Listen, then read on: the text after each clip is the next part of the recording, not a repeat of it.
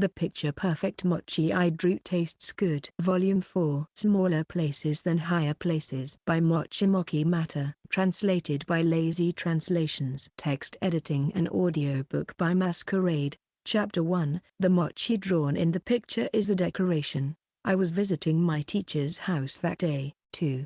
Ever since he gave me permission to visit him that evening, I have been coming to his house far too often. Teacher. I press the intercom and hear his voice over the intercom. Oh, you've come well. Come on in. After I hear his voice, I quickly go through the gate, open the front door, and enter the house. You were early today. What happened? It was the last day of school. So you say, it's that time of the year already, huh? It's so early. There are only a few days left in this year. The heating system softly warmed my body as I entered the room. Teacher got up from his seat and came back a little later with a cup of hot tea. I was a little surprised when I received it because it was a flavored tea with a fancy aroma, which was unusual for a cup of tea in the teacher's house. Most of the teas served at teacher's house are made from a set of 100 economy tea bags or something like that. What's with this?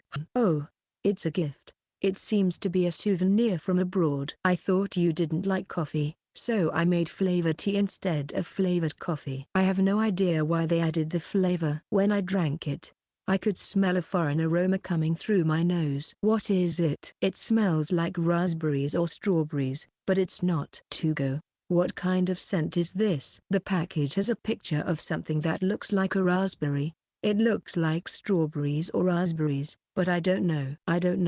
I think you know more about this kind of thing than I do. I think my parents might have figured it out. Yes, but I'm not picky about tea, although it may be too much for teacher. I can't read French, but all I know is that this package is in French. Is it a souvenir from France? It seems so. Do you want to see? Teacher showed me the package of tea, which I accepted and looked at. I could not read French either, as a matter of course.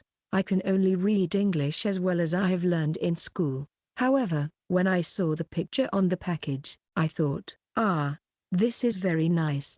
It was probably drawn with color ink, not watercolor. The bright colors are popish and just right for a tea package. So, this is raspberry tea, huh? But it doesn't smell like raspberries. What exactly is this flavor? Do the French think it's raspberries? Or is that what French raspberries smell like? I don't know about French raspberries, but at any rate, this tea has a totally different aroma from the raspberries we get here in our garden. Well, it's a foreign scent, I guess. Yes. Well, exoticism. By the way, I have some cookies that I haven't opened yet because I'm afraid to. I can see from the package that they're pink. Yeah, well, that also seems exotic. I pick up a little pink cookie while sipping a mystery tea. The cookies were rather plain in color, a far cry from the bright colors of the package. Both the teacher and I were relieved. The taste, by the way, was exotic, with a hint of rose. It was a little too stylish to be served at the teacher's house.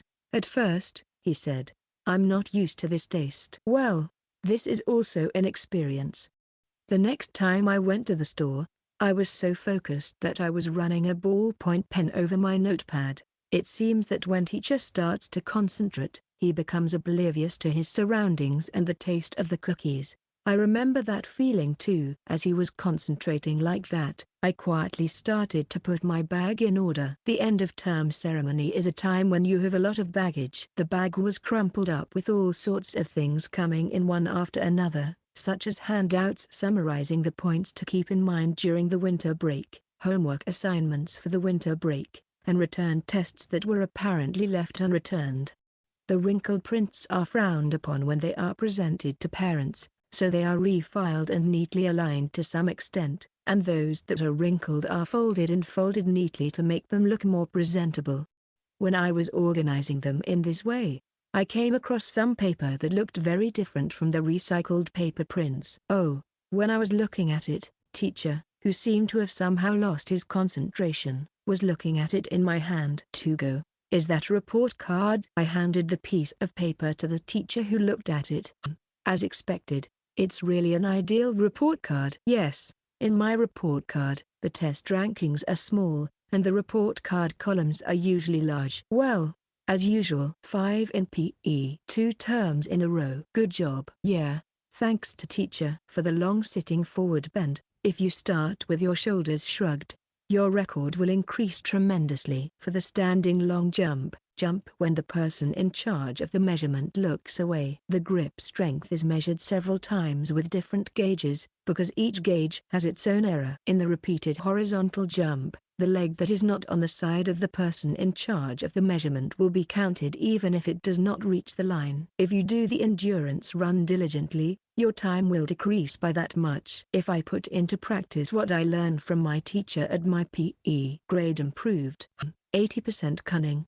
I remember last year when I got a 4 in PE instead of a 5. I don't know why that was. I got points deducted because my voice was too quiet. Oh, that reminds me. So, I said, well, next time you can bring a microphone and an amplifier. And I was in a bit of a pickle. I laughed a little, remembering what had happened exactly 1 year ago. Teacher has not changed since then. And, what?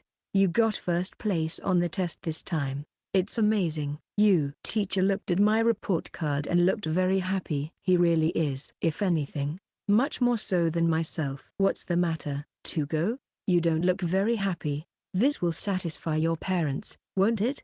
Your parents must be in a good mood, Tugo. I don't think so. I suppose, because if I am in third place, they tell me to aim for second place, and if I am in second place, they tell me to aim for first place. But if I am in first place, there's nothing to be said. It's just the way they are. They are not happy about it, but that's not all. I don't think I'm particularly happy. Is that so? Well, that's what it is. Then teacher tilted his head a little. I tend to like first place. Well, I probably have far less experience being than you. The teacher looks at my report card and smiles. Yeah, it's cool, huh? Yes, it is. Well, it's your report card, not mine, but it's cool that you're getting high marks. Well, it's cool. Even if this evaluation is for something you don't care about. After all, it's proof that you're doing well. With that, the teacher took a bite of the cookie and washed it down with a cup of tea. His expression, admittedly, looks a bit happy. I understand that he is not lying, but I don't understand. I'm not happy because I'm not interested in my grades. When I look at my grades, my feelings are unaffected. I feel a little anxious, but above all, my thoughts are I can't complain about this, or how can I use this report card as a bargaining chip. Thoughts and feelings are completely different. The teacher, who was looking at me, suddenly said firmly, I see. You certainly seem to be the type of person who has no desire for honor or recognition. No desire. I wonder. Not being happy may indeed be similar to not having desire. It does mean that I don't want it. Yes, I do not want it. I don't want the report card. My parents would be angry if I didn't have it, so I need it, but I don't want it. And if they call it an honor, I don't think I want it, either. I don't understand what the teacher means when he says that he likes first place. After that, while I was quietly drinking the mystery tea, teacher silently went to the kitchen and brought me a pot full of refill. And before I could say anything else, he refilled my cup. I guessed that he was asking me to help him consume the tea, so I just drank it without saying a word. That's right. Then teacher poured a cup full of tea into his own cup, and suddenly began to speak. I think that honor and recognition are permission given by others. It means, you have a place here. Permission? I repeated, and he nodded with a mysterious look on his face. Yes, permission. And, depending on the degree, it could be please stay here or I've made a place for you. Well, that feels rather good to me, but to you, it may only be a need. Actually, it somehow fits. For me, maybe this report card is my permission to stay home. Without it, I probably can't stay there. That's why I'm in trouble without it. So, I need it. Just a need. That's all. Of course, it is possible to stay without permission, if you're bold enough. Yes. I'm not thick-skinned. That's why I need this report card to get recognition, to be able to stay. Well, you have a face like I'm not thick-skinned, but many people are like that. If anything, I'm the same. I'm not nervous. So, well, I guess that's what it is. Humans seem to be creatures that want approval to some extent. Approval. Somehow, I feel that it's not a good thing. I think that the word approval does not give a very good impression. I think it is a good thing to have a good impression of approval, but let's put the pros and cons aside for now. I think that the desire for approval is a natural desire in this era of starvation,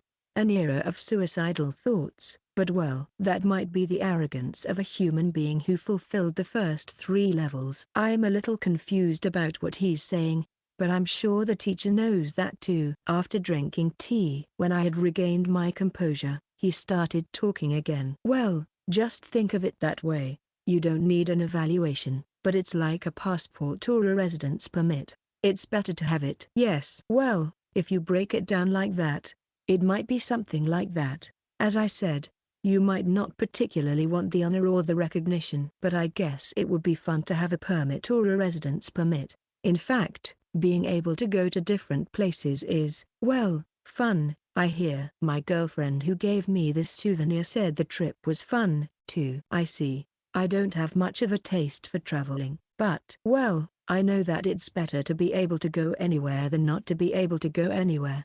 Well, sometimes I get honors that I don't want. But convenience is convenience. Let's just leave it at that, shall we, my friend? Yes. Yes. I think we should be willing to accept evaluations, honors, transcripts, comments on them, and so on, I am sure. Then, teacher suddenly said, but, as expected, if it's a chance, I want the please stay here or I've made a place for you to be on someone's heart.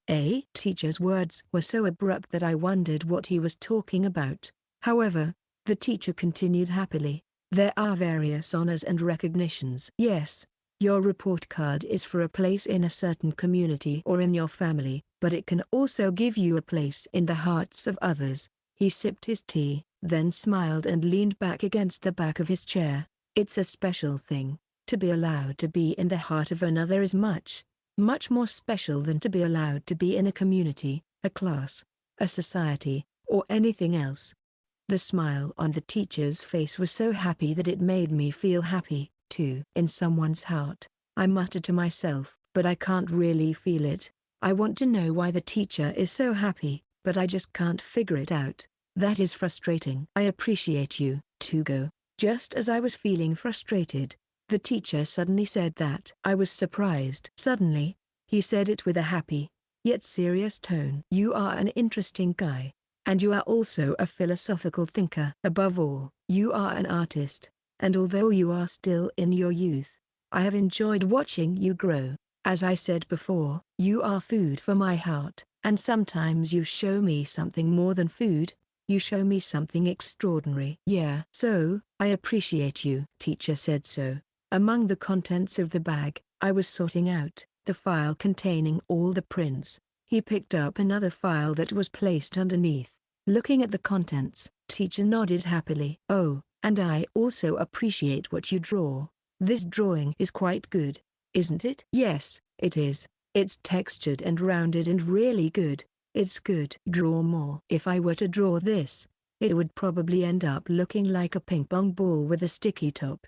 I can easily imagine. Tucked into the file over there is a pencil drawing I did on lined paper or blank paper. The teacher is looking at a yuzu. It's from his garden. What do you think, Togo? I appreciate you. I have created a special place in my heart for you. I think it feels nice that you are here. Yeah, I'm happy. The words came out honestly. I was a little surprised even at myself.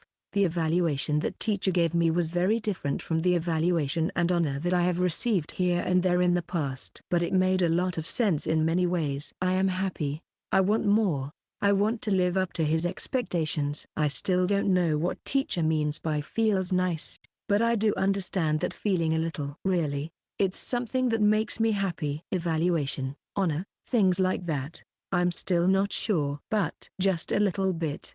I feel like I understand. I see.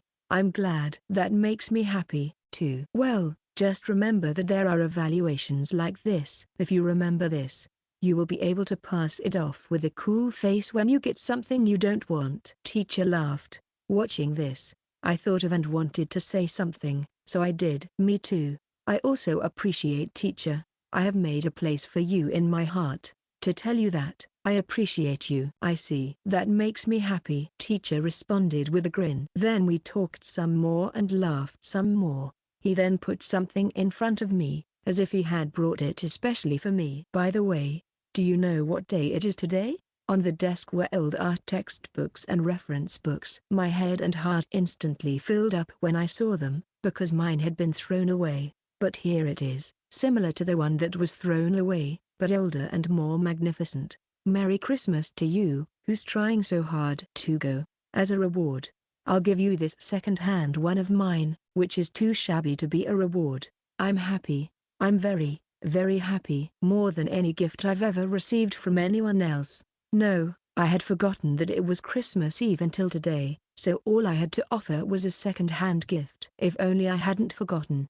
I could have done a little more. Thank you. I'll definitely take good care of it. I couldn't get the words out, that's all I could say. But that's all I could say. I'm not sure what I'm supposed to say. I really appreciate you. After all, my heart is totally open in front of you. Really.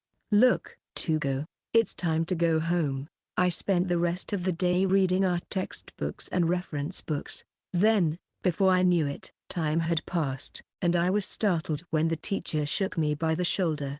The hands of the clock had indeed been ticking for quite some time already. On the way, I was about to put the art textbook and materials I just received in my bag and reconsidered. Can I leave this at teacher's house? If I take it home, it will be thrown away again. Oh, okay. I'll leave it in the room you're using. The teacher laughed happily and took the textbook and the reference book from me. In the end, it didn't really feel like a present. Saying that, teacher laughed while saying, I failed, really bad. No. It's the best present I've ever received. For me, nothing makes me happier than this. Volume 4, Smaller Places Than Higher Places. It's been a little while since I became a spirit. I am still painting and will probably continue to do so. The forest is still the same. But when I told Lockles that Faye had brought a painting home, he decided to take one, too. I didn't expect him to take a painting with him. So it's kind of, unexpected. Are you going to hang that up? Is it no good? No, it's fine, but it's kind of unexpected. Lockles chose a picture of bamboo stretching straight up into the sky. I drew it on a slightly smaller sheet of construction paper, but he liked the cool bamboo look. Well, that's fine. Sometimes I want to do something like this. It may not suit me, but this is probably what you called food for the heart. Lockles said and took the bamboo painting home in a bamboo frame. Well, if it was food for his mind, well, I'm happy for him. Oh my, what a lovely gallery. It's such a luxury to be able to look at such beautiful things as much as you like. It's like being in the woods. Well, the spirit of the forest paints these pictures, right? Ms. Croix also took a picture while looking at the second floor of my house without spending much time choosing. I wonder if I can take this one. I know other people are getting some, too. Go ahead, I'll give it to you. It was a little surprising that you would choose that one. Really? I think it's lovely. The picture that Ms. Croix chose was a picture of a large tree with several baby birds in the nest live. In short, a picture of birds in the forest. These birds are cute, aren't they? Though, their parent is quite the cheeky bird. Yes. Well, I understand how you feel. Cheeky and cute go hand in hand. Yes, and so my paintings were displayed outside of my house. How should I put it? This is, I feel happy and embarrassed. It's been a week since my painting was displayed in everyone's house, a situation that makes me both happy and embarrassed. I am still painting pictures of the forest, but I have started to paint more creatures instead of just trees. Oh. What a beautiful bird. Where are they? On the outside of the forest, on the south side. She is raising her young. Since I became a spirit and could see what was going on in the forest, I could draw all the forest animals I wanted. In the first place, until now, I didn't even know that there were so many creatures in the forest. What about the deer over here? This one is also in the south. They often go out to the west. Is that a rabbit? I didn't know such creatures existed. I didn't know that. When I go back and forth from the Red Guard house, they always go to the north side of the house. That's why there are more and more pictures of living creatures on the second floor of my house, along with pictures of the forest. I wonder if this place, which Ms. Croix calls an art gallery, is starting to look a little more like one. It's not much of an art gallery, but it's still amazing how many paintings I can complete and put on display to make it look a little more like an art gallery. Maybe it's time to try oil painting. I've never seen you use such unusual paints. I don't see them very often. Yes, as you have said, since I came to this world, I have only seen oil paintings and murals. Perhaps watercolor paintings are rare in this world. I love this fluffy look. It's clear, ethereal, floaty, and fluffy, just like you. Am I transparent, blurry, and fluffy? Isn't that bad? Oh, hey. Can I have this picture of a squirrel? Go ahead. I think Ms. Croix's house will be covered in my paintings. Yes, that's what I'm planning. After saying this, she carefully removed one of the paintings that I had attached to the wall. She often hangs my paintings in her house, as well as her nude painting. I wonder if it is all right. I wonder what she is going to do with the walls of her house covered with my paintings. Does she like it that much? I painted forests, animals, and many other things after that. I painted the sky. I painted stones. I painted jewels. I painted Mochi. I painted the breakfast that Ms. Croix made for me, and I painted Ms. Croix. I painted Faye who came to play, and I painted Locals. Then, Faye was amused by the Mochi and took them home with him. Why? Do you want to hang a rice Mochi painting? No, if he liked it. That's fine, I guess. However, I feel that Faye misunderstands the meaning of the saying, a picture of a Mochi is just a picture of a Mochi. He said, I mean, it's a symbol of a big dream. Yeah, I know. Well, he's not wrong, but so, I just kept painting. Then one day, hey Tugo, Faye came suddenly. No, when Faye comes, it is always sudden. He comes suddenly, strokes the bird bathing in the spring, watches the horses, naps in the hammock, peeks at my paintings, chats with us, and then leaves. This seems to be his part-time, so I don't mind Faye's sudden visit. I have a commission for you. So, I am quite surprised when a commission comes out of the blue. Yeah, I understand. Where will you hang the picture next time? Well, I heard it's for the entrance hall. I see. Well then, I guess it will be a bright picture. I was thinking. By the way, it's not a request from the Redguard family. A guest who came to our house liked your painting. What do you think? Whoa. This is a surprise. Chapter 2, Operation Capture an Angel. Later that day, I was taken to the Redguard house. The sooner we talked, the better, I thought. What should I do? What should I do? I'm getting nervous. It's all right. There's no need to be so nervous. The guest is the son of the Lord of Ostkaya. He's a nice guy. That's why I'm nervous. Is that so? You should take it easy. He likes your painting. Don't worry about it. I'm not fine at all. It makes me nervous because if someone likes my picture, that's amazing.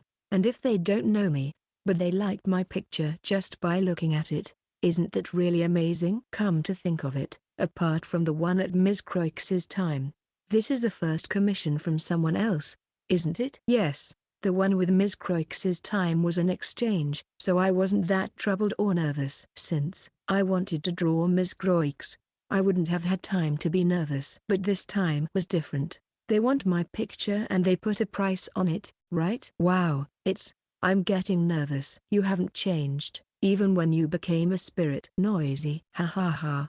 That's normal for you, right? Well, it's actually more normal that you can say I'm nervous. I thought this should be someone else's problem. The Hoo flew me while I was nervous, and we arrived at the Redguard house. And just like that, I was taken towards the garden. It is indeed a refreshingly cool day today. It would be just right to have a cup of tea in the garden. I was thinking about this when I was brought in front of an unfamiliar person who was having tea with the Redguard family. Mr. Safa. This is the artist I was telling you about earlier. Faye said and showed me to the unfamiliar person. My name is Tugo Uazora. Nice to meet you. I can't think of anything else to say, so I decided to just say that and bowed. Well, what else can I say? So, you're Tugo. I've heard a lot about you. However, the person approached me took my hand with a smile. squeezed it, and then introduced himself. I am Sufakir Ostkaya. I am the eldest child of the Ostkaya territory. Just as Faye said, he's a good person. Yes, a good person. He is a bit like Faye's brother. He has a soft demeanor, yet he's firm and confident. I just saw your paintings, starting with the unicorn and Pegasus at the entrance, the forest in the drawing room, the portrait of the Redguard family, the spring in Faye's room, and the picture of the Mochi. Yes, the Mochi thing. Well, Faye said it was a dream painting or an abstract painting. This is difficult to explain. After a little explanation about the Mochi, Mr. Safo realized that Faye's interpretation was strange. He laughed a lot, and I can't help but laugh too. After the conversation had become a little more relaxed, Mr. Safo smiled and said, "Your drawings, including the one of the Mochi, were all soft and warm. So, I thought that the person who drew this must be like that, and it seems that I was really right. What shall I do?" I know it's a compliment, but that's why I don't know what to do. What is the right way to react to this? Oh,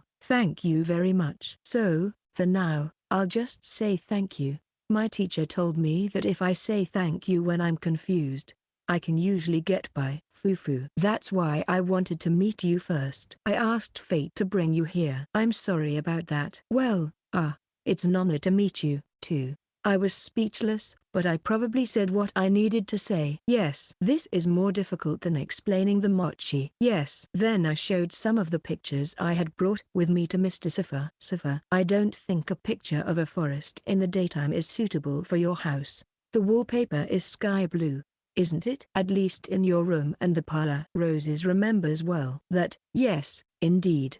This shade might stand out a bit. I thought he felt like Faye's brother, but it seems that he's also good friends with Faye's brother. They seem to be close in age and have a similar atmosphere, so it's almost inevitable. Then, can I have this picture? Yes, you may. Here. Then, Mr. Safa chose a picture of horses in the forest at night. Under the pale blue moonlight, the horses, unable to sleep, are playing in the spring. I tried to create a bluish finish throughout the painting, so I think it will look good in a room with sky blue wallpaper. I think it would look good in a room with sky blue wallpaper. And I have one more request. Yes. Mr. Safa put the painting of the horse in the forest at night away carefully and then said to me again, "Apart from this, I would like to request a painting." Here it comes. I knew that he was going to ask me for a commission, but I was still nervous when he started talking. I was listening to Mr. Safa's story while feeling nervous. He smiled happily and said a little shyly, "A picture of an angel. I want you to draw me a soft, warm, angelic picture to bless my unborn child." "Your child?" "Oh, in fact, my child is due to be born soon." Mr. Safa smiled shyly as he said that. "I see. A child. That must be a wonderful thing. Congratulations." "Oh, thank you. It's just, well, my wife can't go out much anymore since her stomach got heavy. She's bored. She likes paintings. So I thought I'd buy her something to take home. But I never thought I'd come across such a nice painting." Looking at Mr. Safa's face, I think, oh, they are so close, with his wife and maybe even with his unborn child. "Fufu, you look happy, Safa." "Still the same when you got married." "Oh, yes. Yes, I am happy. You'll understand when you take a wife too." I wonder if Faye's brother and Safa are about the same age. Mr. Safa is married and seems to have a child already. Well, the pace is different for everyone. So, what do you think? Can I ask this of you? Now, here comes the problem. The request is a picture of an angel. The request was for a picture to be drawn for his newborn child and his wife. Well, what kind of angel would you like? There are many kinds of angels, aren't there? There are those with bird feathers on the back of an adult, neither male nor female. Or a naked child with wings and blowing a trumpet. Or a creature with more than 3 arms. You know, all kinds of things. What do you mean? Well, I'll leave it to you. I've been told the one I hate the most. So maybe, there aren't that many different kinds of angels in this world, right? Do you have any preference for the size of the picture or the painting medium? Yes. I would like it to be as big as the picture of the Mochi in Faye's room. I'll also request that you make it a little bigger. I drew the picture of the rice cake on a large sheet of drawing paper to the extent that I don't know why I drew it that size. Really? It's a mystery why Faye brought that painting home to display. You can use the same painting medium as this one. It's something you don't see very often, but it's nice and soft. So, like this one. The painting medium is watercolor. Well, I guess watercolor painting is rare in this world. I understand. The size is rather large, and the painting material is watercolor. So, it's a painting of an angel, right? Well, yes. At any rate, I'm glad to hear that he didn't leave it all up to me. I accept the commission. I am not very confident, but I felt a little uncomfortable to say no at this point. And, well, I just wanted to give it a try, and I'll make it a shade that goes with the sky blue wallpaper. Oh, I appreciate that. And so, for the first time, I received a request from someone who saw my painting and requested it. Well, I'm in trouble. What is an angel? What? You accepted a commission for a picture of an angel without knowing what an angel is? Well, I'm not sure if the angels I know are the same as the angels in this world. The angels in my world are something else because there are so many different kinds. Let's see. Well, angels are like this. They have wings on their backs and rings floating on their heads. They are living things. They say they are usually wary of humans, but when they find a human they like, they bring blessings to that human. I've never met one. Oh, I met a spirit before I met an angel. Yes, I'm that spirit. Well, it's hard to sound persuasive in front of you, but angels are very rare to meet, and they bring blessings and good luck. That's why many houses have angel wings on their crests, and they are often used as motifs on celebratory items. You see, it is often used as a motif on accessories. They say they make them good luck charms. That's how it is. Yes. After all, I feel that the angel is different from what I thought. Well, they are human beings with wings and rings. Most of the time they are dressed as beautiful women, beautiful girls, or beautiful boys. Sometimes they are beautiful young men, though. What about ones like a baby? Baby? Well, I haven't seen any pictures of angels like that. I see. A nude infant with wings and a trumpet is a strange angel in this world, isn't it? I guess it's weird for an angel in this world. Well, why don't you get Ms. Croix to model for you? She doesn't look like an angel. I wonder what it would be like for a heavenly being that seduces humans. Small devils and fairies are somehow more like Ms. Croix. Then, Canlia? If it's that girl's color, it probably won't go well with the sky blue wallpaper. She's also on the run. Canlia is certainly angelic, but she is more of a fairy. And since her shade is orangish, it's hard to match her with the sky blue wallpaper. Well, what about drawing entirely from your imagination? I'll think about it. I can do horses and birds to some extent. I could draw dragons, alicorns, huas, and pipe foxes. So, I can draw a human being, too, using only our complete imagination. Well, it seems I can't do it with a person. I can't do it. No, it's useless. I couldn't imagine it. Well, I see. I wish I could do something. Yes. I don't know why, but it seems that I'm not very good at drawing a human being entirely from my imagination. I can't do it is in my head. No, I feel like something else is saying it. Yes, I was wondering for a while, and Faye said without hesitation, well, I guess you'll just have to find a new slave. You can draw while watching someone, right? Yes, it's easier to buy a human being than it is to get an angel, right? I think that's a great idea. This is the first time I've ever come to a slave shop looking for a model. Hey, how can the guy who bought Lottles say that? Hey, I just happened to find a natural-born model that time. I didn't come looking for a model that time. I don't know what to do. When I thought that this is not a slave shop but an exclusive model shop, I instantly became extremely excited. It's amazing what a change in perspective can do. Oh, it's been a long time. What kind of slave are you looking for today? I'm looking for someone who looks like an angel. As soon as I entered the slave shop, the shopkeeper spoke to me and answered, I'm looking for someone who looks like an angel. I wonder if this is the kind of face that pigeons have, after they've been hit with an air gun. Yes, That's the kind of face they gave me. Ah, well, the point is that they are beautiful. We are looking for someone like that. Well, he wants to use them as a model for his paintings. Is he a model too? Yes. The last time I was looking for someone to do my housework, it took me a while to get to Locals, but this time I told him I was looking for a model from the beginning. With this, I should probably find someone who looks like an angel. Like an angel, a slave suitable for a model. Huh. Please wait a moment, the shopkeeper said and went into the back of the store. Now, I was looking forward to seeing what kind of model would come. After waiting for a while, the shopkeeper brought some models to me. Thank you for waiting. How about them? The models who were brought in were beautiful women. Oh, we meet again, sweet boy. Would you like to buy me this time? I'll do something nice for you. Shut up, old stock. Hey, pick me. I'll be useful to you. Yep, they're all little devils, not angels. This is no good. Faye started giggling at the "they're all little devils, not angels" assessment, and the shopkeeper started sending the women back with a chuckle. And the beautiful women giggled as they left. Yeah, they know what I mean, they do that kind of thing. Well, then, next came the child models. Lots of boys and girls younger than me. They were all quiet, just staring at me in silence. How did they become slaves?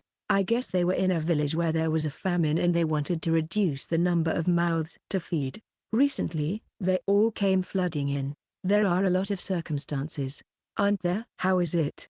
These slaves are all very quiet and easy to deal with. They are educated to some extent. They are good at sitting quietly and waiting to be used as models for paintings. As the shopkeeper explained, the children in the line certainly all seemed mature. They don't talk, they don't move around unnecessarily. There are a few children who seem to move their legs a little unsteadily, but when I come near them, they hurry to correct their posture. They don't look like angels. Somehow, they are not angel-like. They are very human. I am not really human, so who am I to say? I don't think I want to draw any of them, or rather. By the way, what would you normally buy these children for? I asked him, because I didn't think everyone would come to buy models for their paintings. The shopkeeper replied, many people buy them to help with the farm work or as pastoral children, and some want to use them as laborers in the workshop. Some people want to use them as laborers in their workshops, and some people buy them as adopted children. I see. I see that there are many people who want to buy children to work as farm hands or as laborers. In this world, even children are labor power. It's like England right after the Industrial Revolution. That's right. I can understand why Togo says they are not angelic. I can see why Togo says they don't look like angels. Faye was standing next to me, saying this and making a complicated face. I'm not sure how to choose the right model. What should I do? If you don't like anyone here, you can also take a look at the line of slaves. When I was unsure of who to choose, the shopkeeper suggested that I can do. In other words, I can look at the models in the same way as when I found Locals last time. Yes, I look at them. Last time, Locals was not introduced to me at first. But he was tucked away in the back of the shop, so there might be an opportunity to be at this time, too. So, I agreed and asked him to let me into the back of the store. Well, this is what happens in the end. Huh. Yeah, sorry. Well, it's hard. I think it's unexpectedly difficult to find models. Well, young, beautiful women, or children, not toddlers, but children, about the age of a toddler. There aren't that many child slaves. It's hard to find one. Well, then, should I focus my search on young women? Well, never mind. I'll just look around for now. Then I went through all the sections, looking at the young women's section and the children's section, and I couldn't find anyone that really caught my eye in the end. How is it, Tugo? Did you find an angel-like lady? No, I didn't find one. When I answered, Fate tilted his head a little. There were quite a few beauties, too. Just being beautiful is not enough. Besides, if I was looking for someone purely on beauty, Miss Croix will be in my sight. Ah, certainly. If such a beautiful woman is close to you, you'll have a discerning eye. Yes, it's mostly Miss Croix's fault. If that person becomes the standard, Most people in the world will look plain. If you're looking for someone more beautiful than Miss Croix, it's a bit unreasonable, right? You know that, right? I know that. So, I'm not looking for someone beautiful. I'm looking for someone angelic. Angelic may also include the condition of being beautiful, but more than that, I'd like to have someone who has something, an atmosphere, something that makes you want to draw, to be the model. You really like crime slaves, don't you? It's not like I like crime slaves, but... And so, we finally came to the last section of the site, the criminal slave section. This place is still outrageous. Things were flying. Words were flying. But since it was the second time, I wasn't that scared. I just keep looking for an angel in the cage, but I can't find one. They're not here. That's right. They're here because they're criminal slaves, you know? They're the complete opposite of angelic. Yeah, I'm starting to think it's going to be hard to find angels in the criminal slave section. From inside the cage, they said, "It's an angel. I can see an angel." But unfortunately, there is usually only one person in such a cage who looks a little dangerous. No angels. I also thought that if there was someone who looked like Locals, I would ask them to become a plaster statue. But there was no plaster statue either. What should I do? Shall we go to the store in the royal capital? Is it bigger than this store? Should I? I don't have a very good impression of the royal capital because of what happened with Miss Croix, but, well, it's a beautiful city, and it's a lucky meeting, so it might be a good idea to go there. So, the three of us, Faye, Locals and I, decided to go to the royal capital. You will be away for a while. I'm sad. Right now, if we take Miss Croix to the royal capital, it might become a big problem. Miss Croix is someone who is being chased in the underworld. She has no choice but to live quietly in the forest until the search cools down a little more. I'm going to buy you a souvenir. What would you like? Oh, I'm so glad. I'll make a list. Can I ask you to pick something up for me? Yes. Miss Croix giggles and writes letters gracefully. The letters are beautiful. Since I became able to read the characters in this world, I've come to understand whether the characters are neat or messy. But, Miss Croix's characters seem to flow, and yet they don't stray. They're really beautiful. By the way, Faye's letters are surprisingly neat and clean, and Local's letters look kind of, you know, rough. Yes, it looks rough. Yes, I finished writing it. Here it is. A little while later, I got a note from Miss Croix. Lemon cake and walnut cookies from a pastry shop with a light blue sign on the main street. Bread from a bakery that serves royalty. A can of tea. 5 thin knives from a weapons shop on a back street. And something I saw and thought was beautiful. Especially the last one. I'm looking forward to it. Miss Croix is smiling. And she looks like she's having fun. That was a difficult one. Well then, be careful. See you later. I'm going. Then we simply packed up and took off into the sky. Locals is on the alicorn. Faye is on the red dragon. And I am on the hoo-oo. I held onto the hoo-oo and flew. I was thinking that if my arm got tired, I might ask the alicorn to carry me. But strangely enough, I didn't get tired. I was worried that hoo-oo would get tired, but he seems to be fine too. He seemed to be in good spirits and responded by cawing loudly. Hey, aren't you tired? No. Unexpectedly, I feel fine. Is it because you became a spirit? Maybe. Probably not. I want to think that even before I became a spirit, I was able to hold onto the hoo-oo and fly. Could it be that when Tugo became a spirit, and you became even lighter? No, I did not. I'm a little worried about my weight, so please don't say I'm lighter. The distance to the royal capital is quite far, but with the red dragon, alicorn, and hoo-oo, it won't take much time. It took less than half a day. I think this is a record breaker. As expected, the royal capital is beautiful. The royal capital has not changed since I arrived here a little over 3 months ago. No, the weather seems a little cooler. It might get chilly at night. This is not a change in royal capital, but a change in climate. So, let's go see the slaves first. Yes, I'm not sure if I'll be able to do that last thing. In the meantime, the main purpose is to find a model. I wish I could find someone here. The model shop, or slave shop, is located at the end of the royal capital. at the end of the back streets. The slaves in this world are much healthier and brighter than I had thought, but still, I guess it's not a store you want to put on the main street. And the back alley was, how should I put it, dark. The back streets are darker than the glitz and glamour of the royal capital. And how do I say it? It seems to be unsafe. Yes, there are people who have been glancing at us since a while ago, but I don't like their gazes. Oops, Tugo. Be careful, okay? It's not safe this way. Oh, really? Which means that the people who are looking at us are like that. Yeah. Let's stop thinking about it. Stay away from me. Come a little closer. Yeah, let's do that.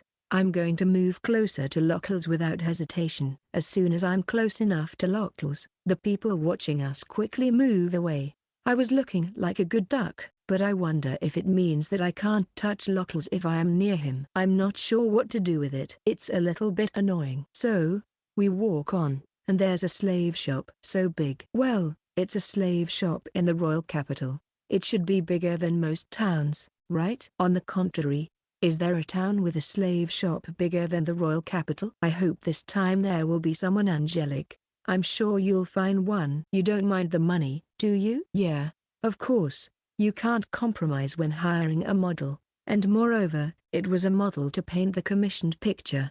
I can't compromise for the sake of money. That's why I'm working so hard to prepare the money. Yes, I prepared the money. I also went through some hardship. The source of funding is, of course, the jewels I drew. However, it seems that if I put my heart into it and draw jewels, I end up materializing something outrageous. That's why I have to draw as little magical power as possible. But I have to still materialize it. In short, it was very hard to fine-tune. Also, I think it was very hard for Locals to sell it successfully and make money out of it. Thank you. Well, with that amount of money, you could buy any slave you want, right? At any rate, I brought all the jewelry I had to cash in. So, I can buy even the finest models. Yeah, I'm very excited. And then, as we were making our way down the back street, I felt a light shock. With a snap, I felt a light shock around my waist. I turned my head to see a kid passing by me, grabbed the pouch in my handbag, and ran away. Hey, a pickpocket. Leave it to me. Faye promptly launches into the spirit of fire. The fire spirit shot out from Faye's jewelry, and the one in the shape of a bird flew forward with great force and stood in front of the child. After that, the wolf-shaped spirit ran and tackled the child from behind, knocking him over. Early work. I hear a child's scream, but neither of the fire spirits seemed to hurt the child. The wolf was a good cushion, and the bird perched on top of the child, blocking his movement. The coordination was amazing. All right. Will you give it back? Faye catches up to the child and gently twists his hand behind his back. What are you doing? Let go. What do you think you're doing? Faye takes the pouch out of the child's hand. At that moment, the child glared at Faye with frustrated, even hateful eyes. Hey, what are we going to do with this guy? What do you mean you're going to do? I catch up there and look at the child. The child being held down by the fire spirit is quite dirty, yet his eyes are sparkling. It was at that time. Whoosh, something flew towards Faye. Whoa! Faye immediately avoided it, but at that time, Faye's summoned beasts prioritized running up to protect Faye rather than holding the child. Then the child slipped out of the loosened restraint. Fuck you. The child then spat those words, and quickly ran away from us who couldn't chase him as quickly as we could. Damn, what the hell was that? I don't know. It looked as if he had used some kind of magic. At any rate, we confirmed each other's safety, especially Faye. But, it seems that Faye properly avoided something that flew at him. There were no injuries. The summoned beasts saw this and rubbed up against Faye.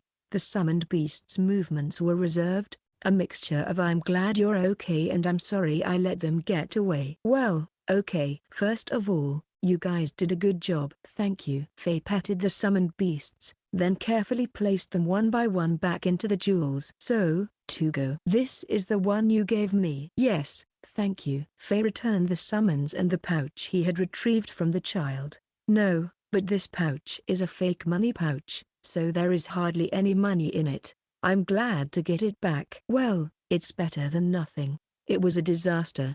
I was so surprised at how fast he pickpocketed you. I didn't see what he did either. He may be a kid, but he's a sneaky one. Locklers also said so and nodded.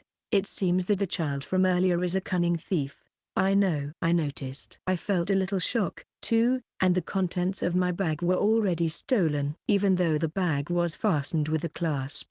But that child, how do I say this? But, even in the royal capital, if you go into the back streets, you will find children picking pockets. The name of the royal capital cries. Well, never mind. Faye says so and starts walking, but I still can't move. To go? What's wrong?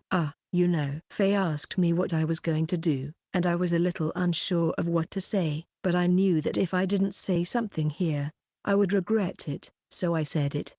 I want to catch that child. Well, I know how you feel, but I got my stuff back, so why don't you let him go?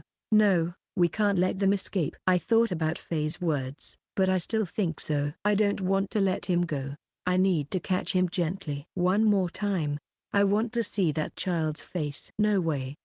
Faye's expression cramps a bit, but I still want to catch that child. He looked like an angel. Did you find someone that looked like an angel? And it's that the pickpocket from earlier? Yes. Is there an angel who would say fuck you? He's the one. Hey, Tugo. Are you really sure? Yes. He's definitely the one. That child looked very angelic. I definitely want to draw him. His eyes were angelic, like the blue sky. He had the eyes of an angel, wary of humans. Also, I think his face was very beautiful.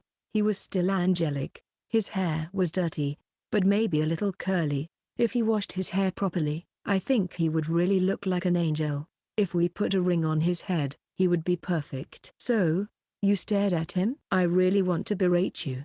I think anyone would look at an angel if they saw one in front of them. More the angel than a wallet. If you really want to catch that child, it's going to have to be very hard.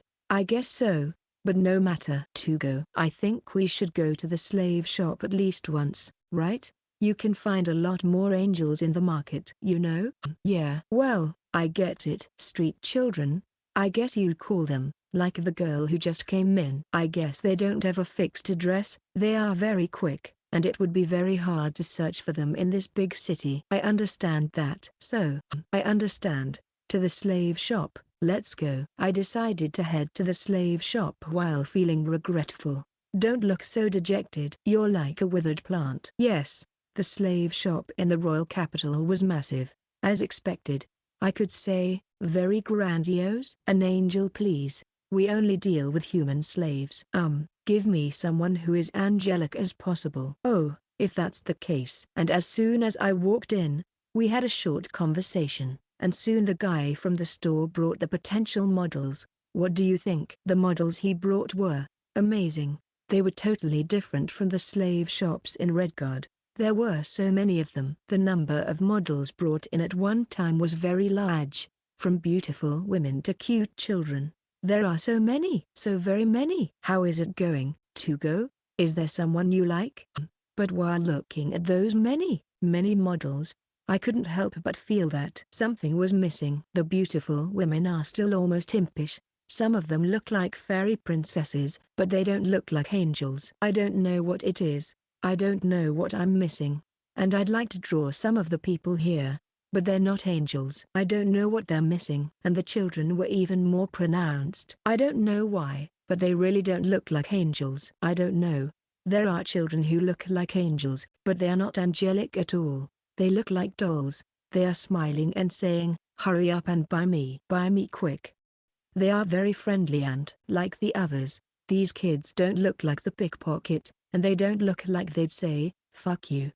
They also don't seem to be wary of humans, and they don't seem to be someone who would be able to give their blessing. How is it? Did you find a good one? No one seems to be someone who will say fuck you. Wait. Angels don't say fuck you in the first place.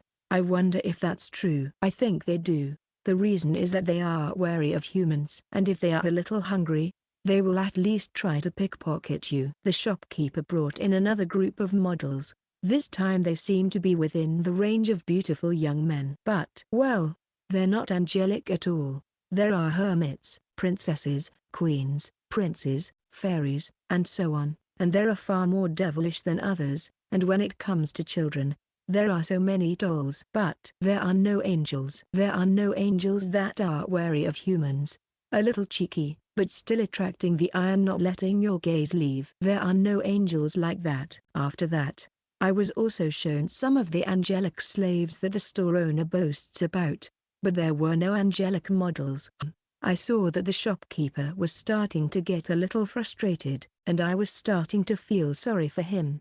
It might have been rude of me to come here when there was an angel I had my heart set on. No, but that alleyway angel, it's not realistic to catch him.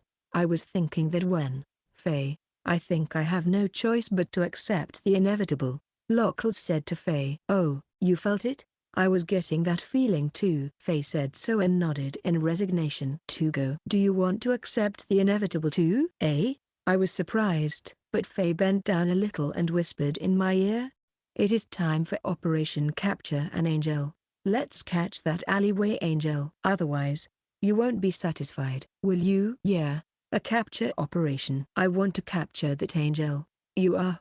I can't believe you looked so depressed just now. Like a plant that's been watered. Capture the angel from earlier. Catch him, take him back to the forest and paint him. When I started thinking like that, I suddenly felt motivated. Thank you. I paid the slave shop as a thank you for showing me things and left. Next time I want to paint dolls, fairy princesses, or hordes of imps again, I might be able to take care of them. After paying the thank you fee, which was about the same as one model, the shopkeeper was in a good mood and sent us on our way. We will be in touch with you in the future. Now, what are we going to do from here? I'm not good at this kind of thing, though I'm ready for it. Me neither. Is probably closer to Croix's area of expertise. Come to think of it, it seems that Ms. Croix was from the underworld, so she might be good at catching alleyway angels. Well, we can't bring Ms. Croix with us.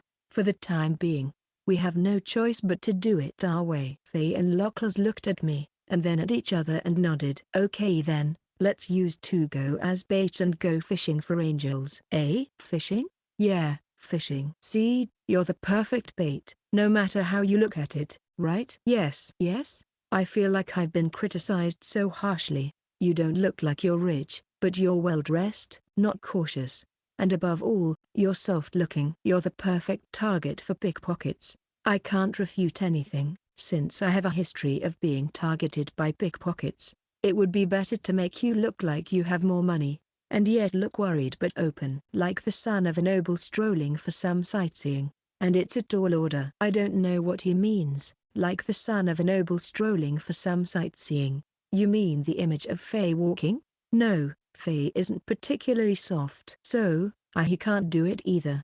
Okay, so Tugo, let's start by decorating you and turning you into bait. But it doesn't matter. I've made up my mind. If I can catch an angel if I become the bait, then I'll be the bait as far as needed. And I will definitely catch an angel and return home. I'll catch them and paint them. Absolutely. And then the shopping for me began. Normally I'd be dressed in my dress shirt, trousers, boots with weapons in them, and a bag. But the shirt has changed to an embroidered light blue shirt and used more fabric, and trousers were made slimmer but with better fabric. Also, added a vest with a swallowtail-like tail and a loop tie made of polished mother of pearl. And, most importantly, the bag. The bag was designed to be pickpocket friendly. It will make me very popular with pickpockets. Maybe.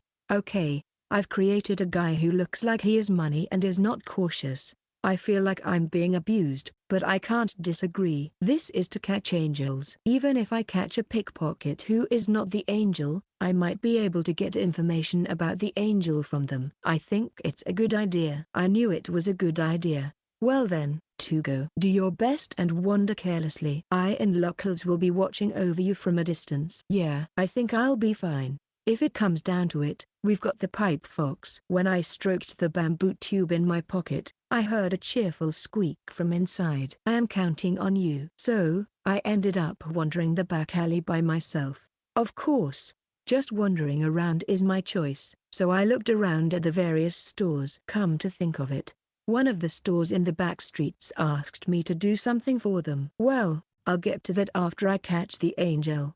There are a lot of shops. They are not the glamorous shops on the street. If anything, I get the impression that there are many such shops that want to hide in the shadows. The same is true for the slave shop, and probably the weapon shop as well. A shop that seems to sell medicine. No, this might be something I shouldn't think deeply about. I wander around looking at those stores. Then, a person just bumped into me lightly. However, if I was attentive, I would have also noticed that my wallet had been stolen the moment I was bumped. And, okay, that's enough.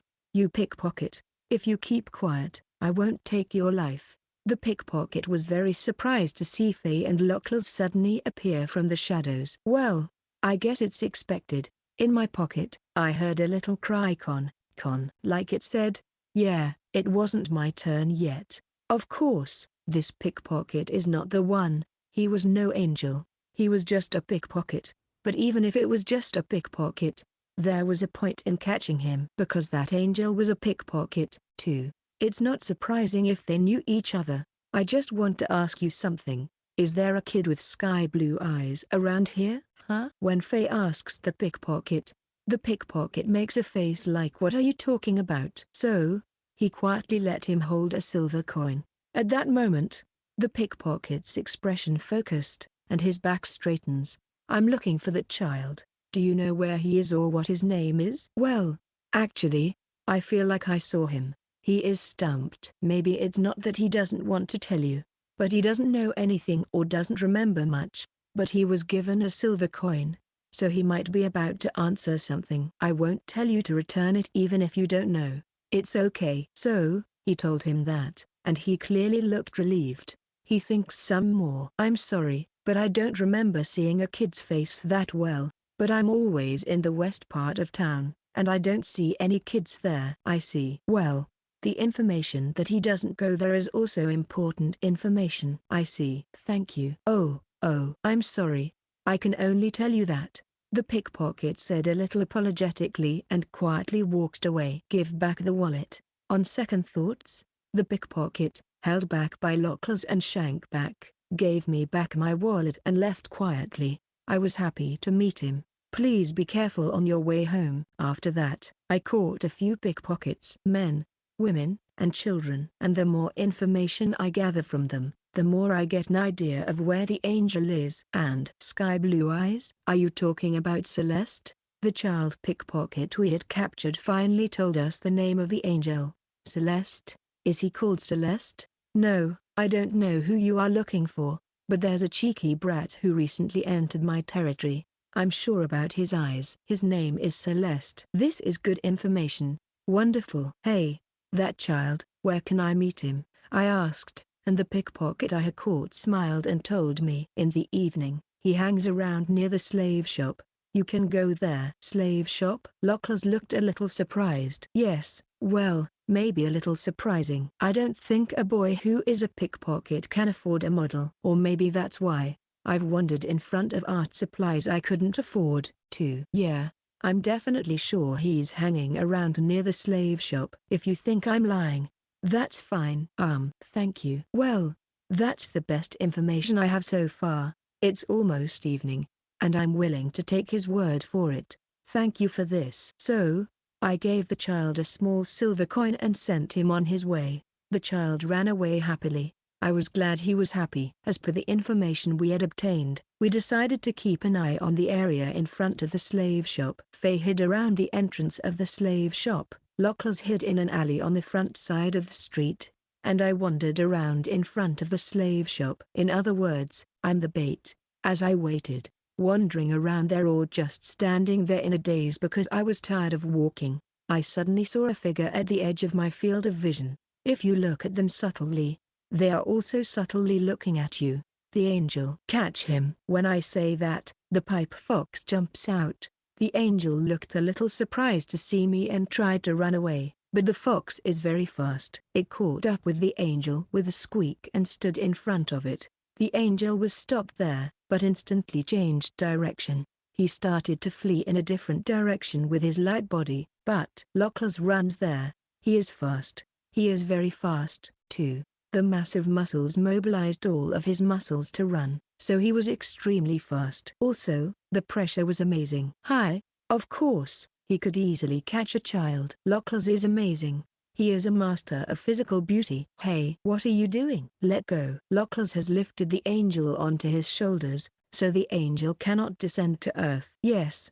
There was no way he could escape from Lockless' height and muscles. Is it this one? Yeah. Thank you. Thank you. I thanked Lockless, and then I thanked the pipe fox for his excellent block and sent him back to my pocket. Damn. What the fucky? The angel was still on a rampage, but Lockless was undeterred.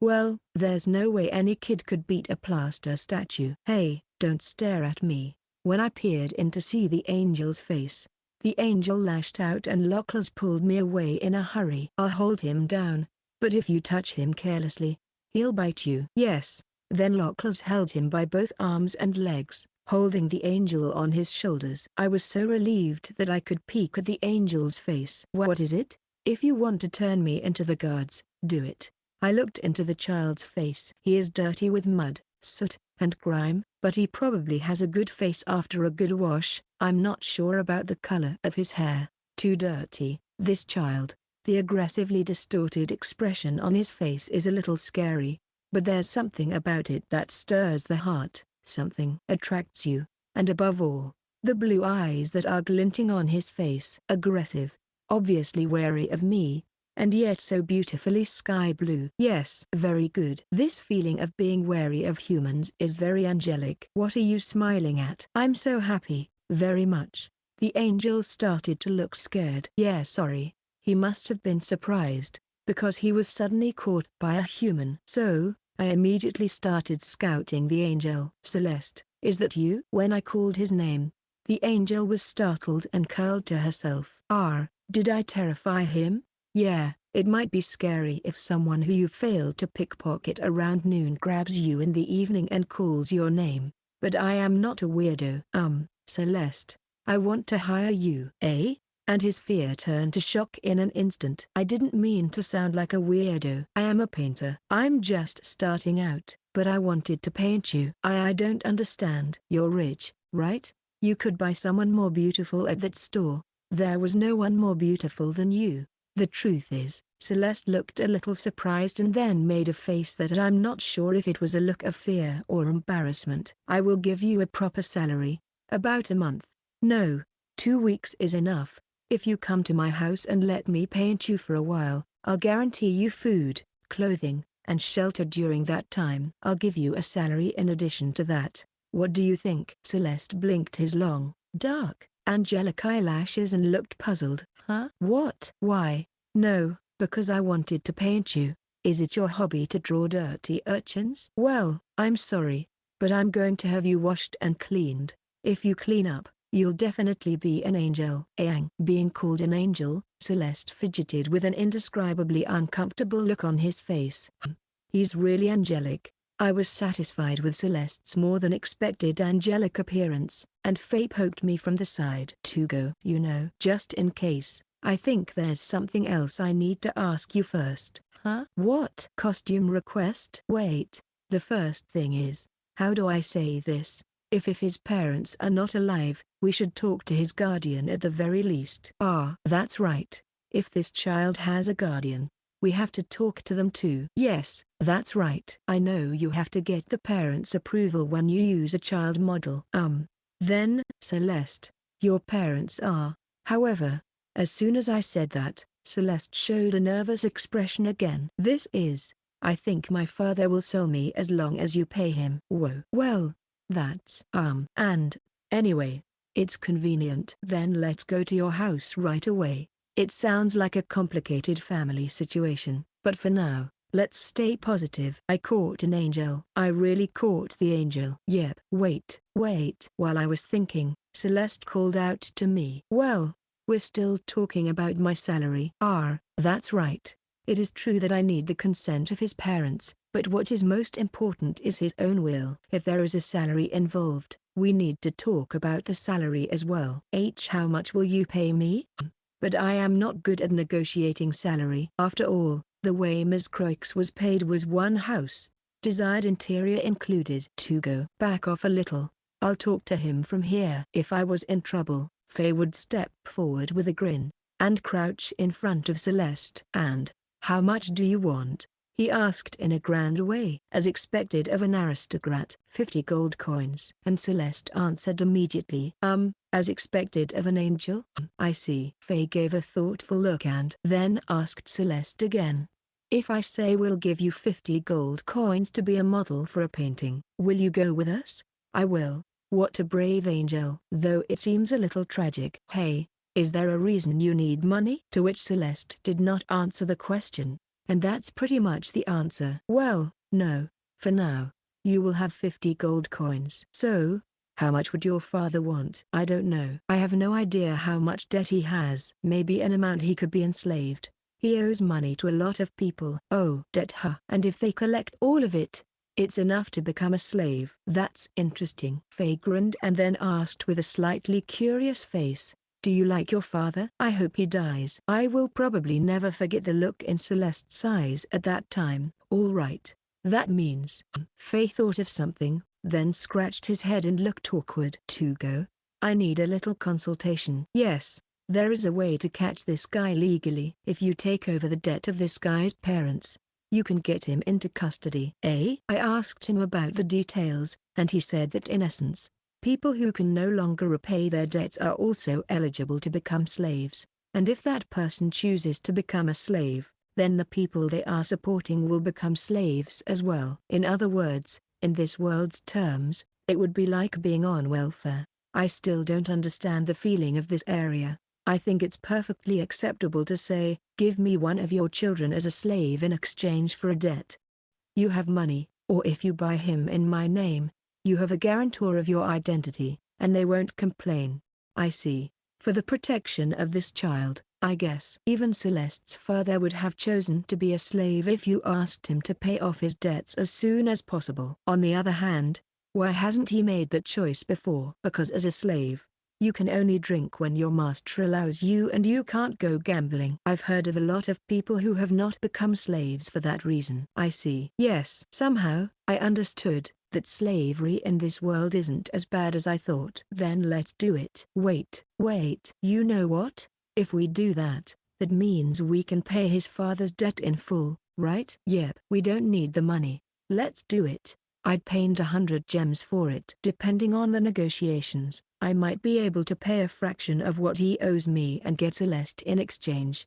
But I don't see much point in doing that. Well, if you don't have to think about money, then yeah. But I think it's definitely easier for you to do this. Making someone who doesn't want to be a slave. Well, it's the right thing to do, but it'll probably buy you some unnecessary resentment. What are you going to do? I see. If I take over the debt, I can get Celeste legally, and Celeste's father will be a legitimate slave. For that amount of money, he would be guaranteed food, clothing, and shelter. I would have to take care of Celeste from now on, and Celeste's father would not want to be a slave because he wants to drink and gamble, and if I make them both slaves, well, I would not be what Faye calls a softie. Do you want to leave your father? Very much. When I asked Celeste herself, he gave me such an answer. Really? Then the plan is simple. I see. Well, I'm sorry, but I'm going to take over all your father's debts and make you and your father my slaves. So, will you become my temporary slave? I'll let you go right away. When the painting is finished, I will release you in about 2 months. I will also pay you 50 gold coins. Until then, I will give you food, clothing, and shelter. It may be a little inconvenient since you will be living in the forest, but I will do my best to make it as comfortable as possible. As much as possible.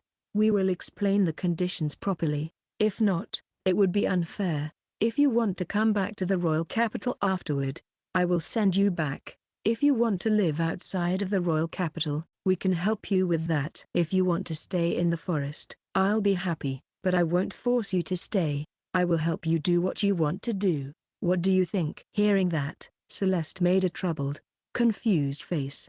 What are you just now? Why are you so concerned about me? I'm a kid you just found, right? And I am a pickpocket. Why should you care? That's certainly true when you say that. I was happy to find a model, but more than that, I felt, I don't know. I think it's too dishonest to say goodbye after he becomes a model, and I don't think of myself as an adult, but I think this child is young enough to be called a child. And I want him to be as happy as possible, especially if there are children who want to be away from their parents. I'd like to help them. Above all, because I appreciate this strong, beautiful-eyed angel as a model and as a child. There is someone who has been a great help to me. I was very happy to have a place where I could share my meals, learn things, and spend time at his house. He told me that the reason why he did that to me was because he appreciated me. He said we were the same kind of people and that it was interesting to watch. He also appreciated that he liked what I drew. I was evaluated and got a place to live. I was given a place because I was told it was for a solid reason, not out of pity or conceit. I was given a place by my teacher as a fair reward for my evaluation. I don't think it was a favor at all, but I'm sure I'm very happy to have been there. I know what it's like to have nowhere to go. I also appreciate you. You're a great model, and you have captivating eyes. I'd like to help you. I hope that's good enough. Now it's my turn. I also want to appreciate someone. After that, Celeste was silent for a while. He hung his head and stayed still. That's why I also waited patiently. In the meantime, the strength of Lockel's grip gently loosened. Even so, Celeste didn't run away, so we waited patiently. Well, if you're going to make me and my father your slaves to cover our debts, don't be too sure you're not going to be tripped, okay? That old bastard is going to make a sucker out of you if he thinks he can. Yes. He gave me some advice. Is it okay? Will you be my model? After confirming that, Celeste stared at me hard and said, "Can you give me money?" "Of course. Apart from the debt, you must properly pay me 50 gold coins. That is the condition." I am happy to hear such a brave reply. This bravery. He is really an angel. Then we went all over the royal capital, visiting money lenders here and there to make contracts on Celeste's father's debt. The money I had set aside to buy models at the slave shop came in handy here. Yup. And managed to gather most of the debts before night fell. You guys have a lot, huh? Right? This is the kind of man he is. You'll be in trouble if you are not careful. Celeste worked very hard to gather the debt. This kid seems to know a lot about backstreets and moneylenders. Like Ms. Croix. No. Maybe this would have been faster if Ms. Croix was here. Excuse me. So, we headed to Celeste's house. It's an old house, not very big one. Across a narrow alley in a back street. It's a little leaning. And maybe the roof is leaking. So loud. And then, as we were knocking on the door, a man came out and looked at us and gave us a startled look. Well, would you be surprised if there was me, a nobleman, and a plaster statue standing there? Who are you? Nice to meet you. I'm Tugo Uazora. I'm a painter of the House of Lord Redguard. Giving myself a much more proper title than I'm a spirit of the forest, I greeted someone who seemed to be Celeste's father. Then Celeste further looks around at us suspiciously. Why is a painter here? Well, I want to draw your son. Celeste's father glances at Celeste behind us, then looks at me appraisingly. Huh. And? I'm in trouble. But it certainly came here. Just saying I want to draw doesn't convey my point. So, I came to ask for your son. So, I argued. Faye said, why would you say that? But it can't be helped. I want to get what I want. That's no good. If you take Celeste with you, I'll be in trouble. However, Celeste's father smiled as he said that. He is my only family, you know? I can't just let you take him away. How can I let you take my beloved son? Then, the moment Celeste's father said that, Celeste muttered lowly, how can I be the only blood relative? I think there must be something wrong. However, I hesitate to ask about complicated circumstances on this occasion. That's why, I remember what Celeste said earlier. Don't let him see your weakness, he said. Well, if you want me to lend you my beloved son, why don't you show me your sincerity? I'll think about it. Depending on what you give me. Is that so? Then here it is. I glared at Celeste's father. Do your best. Then, while remembering one of the few argument with teacher, with someone at his work, I said, I bought all your debt. Look, it's your signature. Don't tell me you don't recognize it. I may look mild-mannered, But don't let that fool you into thinking I'm just a carefree painter, so if you look down on me and don't talk to me properly, you'll be in big trouble. I held up the contract of the debt signed by Celeste's father. Then with the other hand, I pulled Celeste toward me. Both you and your son will be slaves. On top of that, I will take him. If you have any complaints, say it. I have my rights. Teacher was embarrassed to have me witness the argument, but now that argument is useful. Thus, Celeste's father and Celeste had to go through the procedure of becoming slaves at a public office.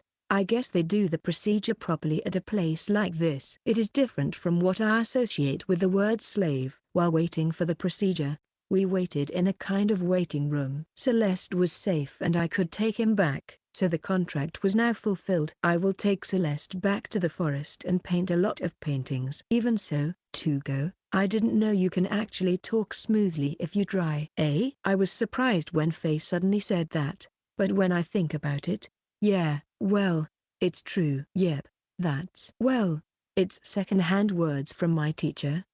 I just used what my teacher said, almost exactly as he said. Ah, no wonder. I thought it didn't sound like words you thought yourself. Yes, well, I used them as they were, so they really aren't my words. Of course, teacher is not a painter, so I changed that. However, the teacher was generally thought of as mild-mannered, and because of that, he was looked down upon, or rather underestimated, mixed with other factors. It seems that there were many cases where he was stripped. After arguing where I was present, teacher was troubled due to self-loathing and embarrassment. But thanks to teacher at that time, I can now safely take over Celeste, so at the end, it's good. There are many things that I learned from my teacher. I was surprised that you could spit out words like that. I'm getting a little embarrassed. No, it's fine. You should be a little less fluffy at times, too. Both locals and Faye are grinning, but somehow, I feel like I understand why teacher was embarrassed that I witnessed it. Yep. Well, it's night already. I guess we'll get a place to stay tonight, finish Ms. Croix's errands tomorrow, and then we'll go home. Ah, it's been an eventful day, huh? Yep. Let's wash Celeste at the inn. I want to check his colors. Your day is just getting started. Yes. If the paint on hand or the color of his hair doesn't exist in the forest, I'll have to find something in the royal capital and buy some, and in the first place, I might not be able to reproduce the color of his eyes. I don't have much blue paint available. Well, no. Then, hurry up and give him a bath. It looks like they've just finished. And then, as our conversation drew to a close, Celeste and Celeste's father came out. Celeste's father glared at me, but I glared back at him. I knew I've done nothing wrong. And then, Celeste came up to me. Nice to meet you. Yes, nice to meet you, angel model. When I replied to Celeste, who was a little confused and withered, he nodded awkwardly and averted his eyes. Well, it will take time to get used to people. And so, we took him to an inn on the main street of the royal capital. We stayed here before, right? Yeah. The number of rooms is just perfect. Coincidentally, the room we got was the same as the one we stayed in before. I stayed here when I was invited to a party at the royal castle. Yes, we have 4 rooms here, so it's perfect. Then let's take a bath for now. After unloading our luggage, we immediately started preparing for the bath. After all, Celeste is a bit too dirty. He needs to be cleaned up urgently. It's to help me see his colors, and it's also for public health. Yes, okay, let's go in. But as soon as it was time to take a bath, Celeste stopped moving. I tried to lift him up, but he wouldn't move. No, it wasn't because I wasn't strong enough. It was because Celeste was resisting. I'll be the last one. Go in first. It's fine. If you're worried about getting the room dirty, I'll stay outside. It's fine. I wonder if he doesn't like to take a bath. That's troublesome. I'm sorry, but since you're going to become a model, I want you to give up and take a bath. Okay, that's fine. Celeste, hurry up and get washed. There are 2 bathrooms. You can use one over there. Faye and Locals were to use the other of the 2 bathrooms. So, no need to be shy. Let's go in. Oh, or do you not want me to wash you? No, that's not what I mean. Although I don't like that either. Celeste is showing a slightly hesitant look. I waited until he said something, and Celeste timidly raised his gaze and began to open his mouth while looking at me. You won't tell me you won't give me money anymore, right? Yes. I might be unsuitable as a model for a painting, you know?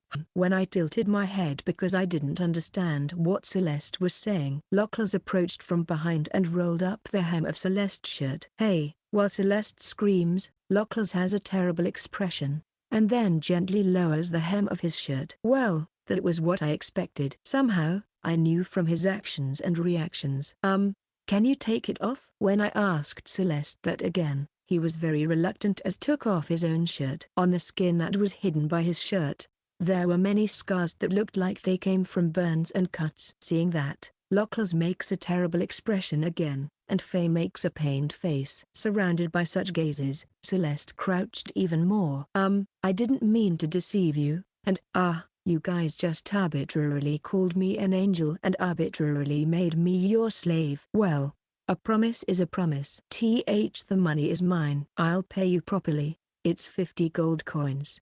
Besides, I still want to draw a picture of you. In order to reassure Celeste, who looks terrified, I say it properly. It doesn't matter if you have scars. I still want you to pay for your work 50 gold coins. When I said that, Celeste made a relieved expression. Yes. I hope he will be relieved soon, if not right away. Then I moved to the bathroom with Celeste in my arms. The baths are luxurious, as this is a royal capital inn. I think it's quite luxurious when there are 2 bathrooms in one room. Hey, wait a minute. What is this? Hot water. I don't know how hot water comes out of the shower, but in this inn, hot water comes out of the shower. It's luxurious. I like it. The hot water baths in the forest are only made with boiled water, so I'd like to install a shower. I'll check out how it works later. Hey, something is in my eye. It stings. Soap. It stings if it gets in your eyes, so you should close your eyes. You should have told me first. Sorry. This bath has luxurious fixtures and fittings. The soap smelled of flowers and was obviously of the highest quality. I lather up the soap and use it to wash Celeste's head. There is no shampoo in this world, but everything is still nice even if simple. The soap bubbles are gone. Huh? Oh, is it done? Oh, well, when I'm done, I'll tap you 3 times on the shoulder, so keep your eyes closed and your hand in your ears until then. When I said that, Celeste closed his eyes and started covering his ears with both hands. Yes, let's leave it as is. Still, it's amazing. The soap bubbles disappear in an instant. I guess that's because Celeste is quite dirty. I'm running out of soap. Human skin oils are quite tough. I rinse off the soap and wash him again. I wonder if it will start to bubble even a little this time. After that, I washed Celeste several times. For the time being, after washing about 4 times, his hair became beautiful, and Celeste washed and cleaned his body by himself. And when he's clean, I fill the bathtub with hot water and let Celeste soak in it. Let's warm him up to improve blood circulation and let him sleep well to make him relaxed and happier. Oh wow, your color has changed a lot, huh? Oh, I see. Seeing Celeste soaking in the bathtub like that, I was surprised. After all, his colors changed when all the dirt came off. The scars on his skin are noticeable, but they are smooth and white. The color of his eyes remained the same, but the impression was very different. Perhaps the warmth of the bath had calmed him down and made him a little sleepy. His round eyes were completely different from the impression he had just given me before. It's interesting, and above all, the color of his hair changed a lot. When I washed his hair, which was blackish, grayish, brownish and dirty, it turned out to be a beautiful flaxen color, a slivery pale blonde hair, or something like that. When it's wet, it's soft and flat right now, but if I dry it carefully, I'm sure it'll turn into loose curly hair. I know going to be more angelic. You really look like an angel. Are you sane? Yeah. Hey, do you have any scars on your back from having your wings clipped? Don't say that. I'm human. What the hell is with you? I'm a painter. Then I pulled Celeste out of the bath, wiped him down, and dried him. I borrowed Faye's fire spirits to dry him off. I had them clung to Celeste while patting him dry, and within 5 minutes his hair was completely dry. Amazing. Then this is your sleepwear. When and while Faye was drying Celeste with his fire spirit, I had drawn out a t-shirt, half pants and underwear in my bedroom and had Celeste wear them. I put them on Celeste. They were a little too big and he ended up with a loose-fitting outfit. Boo. He looked kind of angelic, so it was okay. Good night then. My teacher said, children should go to bed early. Then I carried Sears to the bed in his bedroom. He was buried under the white duvet, and he looked like an angel. Well, good night. Or are you worried about sleeping alone? No. I'd be happier if you let me be alone. I see. Good night then. Celeste, who had been watching me warily from the bed, seemed to have let him guard down a little by the time I waved my hand through the door, and he gave me a small wave as a bedtime greeting, tilting his head a little curiously. After Celeste went to bed, we made plans for tomorrow. Well, for now, we should have breakfast brought to our room, so let's eat that. I don't mind going out to eat, but even Celeste won't be able to settle down. In my opinion, I feel that hotel room service is more uncomfortable, but well, it's probably okay. After that, Miss Croix's errands. Cakes, cookies, tea, bread and knives. Also, something beautiful, wasn't it? Yes, Miss Croix's list is rather difficult. Something beautiful. What shall we bring home? To be honest, the most beautiful thing I have ever seen since I came to the royal capital is Celeste. So if I bring him home, that will be the end of it. Then, should I buy the things Celeste needs? Faye says so. Celeste. What does he need? Those words somehow catches me and I search for the answer within myself. What is it? What is it that Celeste needs? What is it that I'm wondering about? You know, clothes, food, furniture, you can get those, but, you know, something she wants. He wants those, doesn't he? Maybe. You can get those things when we get back to Redguard. But since we're going shopping on the main street in the royal capital, it would be easier to get it all done at the same time. Really, clothes, tableware, things that the person himself wants, etc. At that time, I remembered that Celeste was hanging around in front of the slave shop. Also, among the child models I saw, there was a child with the same color as Celeste. The price of the child model was about 50 gold coins. You have a slave you want to buy, don't you? I asked Celeste that at the breakfast table the next day, and he gave me a shocked look. Well, I'm sorry if I'm wrong, but I just had a feeling. Celeste was staring blankly, but after a while, he made a face of heightened vigilance. What are you going to do knowing that? No, I thought I'd buy them before someone else does. Celeste is looking at me with an agitated, worry and more anxious expression, but there was a faint glimmer of hope in his eyes. So that's probably why you came up with the definite amount of 50 gold coins, and why you were wandering around in front of the slave shop. They are probably someone important to you. I thought there must be someone like that in that store, but I wonder if I was wrong. I asked Celeste, who has completely stopped eating breakfast. If you want, I can buy them and take them to the forest with you. Then you can buy them back from me for 50 gold coins. When I said that, Celeste looked on the verge of tears and he looked away and gazed at the floor. It's my sister, he spoke in a trembling voice. My little sister Ange. She was sold by my father. So, I wanted to buy her back. Pickpocketing to make money. I see. I don't know what to do. So for the time being I patted Celeste's head. Then, after breakfast, let's go buy her back. Is that okay? Yeah, let's do it. Yep. I'm glad he told me. I'm sure this will take the worry off of Celeste.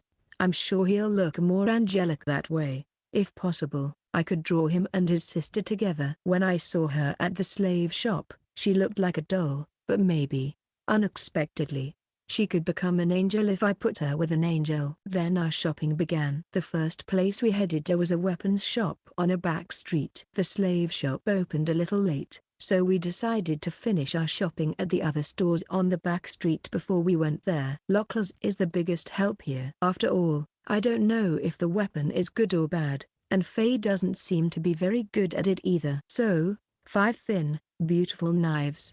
I was able to accomplish one of the items on Ms. Croix's list of errands. After that, we waited in front of the slave shop until it opened. The store owner looked a little suspicious at first, but that quickly disappeared thanks to the happy look on Celeste's beautiful face and the thank you I paid the store owner yesterday for showing us all the things he had done for us.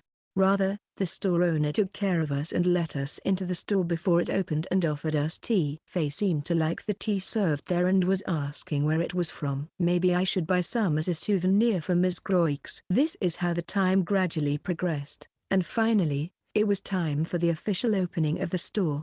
At that moment, Celeste said in a nervous voice, "Ange Celeste, a 7-year-old girl named Ange Celeste." "Please, what does that mean that Celeste was his last name?" Putting my confusion aside, the shopkeeper brought out a little girl with a big smile on her face. The little girl is a very similar color to Sis. Her grayish pale blonde hair is loosely curled, sky blue eyes and long eyelashes. Their faces are very similar, as if they are brother and sister. At first, the girl looked nervous, but still, she seemed to be trying hard to smile. She looked like a doll. But Ange, brother. As soon as she saw her brother, her face lit up, the tension and the ready smile disappeared, and it became a bigger and brighter smile. And then the full smile collapsed, and then the tears started to accumulate in her eyes, and then they began to spill out. Seeing this, Celeste rushed over. The people at the store must have some idea of what was going on. There was no one to stop her. Sorry for making you wait so long, brother." Thank you."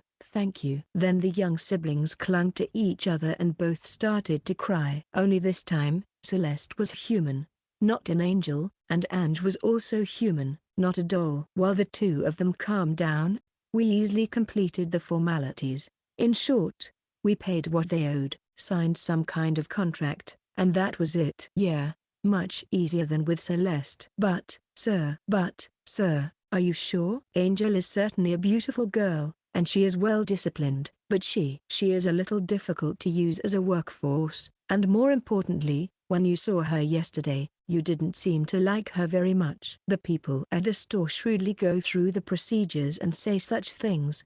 Yes, I'll do the procedure. Oh, that's fine. I think he'll look better with her around. But I really don't regret anything. I'm not hurting for money, and if I were hurting a little bit, I would have still done it anyway. I think it's a small price to pay for a family that you cherish. Yep, it's a nice expression. By the time they had both signed the contract and paid, they were both smiling at each other with tear-stained faces. Their faces now. They're not human after all. They're angels. Amazing. They both turned out to be angels. The doll became an angel as the angel was. Being an angel can spread, huh? Well then, nice to meet you again. I'm Tugo Uazora. I live in the Redguard Forest. I then introduced myself, and put out my hands to the two children. Then I asked, Leanne Celeste. Celeste is my surname. I see. Then couldn't I call you Celeste? Ange is also Celeste, and my father is also Celeste, so it's better to call me something different. I see. Well then, Celeste will change to Leanne. Nice to meet you. I held his smaller hands with mine. I'm Ange. Pleased to meet you too. And an even smaller hand grabbed my hand. Nice to meet you, Ange. You're going to spend about 2 months in the forest. Is that okay?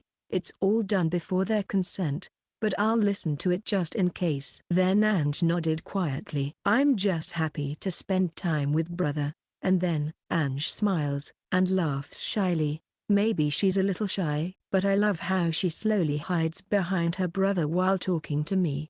Well then, nice to meet you again, Leanne and Ange. When I called the name again, the brothers and sisters who looked alike nodded in unison. Well then, let's continue the errands before going home. Then I set out on my next shopping trip, satisfied to see the Celeste siblings, Leanne and Ange holding hands tightly. The person to walk in front is Faye, who is familiar with the royal capital, and Leanne and Ange are following right behind him. Behind them was me and Locals. There are 2 angels. Yes, his expression has softened considerably. Yep, Leanne has been happily talking to Ange since a while ago. His face was that of a boy who was trying to be a good brother even though he was young, and it was also the face of a child who was relieved to finally meet his family. In short, Leanne's face was much brighter now that his guard and hostility had been lifted. That's good. Yeah, really good. When I talk to them, they both show some tension and caution, but when they're alone, there's no tension or caution, just a brother and sister who get along well. Somehow, they look like a pair of angels, strangers to humans. I have more to draw. Are you going to draw his sister too? Yep. Of course. Naturally. Because there are now twice as many angels. Twice as many. With twice as many angels, there was no choice but to draw more. Then we stopped at a pastry shop, a bakery, and bought some tea leaves. All of Croix's errands were accomplished except for the last one. Now, the last thing that remains is a beautiful thing. But there's no way I'm going to give Liane and Ange as a souvenir to Miss Croix. What is the matter? No. I'm looking for something beautiful. Do you know anything? I wondered if I should ask someone who used to live in the royal capital. But since they're angels, they wouldn't understand what humans call beautiful things. And then Ange, who looked surprised, realized something, secretly whispered something in Liane's ear. No, but that's not what these people have in mind. That's not what these people are looking for. Something must have come to mind. Can you tell me just in case? I might find something. Sure. I doubt it though. What is he thinking? Even so, we were guided to the back alley of the royal capital again. The Celeste siblings are better guides than Faye. Maybe this alley was their playground since they were younger. This way. Liane hesitantly guided us, and eventually we arrived at the Celeste family home. It's a house with a lean and leaks. The best description is a lowest cost wabi-sabi. An aesthetic sense that embraces imperfection. Did you leave something in your home? No. It's not really a house.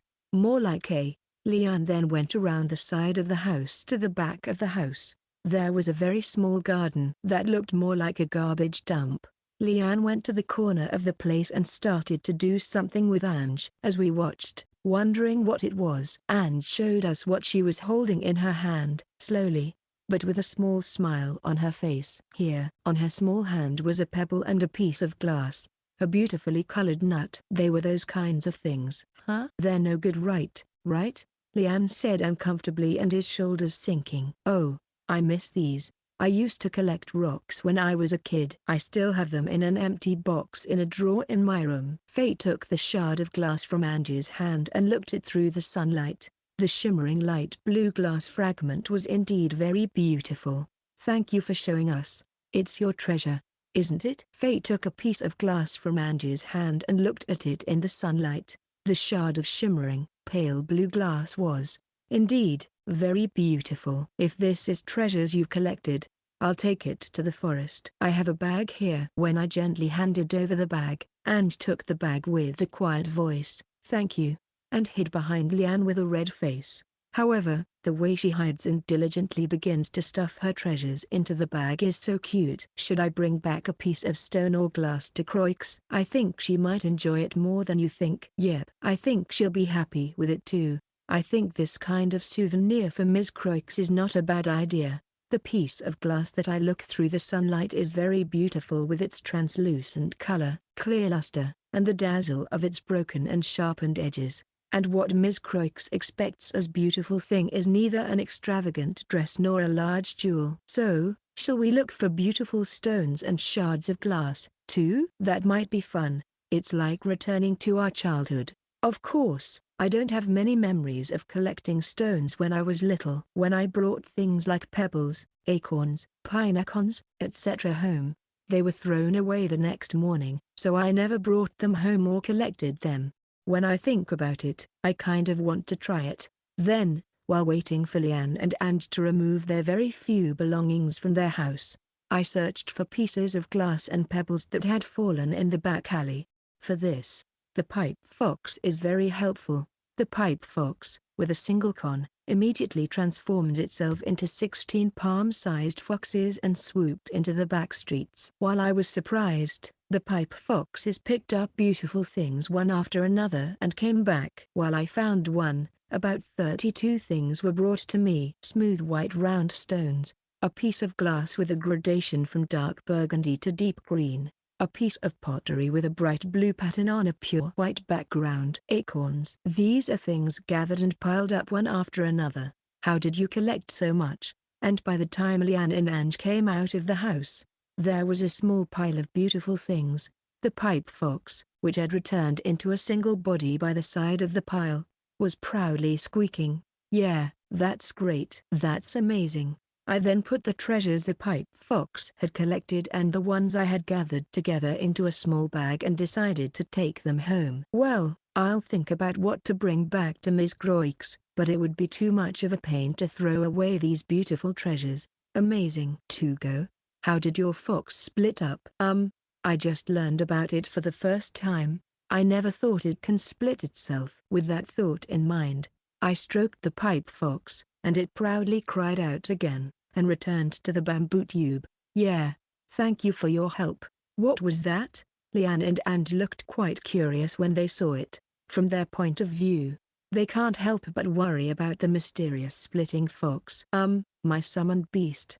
He's called a pipe fox." When I signaled for him to come out again, the pipe fox slithered out and then began to crawl into the hem of Lian's trousers. Higher. I'm sorry. He loves all things pipe-shaped. After that, the pipe fox then squirmed around in Lian's clothes for a while. "Yeah, it seems like the space." Cute. While Lian is squirming, Ange is smiling at the pipe fox. I have friends too. And she talks to me." "Friends?" "I have a lot of treasures that were given to me by my friends." "I wonder who those friends are." "By any chance, does Ange also have a pipe fox?" Your friends?" When I asked, Ange moved her hand over something fluffy near a flower blooming in the corner of the garden. And there, a creature called a fairy, with a small human-like form and shimmering wings, was playing with Ange's fingers. A fairy playing with the fingers of an angel. Very fantasy. They're beautiful. When I called out to them, Ange smiled. This one doesn't like me much. She always brings presents to Ange though.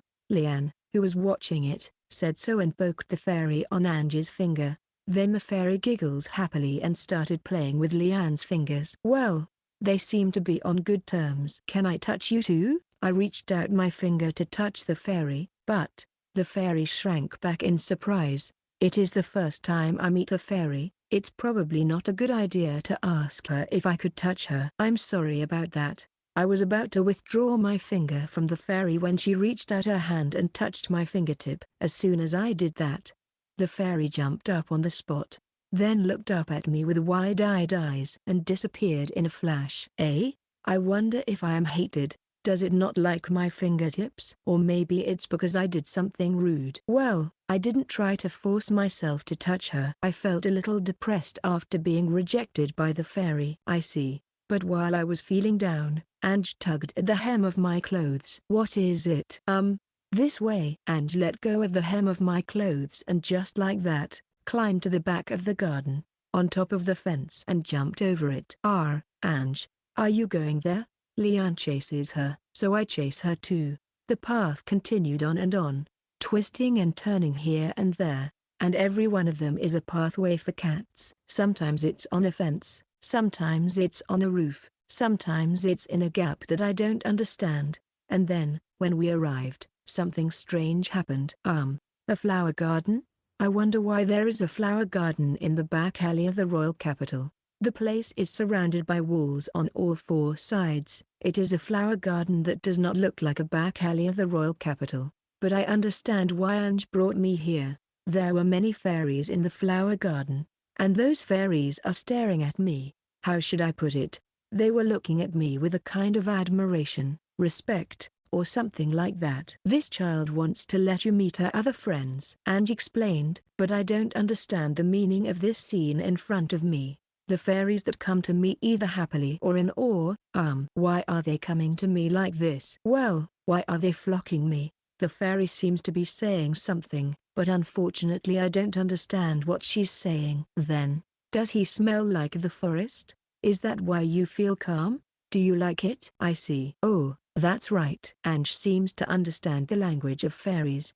How mysterious. By the way, the scent of the forest? Does that mean that living in the forest ingrained it on me? You are the forest spirit. Oh, I see. Apparently, these fairies were surprised because me, the forest spirit, appeared. I see. Sorry for the surprise. After that, I watched the fairies for a while. The fairies seemed to be able to talk to Ange. Ange seemed to be enjoying herself. I wonder if Lian can understand the fairies' language to some extent. The fairies seemed to be truly enjoying themselves, occasionally playing with Lian while hopping around as if they were teasing him. Angels and fairies, what an amazing view. You know, Tugo, is it because the spirit is attached to me that's why they like me? And the fairies are playing with me too. No, maybe she is holding back, but the fairies playing with me is much milder than that of Lian or Ange. They're beautiful. Even so, these fairies are very beautiful. They have wings that look like they are made of thinly sliced gemstones. They are glittering with light particles with the appearance of playing with angels, perching on flowers, and flying around. If there were fireflies shimmering in the daytime, they might look like this. No, if they were flying at night, that would be beautiful. A flower garden under a blue sky would look good, but a bamboo grove under the moonlight, for example, would also look good. I want to draw. Hey, are you going to bring the fairies back? I don't know if it's a good idea. I think they're beautiful and I'm sure Ms. Croix will be pleased with them. Fairies. For the time being, I tried calling out to the fairies. Then, the fairies suddenly stopped moving and straightened their posture on the spot. Well, okay. Is there anyone who wants to live in the forest? As soon as I heard that, the fairies rushed around me. Oh, I see. For the time being, I did it. So, Ms. Croix, I wonder if you'll like my souvenirs. I don't think Ms. Croix would expect that a large number of fairies migrating to the forest would be her souvenir. Are they souvenirs? Are these fairy souvenirs? Migrants, and souvenirs. And then we left the royal capital. I put Lian on Phase Red Dragon and Ange on Lockel's Alicorn, and I am flying with a bag full of fairies on my back, holding on to the huapu. At first glance it looks like a kidnapping, but we arranged the bag with the proper agreement. Otherwise, it would have been difficult to carry them with their small bodies. Even so, your forest is becoming more and more amazing. Yes, it is. From now on, it will be a forest where fairies fly around. I'm looking forward to it. I can't wait to draw it. I want to show it to Ms. Croix. I looked at Red Guard territory, which was getting closer and closer. With excitement. Section. Welcome home. You brought more than expected. Yeah, I'm home. When I returned to the forest, Miss Croix was surprised. Yes, well, I knew she would be. For the time being, the errands, bread, cakes, cookies, tea leaves, knives, beautiful pebbles and glass fragments. I laid them out on the table and showed them to her. Then, Miss Croix took the piece of glass and smiled at me. Thank you. It's a nice souvenir. I can tell where you found your angel just by looking at it. It's lovely. With that, Miss Croix placed the piece of glass on the desk again, as if it was something priceless. Fairies too, eh? I put the fairy out there. The fairies that came out of the bag jumped out one after another and lined up on the desk. Yes, they are the souvenirs. I never thought a fairy would appear. Ms. Croix spoke to one of the fairies lined up on the desk with her fingertip and chuckled. This forest is going to be a lot livelier, isn't it? Yes, there will be 2 more angels and a lot more fairies. The fairy seems to have taken a liking to Ms. Croix, so they started playing right away. They were playing with Ms. Croix's fingertips and the tips of her hair. Even so, they tend to be much more reserved than playing with Lian and Ange. The difference is about the same as when you touch your favorite stuffed animal or a beautiful bisque doll. Lian and Ange are angels, but Ms. Croix may be the queen of the fairy kingdom. Fufu, thank you. They are wonderful souvenirs. Ms. Croix gently let go of the fairy that was playing with her fingertips, and happily chuckled and said, by the way, where do these fairies live? I'm thinking a flower garden. It would be in the neighborhood of Ms. Croix's house. Oh, wonderful. Then I can always enjoy the scenery with the fairies. Is that okay? The fairies lined up neatly and nodded their heads repeatedly. Yes, I feel they are looking in awe of me. These fairies have a lot of admiration for you. Yeah, I wonder why. As far as I'm concerned, I don't mind having them as playmates like Lian and Ange did, but the fairies just gently touch my fingertips, the tips of my hair, and the hem of my clothes. I can't say anything because they throw a sparkling smile every time. Well, I often forget, But you're a spirit, aren't you? Yep. Isn't it something rare and special to be able to speak to a spirit and see a fairy? I wonder. Even if you say that, it's a little troublesome. However, Ange, who was listening to our conversation, talked about something with one of the fairies and tried to say something shyly. We are honored to meet the Great Spirit and to be invited to his home. I see. Yes. Well, if it pleases me, it's more important than anything else. After all, I have stopped being human. I then simply fixed up a house for the Celeste siblings. Having said that, I had prepared it so that the guests could stay right away, so the only big job was moving some beds. Moreover, it was not my job, but rather Lockel's job. Lockel's moved 2 beds into one room, so the Celeste siblings can now sleep together. They are siblings to be reunited for the first time in a long time. They will probably want to sleep in the same room, but if they want to not share a room, I will have to ask Lockles to move the beds again. Then I drew a vase. It was a rounded piece of pottery, colored like the egg of a robin, with only a few gold decoration. I put it in their house and arranged flowers on it. The flowers were chosen by Miss Croix.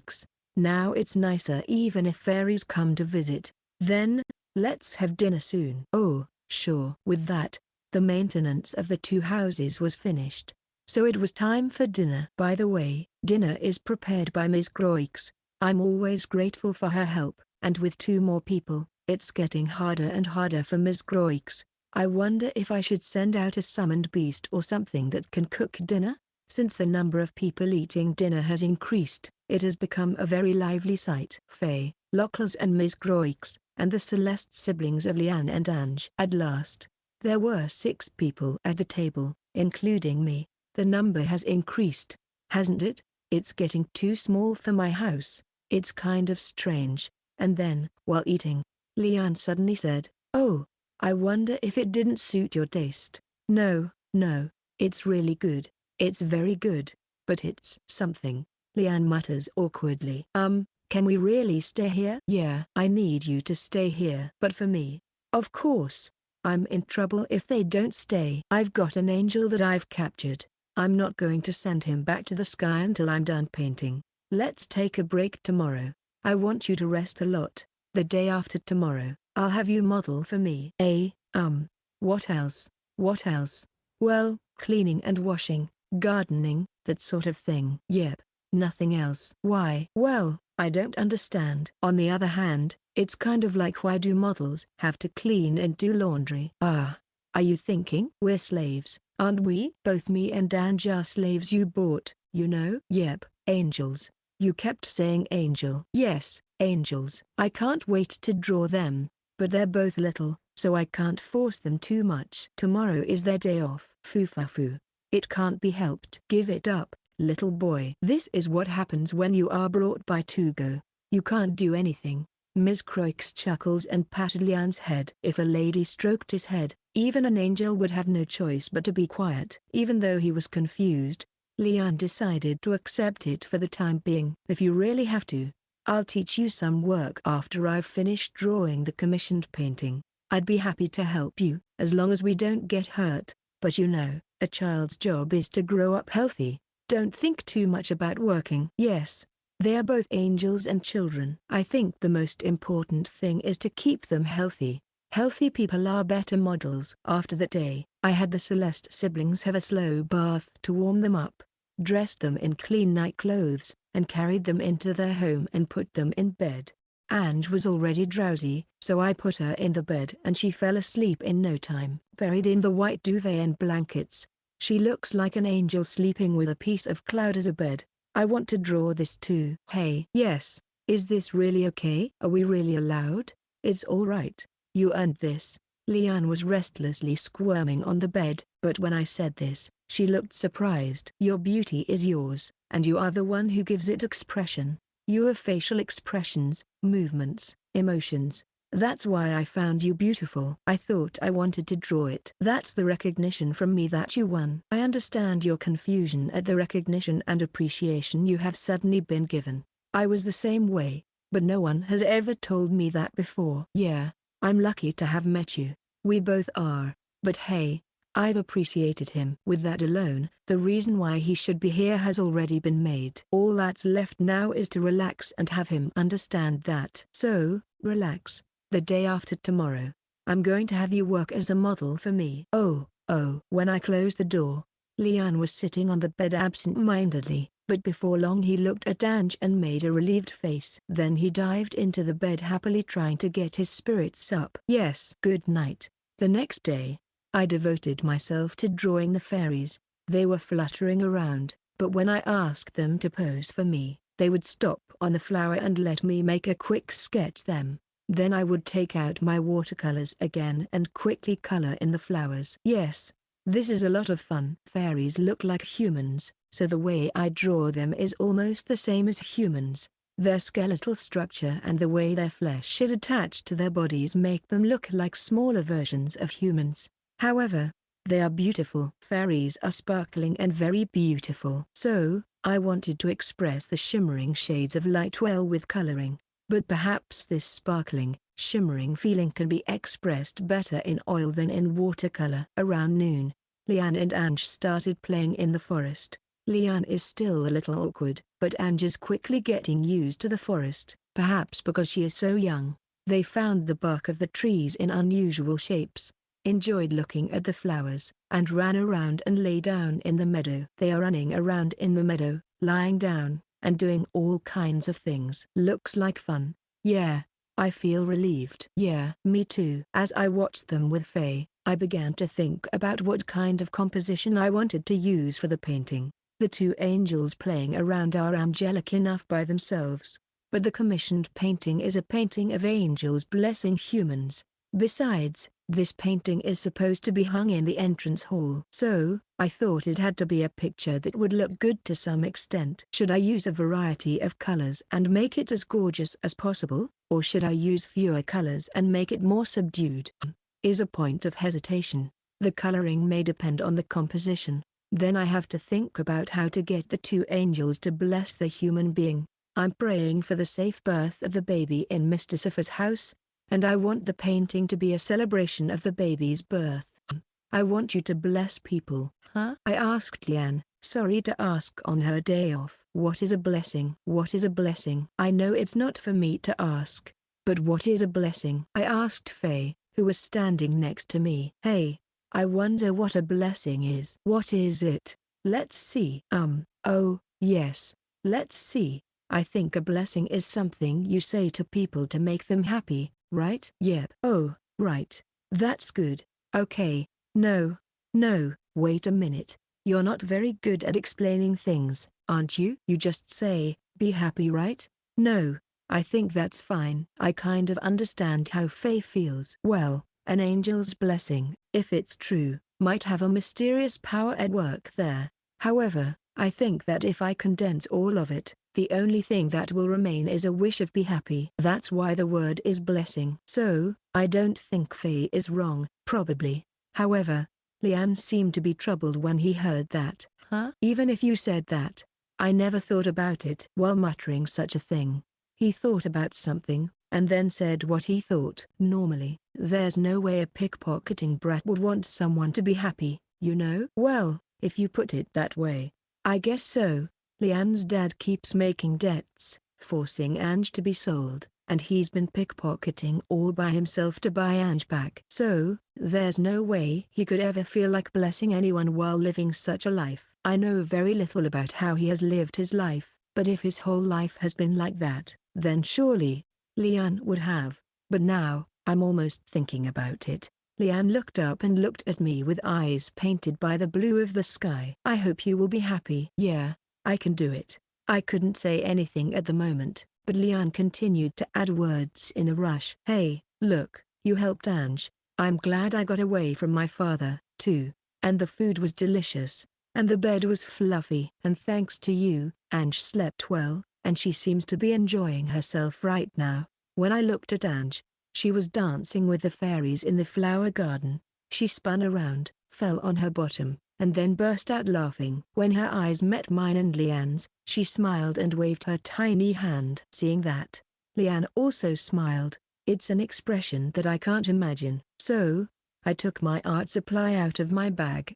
I still don't understand why you are doing this for me, and I still don't understand why you told me I earned this either. But I'm glad you did, Lian said so while facing Ange. That's why I don't mind giving you back that much. I don't think I'll be able to give you anything you want, nor Ange, but that's why. If it's just wishing someone be happy, I am capable enough. I was looking at Lian, who was blushing at the edges of his ears as he said this, and I suddenly remembered my teacher. I also got a lot of things from him. That's what made me the person I am today. I didn't know why he gave me all those things, and even now, I don't know all the reasons. But yes, I am the same. Same with Lian. I want to give back what I received. That's what a blessing or wish of be happy is all about. I see. The only people who can wish happiness to others are those who have received it. Those who can bless others are those who have been blessed. In other words, the angels I should draw are angels who bless others and angels who are blessed by others. As I was thinking about it, the composition of the picture gradually came into my mind. It is an angel with a happy face. That kind of face of an angel who has had a hard time because of humans, who has been wary of humans but has become happy, and who, for the first time, wants to make others happy. Yeah, I want to draw this section. The next day, I began working on the commissioned painting. First, I dressed the angels in angelic clothes. Beautiful. Hey, what is this fluffy thing? I had seen angels in illustrated books wearing this kind of clothing. They were dressed in something like a long white t-shirt made of soft cloth.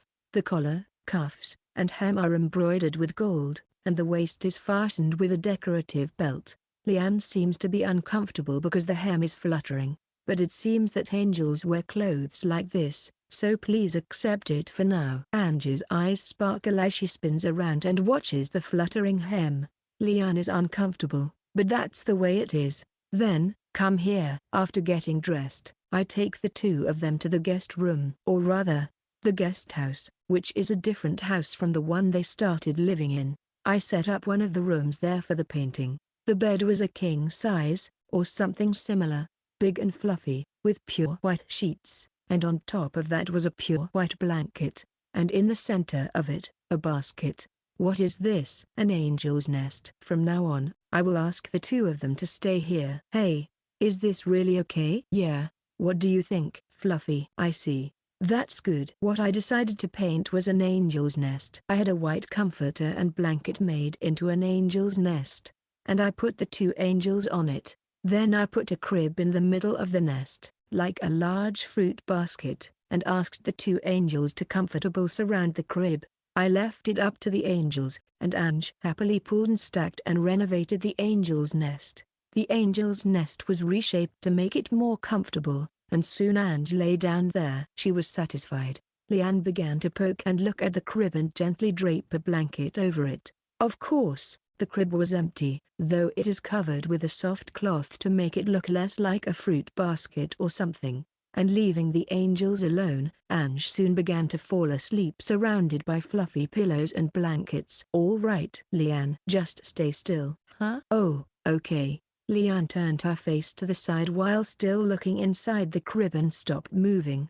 I think it's nice that his expression froze when I told him to stop moving, which very childlike. How long? About 10 minutes. Seriously? Yeah. It may be a terrible thing to ask a child to stay still for 10 minutes, but I'll ask him to bear with me for a bit. So, only Lian was the one I managed to draw, and as predicted, his stillness ended in 10 minutes. Following that, I began to draw Ange, who was now sleeping. Since I had already drawn the shape of the crib with Lian to some extent, it was easy to draw Ange sleeping around the crib. And most importantly, it is very easy to draw the sleeping angel because she hardly moves at all. When I had finished drawing the two angels and the crib, I proceeded to draw the angel's nest. Why are wrinkles in cloth so difficult to draw? The shape is not consistent. There are few clear surfaces because it is fluffy. It is difficult to tell where a shadow will fall because it is a series of curved surfaces, and yet the shape is not convincing if there are no shadows. I have sketched on rolled paper many times, but cloth is different from paper in that it is to be soft, and that is what makes it difficult. Yes, but I think it is fun because it is difficult. I was able to proceed with the preliminary sketches happily. By the time I had roughly finished the rough sketch, Ange woke up from her nap and realized that she had fallen asleep in the middle of the sketch. She turned bright red and panicked, but when I told her that I had finished the rough sketch while she was asleep and showed her the drawing paper, her face lit up when she looked at it. Apparently, this was the first time she had seen a drawing. Then, looking at Ange's bright eyes as she looked at the drawing paper, I changed her expression in the drawing paper. She was lying down in a posture as if she were hugging a crib, but her eyes were turned toward the viewer and she was smiling at them. That's the kind of face she has. Lian, on the other hand, looks like he's peering into the crib, with a smile that's a mixture of nervousness, wariness, a bit of confusion, but plenty of happiness. The two of them ended up giving a good feeling. They were angels, so it was only natural for them to be wary of humans. But the younger angel didn't know any better, so she was smiling without any particular wariness. On the other hand, the slightly older angel is a little nervous, wary of humans, but he is still an angel who blesses humans. So, he has that kind of face. Oh, you forgot the wings. Hey, it's a picture of an angel? Don't forget it. Yeah, you are both angelic enough as you are, so I can't help it. Then, I add the feathers. I'm used to drawing feathers with the Pegasus, so I'm confident. Drawing feathers coming from the backs of the two and put halos on their heads. Alright, angels. They're angels. Yep, they are angels. Looking at the finished draft, Lian looked a little embarrassed. He seems to be embarrassed to be portrayed as an angel. But I was able to draw something that I was satisfied with, so it's alright. Now all I have to do is to paint it with water. I'll do my best. Once the water-covered paper was dry, I started the coloring process.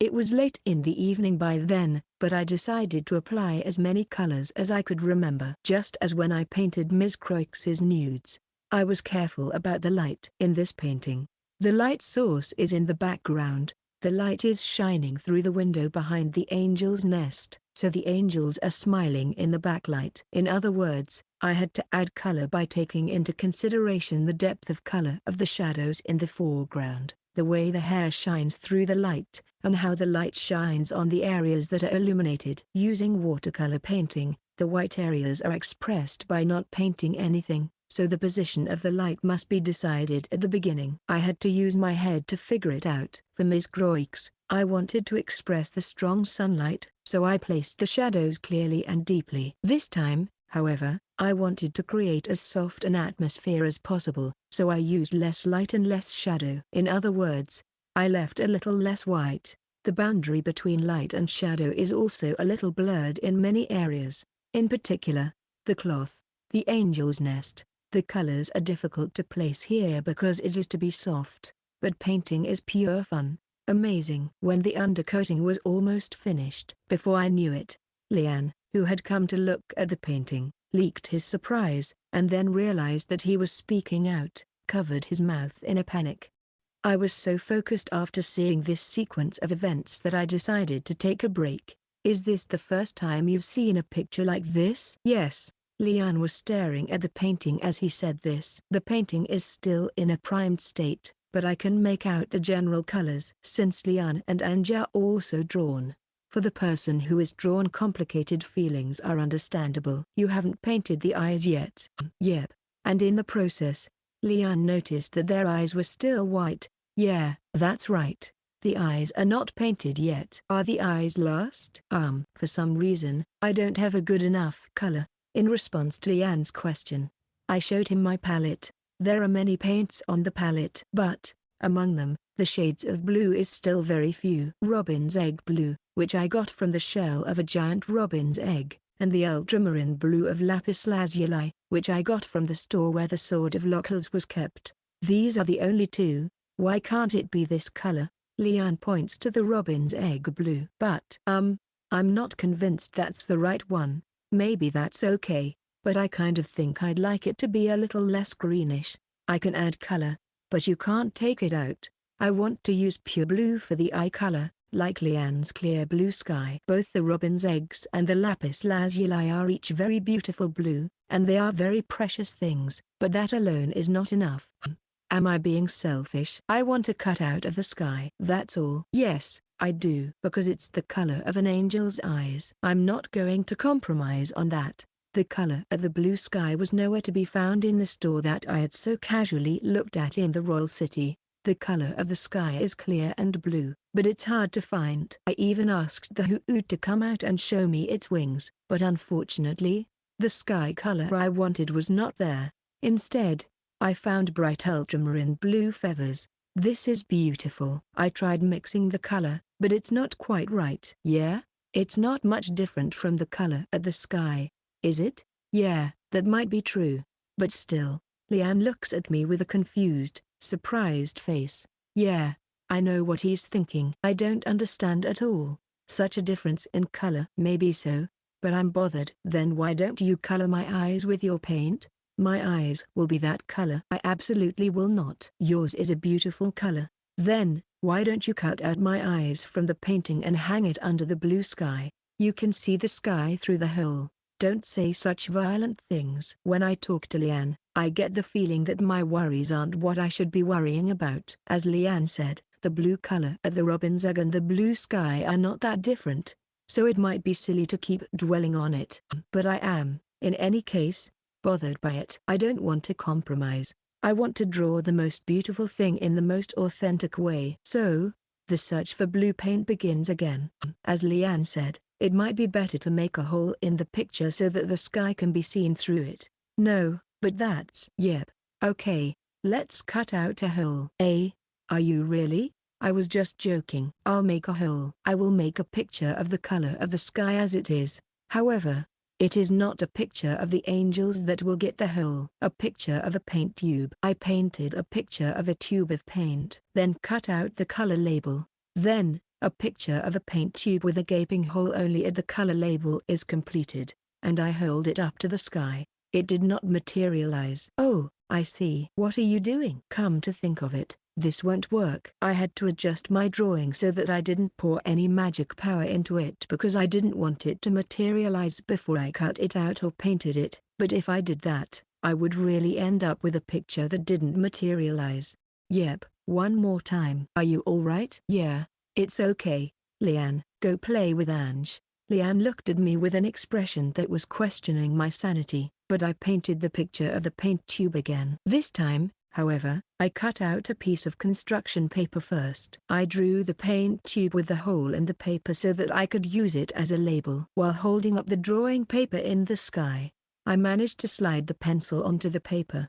Wow, this is really hard to draw, but now, all I had to do was to pour all my magic energy into the drawing. It's very hard to draw, but somehow, someway, as I was moving my pencil along the paper, suddenly the picture on the paper began to shake and tremble. Then, with a squeak, it shrank back onto the paper and pop, a tube of sky blue paint materialized, and I lost consciousness.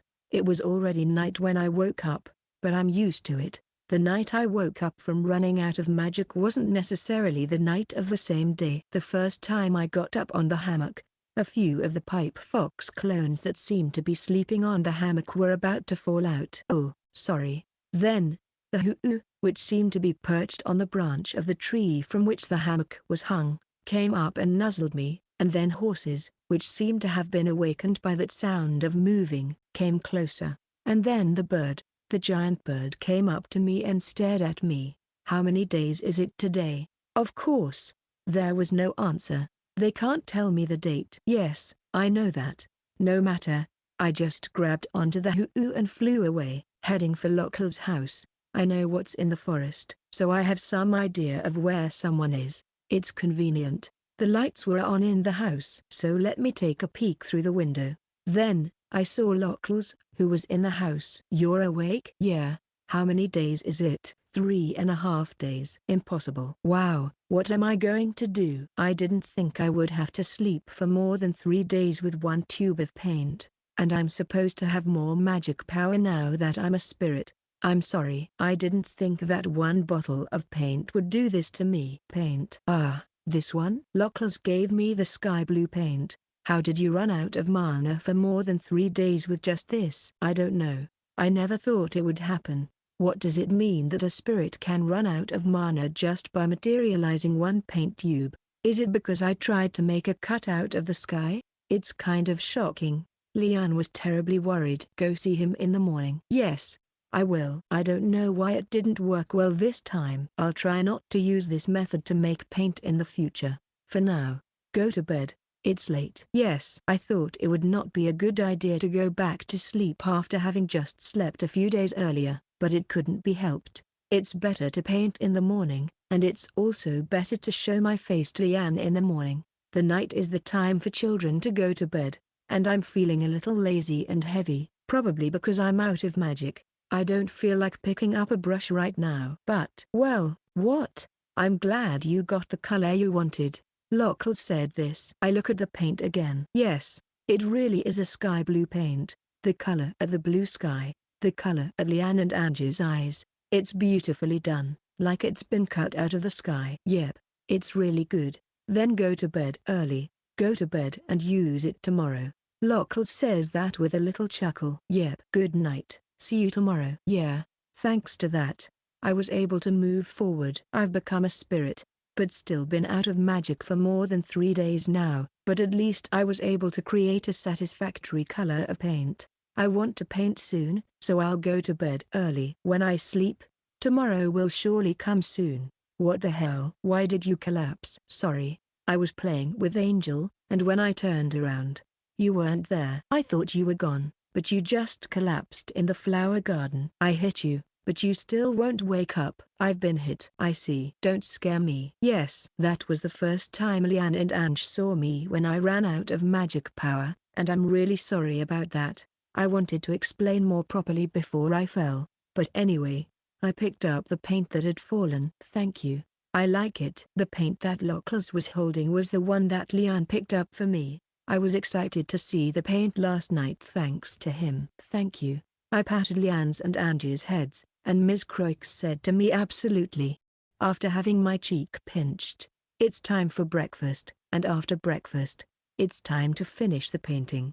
The angel's eyes are the color of the blue sky. They're clear and shining. It's the most beautiful part of the painting, so I put my all into it. Then I add color to the shadows and balance the colors of the cloth, the angels, and the crib as I finish the painting. The color of the painting was somewhat cohesive with the bluish tint. If the color of the shadows is bluish, the shadows of the white bedding and blankets will adjust to the blue world. The crib is a shade of blue-gray. The angel's eyes are sky blue, and by the way, the cloth over the crib is a pale sky blue. So, I finished the angel in 7 days, including the 3.5 days I was out of magic power after I started painting. 3 days after I finished the painting, I met with Mr. Safa at the Red Guard house. This is the picture you requested. Again, I had Lockles carry the painting. It was a large size, so I think it was hard work for him. I am sorry. Oh. When Lockles removed the cloth that wrapped the frame,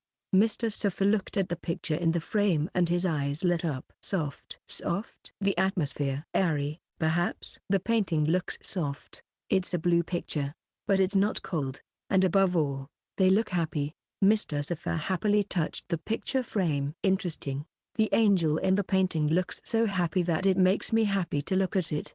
Is the angel that blesses you also the angel that makes you want to bless them? Yes, that's it. That's right. I agree with you. Mr. Safa looked at the picture while stroking the frame and smiled with satisfaction. I hope this man, his wife, and his baby will be happy. Even so, it's a nice expression. I thought that when I saw the portrait of the Red Guard family, said Mr. Safa, who had been looking at the painting for a while, I was relieved that he seemed to like it. Yes. After all, I want to draw one with the best expression. When I answered that, Mr. Safa nodded happily with a face saying I guess so. And then he raised his head as if he suddenly realized something. So, does that mean you actually saw an angel and painted this? He looked a little mischievous as he said this. In short, he is probably saying that as a joke, but there is only one answer. Yes. I had a hard time catching this angel. Mr. Safa seemed to think I was joking and laughed happily. Yes, well, I'm glad you like it. Mr. Safa showed the picture to his attendants and boasted about it. I feel sort of uncomfortable when people are proud of something I drew. It's embarrassing, but I am happy. Well, it's time to pay up. And Mr. Safa paid me. The amount paid was 50 gold coins. That's a huge amount of money. Is this really all right? Of course, it was a lot of money for me. It was money I could have gotten if I painted jewelry and sold it. But I wondered if I could get this kind of money by selling my paintings. Of course, thank you for the wonderful painting. But Mr. Safa said with a big smile and handed me a bag of gold coins. My painting was indeed valued and appreciated. As I watched Mr. Safa leave, I felt as if I were dreaming. This was the first time my painting had been sold in this way. I don't know how to say it. It's very weird. It's embarrassing, but I'm glad. I wonder if it's really okay, but I'm truly happy. This is how I sold my painting for the first time. I felt so fluffy that day. I decided to take care of the 50 gold coins I received as a price without touching it. Even after returning to the forest, I didn't feel like drawing, and I felt fluffy all day long. I had never felt like this before. The next day, I was still feeling fluffy, but my desire to paint was stronger than yesterday, so I painted. Let me paint you. Alright, but are you going to draw us again? Yeah. Oh, is Ange okay too? Yeah. Go ahead. I asked the two angels to let me draw them right away. I decided to have the two of them stay a little longer. For the time being, it seems that they will stay for the 2 months that we talked about before. Now that he's bought Ange, Leon doesn't need to rush, and they seem to have no problem staying in the forest. That's good. You look like you're having fun. Yep, it's fun. I just kept enjoying myself and continued to draw the angels. After 10 days of drawing angels in this way, the number of angel pictures on the second floor of my house had increased considerably. I wonder if I should build a third floor since I am running out of space. I put down one new painting that I had just finished, and there I sensed that Faye had entered the forest. I immediately recognize Faye. After all, when he comes in, the forest seems to warm up in an instant. I stood outside the house waiting for Faye, and then he came riding on the red dragon. It was a little unusual for Faye to come riding the red dragon. He often rides the fire spirits from the red guard house to the forest. To go. Good news. Faye looked at me, and with that glowing expression on his face, he said, "The next request has arrived." Chapter 3, Around the Open Gate. So, there's one picture of the forest at night, one of the forest during the day, and 2 pictures of angels, and 1 picture of a night. Isn't that a lot? Faye brought me the requests, but they suddenly increased. What should I do? Oh, my goodness. It increased so suddenly. I wonder what happened. Well, a customer came to Safa's place and saw the painting in the entrance hall and thought it was very unusual. This style of painting is very novel. Come to think of it, watercolors are a little rare. Safa was very proud of his painting and told them that if they wanted to contact a painter, they should ask the Red Guard family for their painter. So, 5 at once. By the way, there are 3 customers. One of them wants 2 pictures of the forest and an angel. The other one wants 1 angel and the other a knight. Whoa, what should I do? Troubled. I never thought this could happen. So, what do you want to do? For now, the number of people is more than I expected, so I've decided to just listen to their request and then have them stay in the guest room of the house for the moment.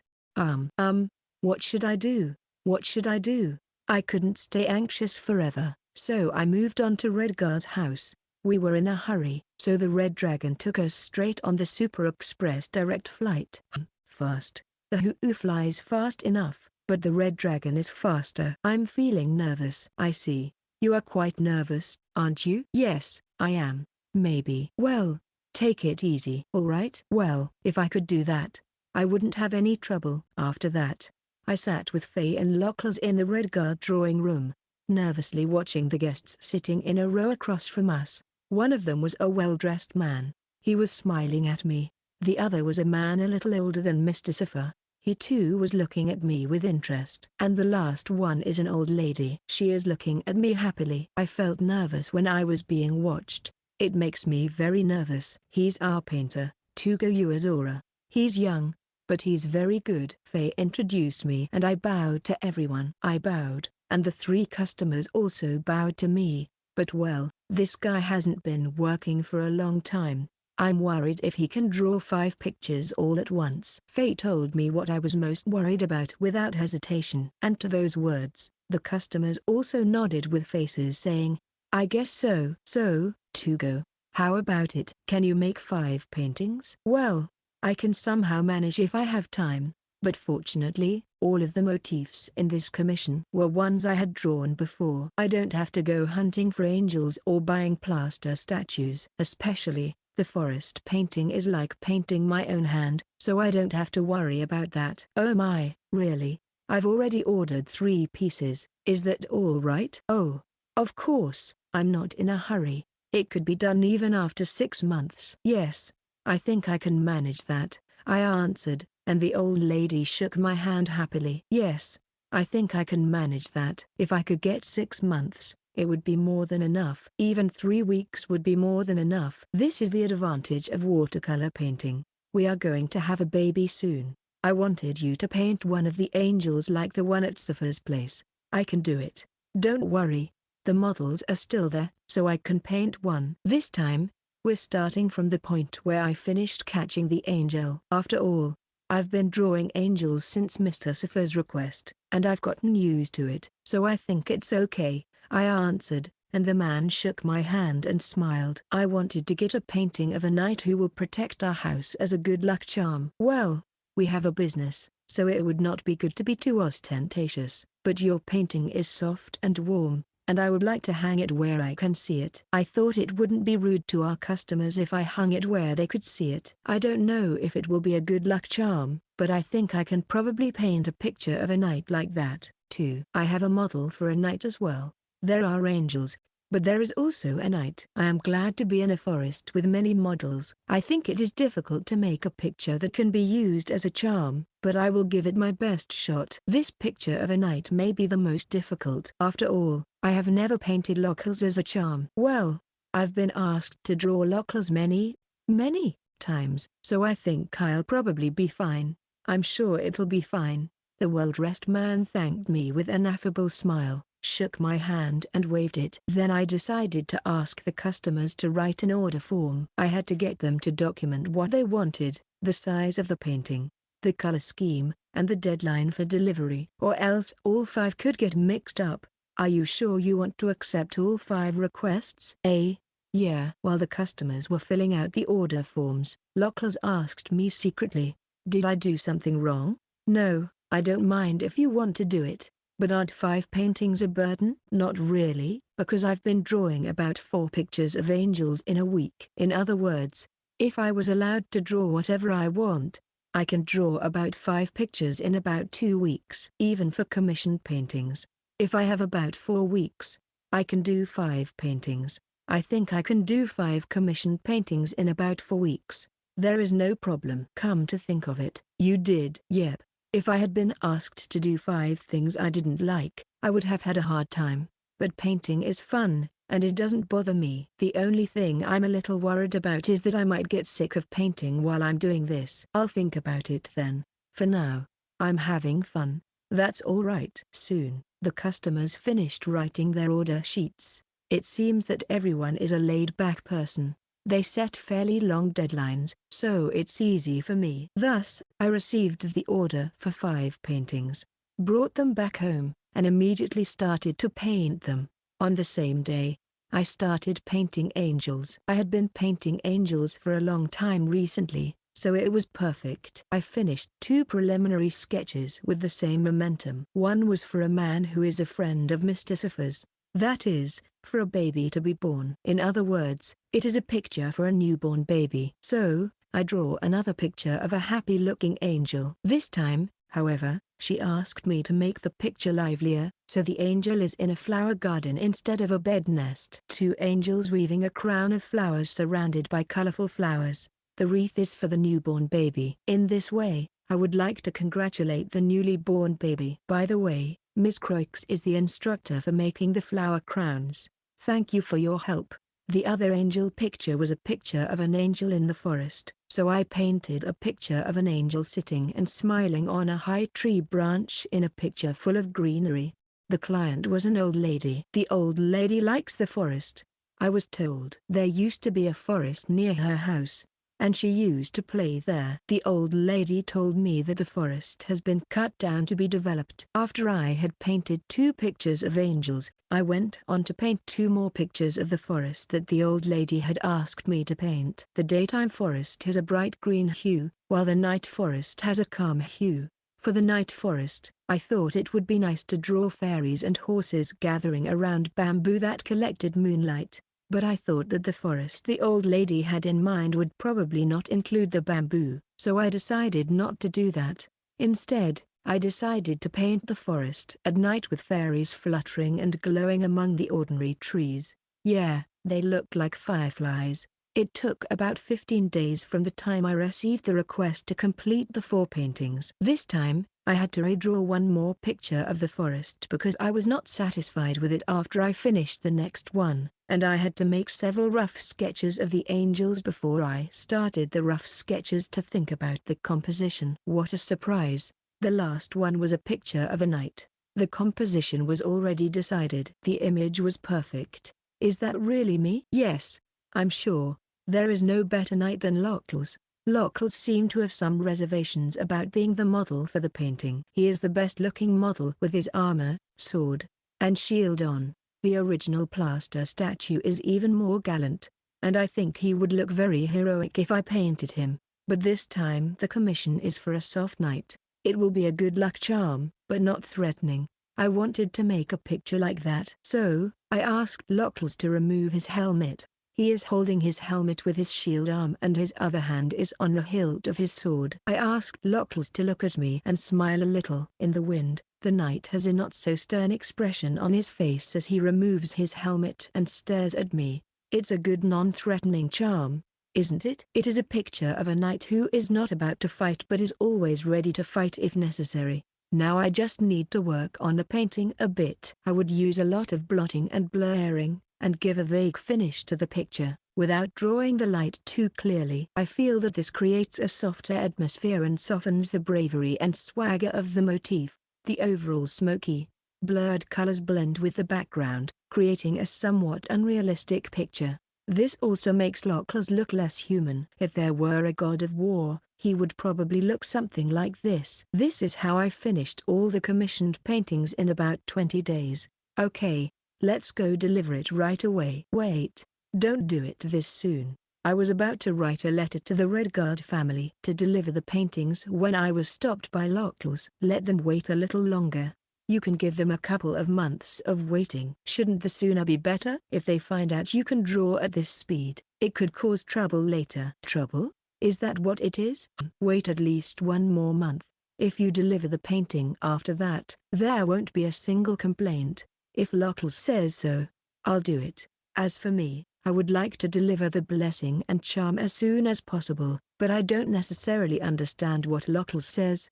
I'm sure he has a better sense of the world than I do. I drew a picture for a month when I had some free time. Yep, of course I will. But besides painting, I worked a little. Well, forest maintenance. I was worried that the forest's barrier might be a little unstable because I ran out of magic once and collapsed, so I went to the ruins again to repair the barrier. However, I think I worried a little too much. The barrier was perfectly normal, and when I poured magic power into it to maintain it, it actually became more energetic. I may have overdone it. And then there is the maintenance of the creatures in the forest. I have the forest in my mind, so I know what's going on in the forest, but I thought it would be better to actually meet them. So, I went around the forest and said hello to all the creatures living in the forest. Rabbits, deer, birds, snakes and mice. These forest creatures did not run away when they saw me. They came close to me, sniffed me, crawled into my hands, or came up to me and rubbed against me. Apparently, they knew that I was a spirit of the forest. Clever. I spend a leisurely time looking at and painting their pictures, being cuddled by them, and watching and painting Lian and Ange covered in rabbits on my behalf. I'm not sure what to say, but a vacation for a month is a bit, well, refreshing. What I've been doing hasn't changed much. but I feel like I've been able to have a vacation when I'm ready to work, or I've been able to have a more balanced schedule. It's a strange feeling. 2 months after receiving the request, it was almost winter. It was very cold that day. Come to think of it, the temperature has been getting too cold to bathe in the spring lately. I see. So, there are seasons in this world, too? Does that mean it snows? I imagine fairies flying through the air with snow would be beautiful. Horses walking with their hoof prints on the snowy ground under the moonlight would be beautiful, and angels playing in the snow would be beautiful. I want to paint them, but first, I need to make my house warmer. Horses are probably cold, so I would like to build stables for them, and maybe a birdhouse or rabbit den. And I need a bath. It's time to implement the showers we had at the inn in the royal capital. I want people to take warm showers and soak in bathtubs to stay warm, sleep well, and stay healthy. With that thought in mind, I was finally writing my I finish painting the pictures letter. Putting the letters I wrote for the 3 clients in an envelope and seal the seam with wax, and finally, press the seal and I am done. When it came time for me to send the letter, Miss Croix said, "At least put a seal on it. You have to look your part." So, I made one. The first thing that comes to mind when I hear the word sealing wax is a red wax on a white envelope, but red is Faye's color, so I decided not to use it. When I discussed this with Faye, he advised me to use white, and he gave me a dark blue letter set. So, I drew out milk-colored sealing wax and pure white ink, and wrote a letter with it. When white ink runs on dark blue letter paper, it looks a little starry sky-like. Faye is so stylish. I gave the finished letter to the Huu. The Huu will then fly to the Red Guard house, and Faye's summoned beasts will carry it from the Red Guard house onward. I wonder if I should send out a summoned beast or some other summoned beast to send the letter from the forest. One of these days. A few days after I sent the letter, a date was set for the delivery of the paintings, and I gave the painting to each of my 3 customers and got paid for it. 40 gold coins each. The smaller picture was 20 gold coins, but the larger one was 160 gold coins for the 5 paintings. What can I say? Thank you very much. Now I can see the forest while I drink my tea, and when I go to sleep, the forest is next to me at night. Plus, it's so nice to have an angel at the door. The old lady who ordered 3 paintings this time was very happy to hear that. It's nice to be appreciated. Hey, may I introduce you to my friend? I think she will like your paintings. Yeah, I don't mind. Oh, really? Well, I think my friend is going to commission you soon. If you could you take her up on it? The old lady shook my hand and left. Yep. Well, it's a pleasure. I'm glad to hear that. It doesn't really feel real, though. A few more days later. Hey, Tugo. Faye came to the forest again on the Red Dragon. Then Faye said, "Requests." Faye produced a bundle of order sheets. Yep, a bundle. Apparently, there were an awful lot of requests. I mean, 20 requests. Pick your choice and decide what jobs you'll take and what you won't. Alright? I'm in a lot of trouble right now. Faye brought me 20 requests in total. Yeah, it's 20. I can no longer say 1 or 3. What should I do? It's increasing too much all at once. Oh well. That's a lot of requests all at once. Yes. That old lady who was Safa's tea-drinking friend seemed to have a very wide circle of acquaintances. I see. That old lady. I'm grateful and I'm very happy about it. Yep, I'm happy for you. It means you've been recognized so widely. Yeah, I don't really like it's real. I wonder if this is a good thing. I'm definitely not a very good painter, and I think I probably got this request because watercolors were rare or the motif was unusual. Then there's it would be nice to do something like this once in a while, or I'm in the mood to redecorate. But still, I am happy to be appreciated and to be wanted. I think, maybe, I'm kind of confused, perplexed and wondering if this is okay first, but I'm unbelievably happy. You get quite a lot of requests for forest paintings. It's a forest drawn by a forest spirit. I understand how they feel. I already have a number of beautiful pictures of forests drawn by the spirit of the forest hanging in my room. I have them up in my room too. I mean, Tugo's first commission was a portrait for my house. Yep. Well, what should I do? I don't know what to do. My mind doesn't move at all. It's like I am completely blank and my mind has given up on thinking. What can I do about my head? Calm down for the time being. If you want, go to bed. We can go over the request tomorrow, but I can't keep you waiting. That's fine. Most of the people who have requested this time are rich and can afford to buy and display the paintings. They've got money and they've got a lot of time on their hands, so it's actually a bit of a bore. It would be better to keep the excitement going if you keep it that way. I guess that's the way it is. I have a very strong image that assignments should be finished and turned in as soon as possible, so I'm a bit, well, uneasy. Now that I think about it, I have received a request for a picture of an angel, but are Lian and Danj still here? There was that problem too. Please, could you please stay for about 3 more months? It would be a great help if you geese stayed, but I guess that's no good. So, I'll pay you a salary. At first, I hurriedly asked Lian and Anj to help me. The first contract was about 2 months, so the deadline has already passed. Well, even if you say that, well, you can stay until we get through the winter. Even if you two can survive, the winter will be tough. Lian seemed a little hesitant, but when Locals told him that, he fell silent. You wanted to finish the job right away so you could buy Anj back, so there's no need to rush out of the woods now that you're both here, is there? When Ms. Croix said this, he seemed to become more and more at a loss for words. When Lian was at a loss for words, Anj gently tugged at the hem of his shirt and said, I like it here.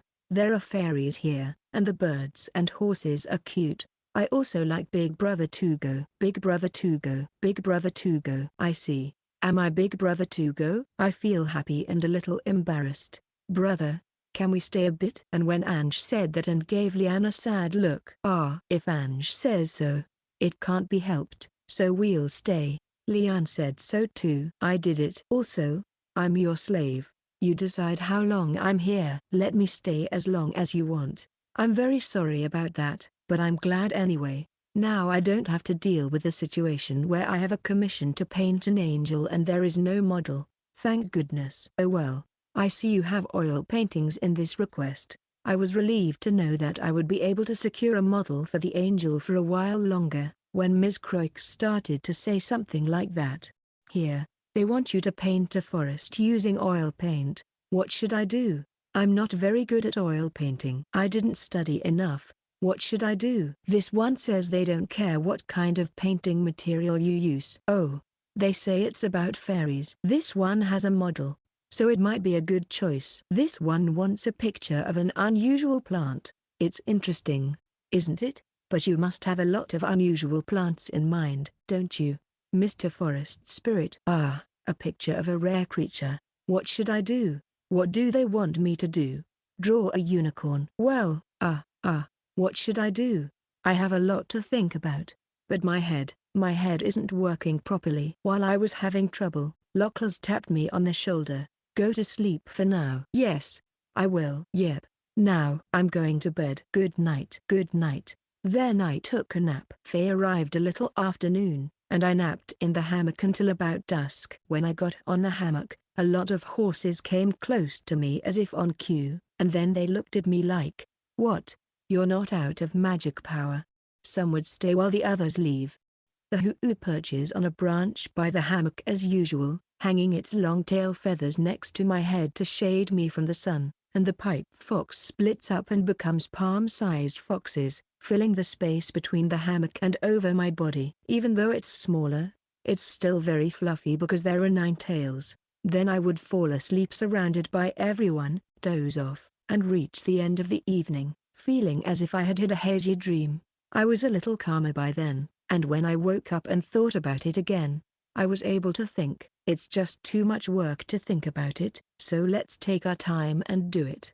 Yeah, that's great. That was amazing. That night, I calmly looked at the request list. A picture of a forest painted with oil paints. A watercolor forest painting. A painting of fairies in any medium. A waterside in the forest. An angel. A brave knight. A picture of a small fruit. The sky. Nude painting. Forest painting. Another forest painting. Some people asked for several paintings by themselves, And when I made a list of things to paint, I realized that I had to paint more than 20 paintings. That's a lot of work. Well, that's why I told you to choose a job. Look, this one seems to be not worth it. I mean, it says they wanted a small painting of a forest, but 3 gold coins aren't worth it, are they? No. It's worth it, because the paint and paper are free. No. No.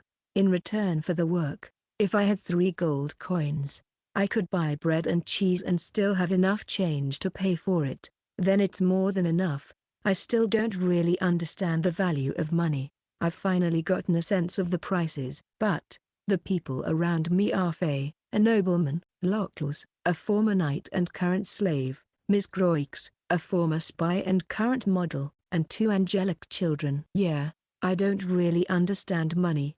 However, I don't think money has anything to do with this. Yeah, anything is fine, even if it's free. It seems there was a 13-year-old girl who ordered this painting.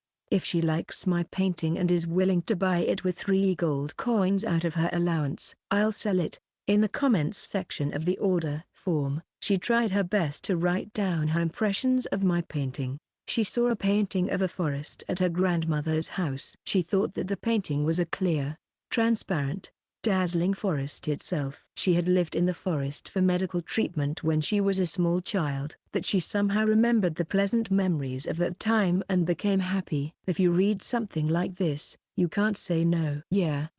Of course, that's right.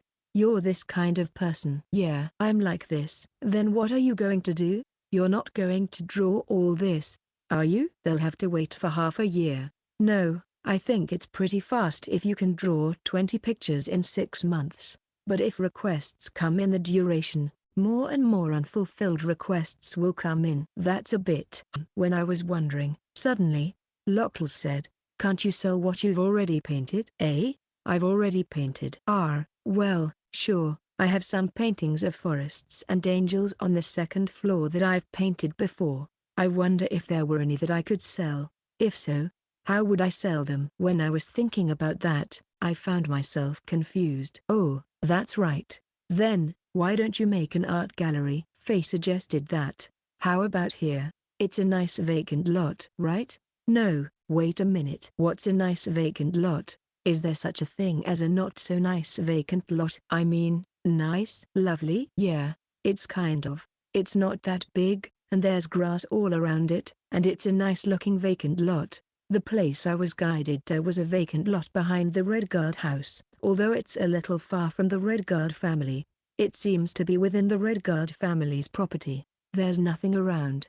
Not populous either. It's in the opposite direction from town. Yeah. Well, it's like the land that used to be used by people, but now it's left untouched. It used to be an outdoor training area. Our knights have already set up a training camp and a training area elsewhere. So there is no reason for them to use this less convenient site. I see. An outdoor training area. That's how it is. So that's why there are no stones on the ground, or why the land is strangely well trodden. Well, I guess it's up to you to build the house. You can use this place as your gallery. You mean, a place to hang your paintings? Well, that's right. By the way, it's a place where you can sell the paintings on display. Your upstairs already looks like a gallery, doesn't it? Yep. If there are any paintings in there that you can sell, bring them here and hang them. If someone likes it, they can buy it. What do you think? That might be a good idea. I know, if I am commissioned to do a painting, there may be times when they say, it's not what I imagined. But if they buy it after seeing the original, that kind of misunderstanding won't happen. I think the customer will be more satisfied that way. I will do it. Oh, that's great. Then you can use this land as you like. Really? Oh, yeah. We are not using it, and we don't plan to add anything on this side, and I have permission from my father and brother. Yep. Thank you. Then I'll be grateful if you let me use it. Oh, yeah, go ahead. Go ahead. It's easy for not only me but my brother and father to peek in when there are so many of your paintings on display here. Faye's kind words were enough to allow me to have my own art gallery in a corner of the Redguard family's property. I'm so lucky. Your magical power has really increased. Yep. And so, I built my gallery. I painted and it was done. so it was unrealistic. The gallery I drew was a one-story building. Small. It had a dark reddish-brown roof, a shade duller than the red guard roof, and ivory walls, in consideration of the fact that I would leave it in a corner of the red guard property. I think it's a little stylish. I think that the chocolate brown stripes are visible on the exterior walls make it so.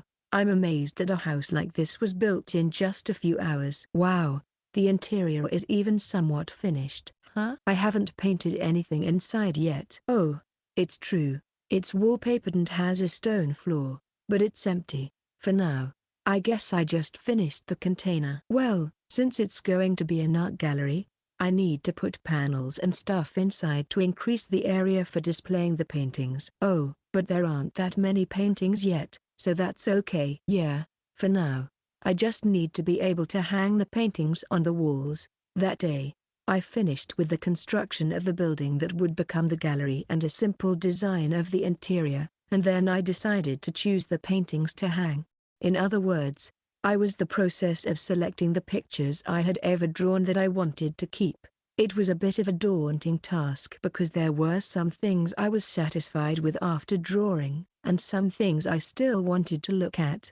Then the next day, I visited the Redguard family with a large number of paintings and began the process of displaying them in the building that would become the art gallery. I drew out the frames, put the paintings in them, and hung them on the wall. That's all there is to it, but it was a lot of work. There were a good number of paintings, and once they were framed, they were heavy, especially the large ones. However, the sense of accomplishment I felt when I finished decorating the wall was quite impressive. The whole wall is decorated with my paintings. It was like a dream. I can draw so many pictures and hang them on the wall like this, and that there are people who will come to see them. Hey, Tugo, are you done? Oh, it looks very green. Well, there are a lot of paintings of forests. More than half of my paintings are of forests. The motifs are various, such as paintings of creatures in the forest or scenery in the forest. However, it is inevitable that the background will be forest. I am a spirit of the forest. Now, we have a gallery. All that's left is for people to take a look at it, and if they see something they like, they can take it with them. Wait a minute. Hey, Togo. Don't tell me you haven't thought about the next step. What's next? You need a security guard and a salesperson.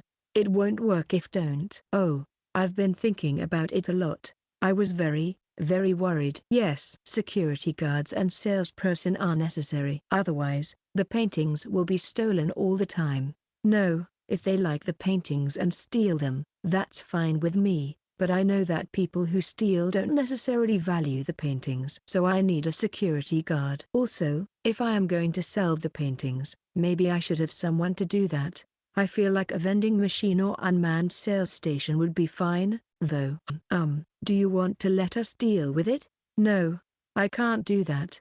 We'd at least like to do the security in a way that won't bother the Redguard family. Although it is the Redguard family's premises, it is quite far from the mansion, so I don't think it will affect the Redguard family's security. That is why I want to keep security out of the Redguard family's hands. So, do you want to buy a slave? However, the idea of buying slaves and making them do something else feels, well, uncertain. It's not that I don't trust slaves, but rather, I feel like it would be better to ask them to do something else. I'm not sure I'm comfortable with the idea of buying a slave if I'm not going to use them as a model. I was thinking about it for a while, and Faye was thinking about it with me. So, you're going to put up a barrier? Are you going to put up the same barrier around here as you did in the forest? I don't know how to do that. As for the forest barrier, I just reinitialize the existing barrier. It would be very convenient if I could put the forest barrier here as well, but unfortunately, I don't really know how to make barrier. I don't think I should hastily mess with something I don't know how to do. Maybe I should have built an art gallery in the forest. No, that's no good. The horses live there, you know. I don't want too many people around there either. Yes, that's right. I think so too. I can manage as much as I want as long as there is an art gallery in the forest, but I also don't think it's a good idea for people to go near the forest. There are horses and fairies in the forest. So, I guess that means guards or hire mercenaries, someone who could live in and work for us. I have a feeling it would be difficult to get someone to watch over the place all day long. That's right. Then, are you going to materialize some kind of summoned beast? Someone who seems to be good at security or something. You know, a dragon or something? Yeah. So, I'll think about it. So, it's decided. Let's materialize some living creature. Putting aside the fact that they would be a dragon, I'm thinking of someone who will guard the gallery for a long period of time, and who is pleasant to be around. Someone that I would get along with. Yeah, I'll do that. Then it's a dragon after all. When it comes to the guardians of treasure vaults, it should definitely be a dragon. The Red Guard family is going to be a house of many dragons. Even with the arrival of the Red Dragon, the Red Guard family got into a lot of trouble, so I wonder if it's a good idea to have more dragons around them. Well, it's too late for any of that. If anything, we should just go through with the whole house being full of dragons. I see. Then, dragons are a consideration, too. Then I went back to the forest and opened the picture book. What are you looking for? A new summoned beast. I'm going to have him guard the gallery. Faye recommended a dragon, but when I answered Locals, who was peeking in from the side, Locals nodded and said, Then, looking like he got an idea, he said. Then why don't you leave it to the fairies? There are so many of them. They could at least take turns keeping an eye on things. Fairies? No, but is it right to leave the guarding to such small, ethereal creatures? Let's look into fairies for a bit. Oh, you're looking at something.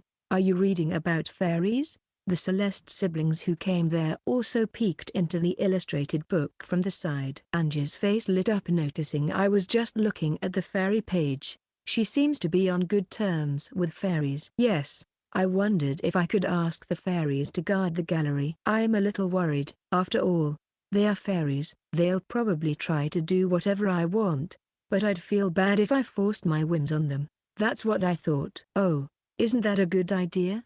They're little guys, but they're pretty capable and they do a lot of work. Capable, huh? If there is a group of them, they can easily overpower 1 or 2 humans. Their role is to catch thieves, right? Then I think they can do it too. They can do it, huh? I see.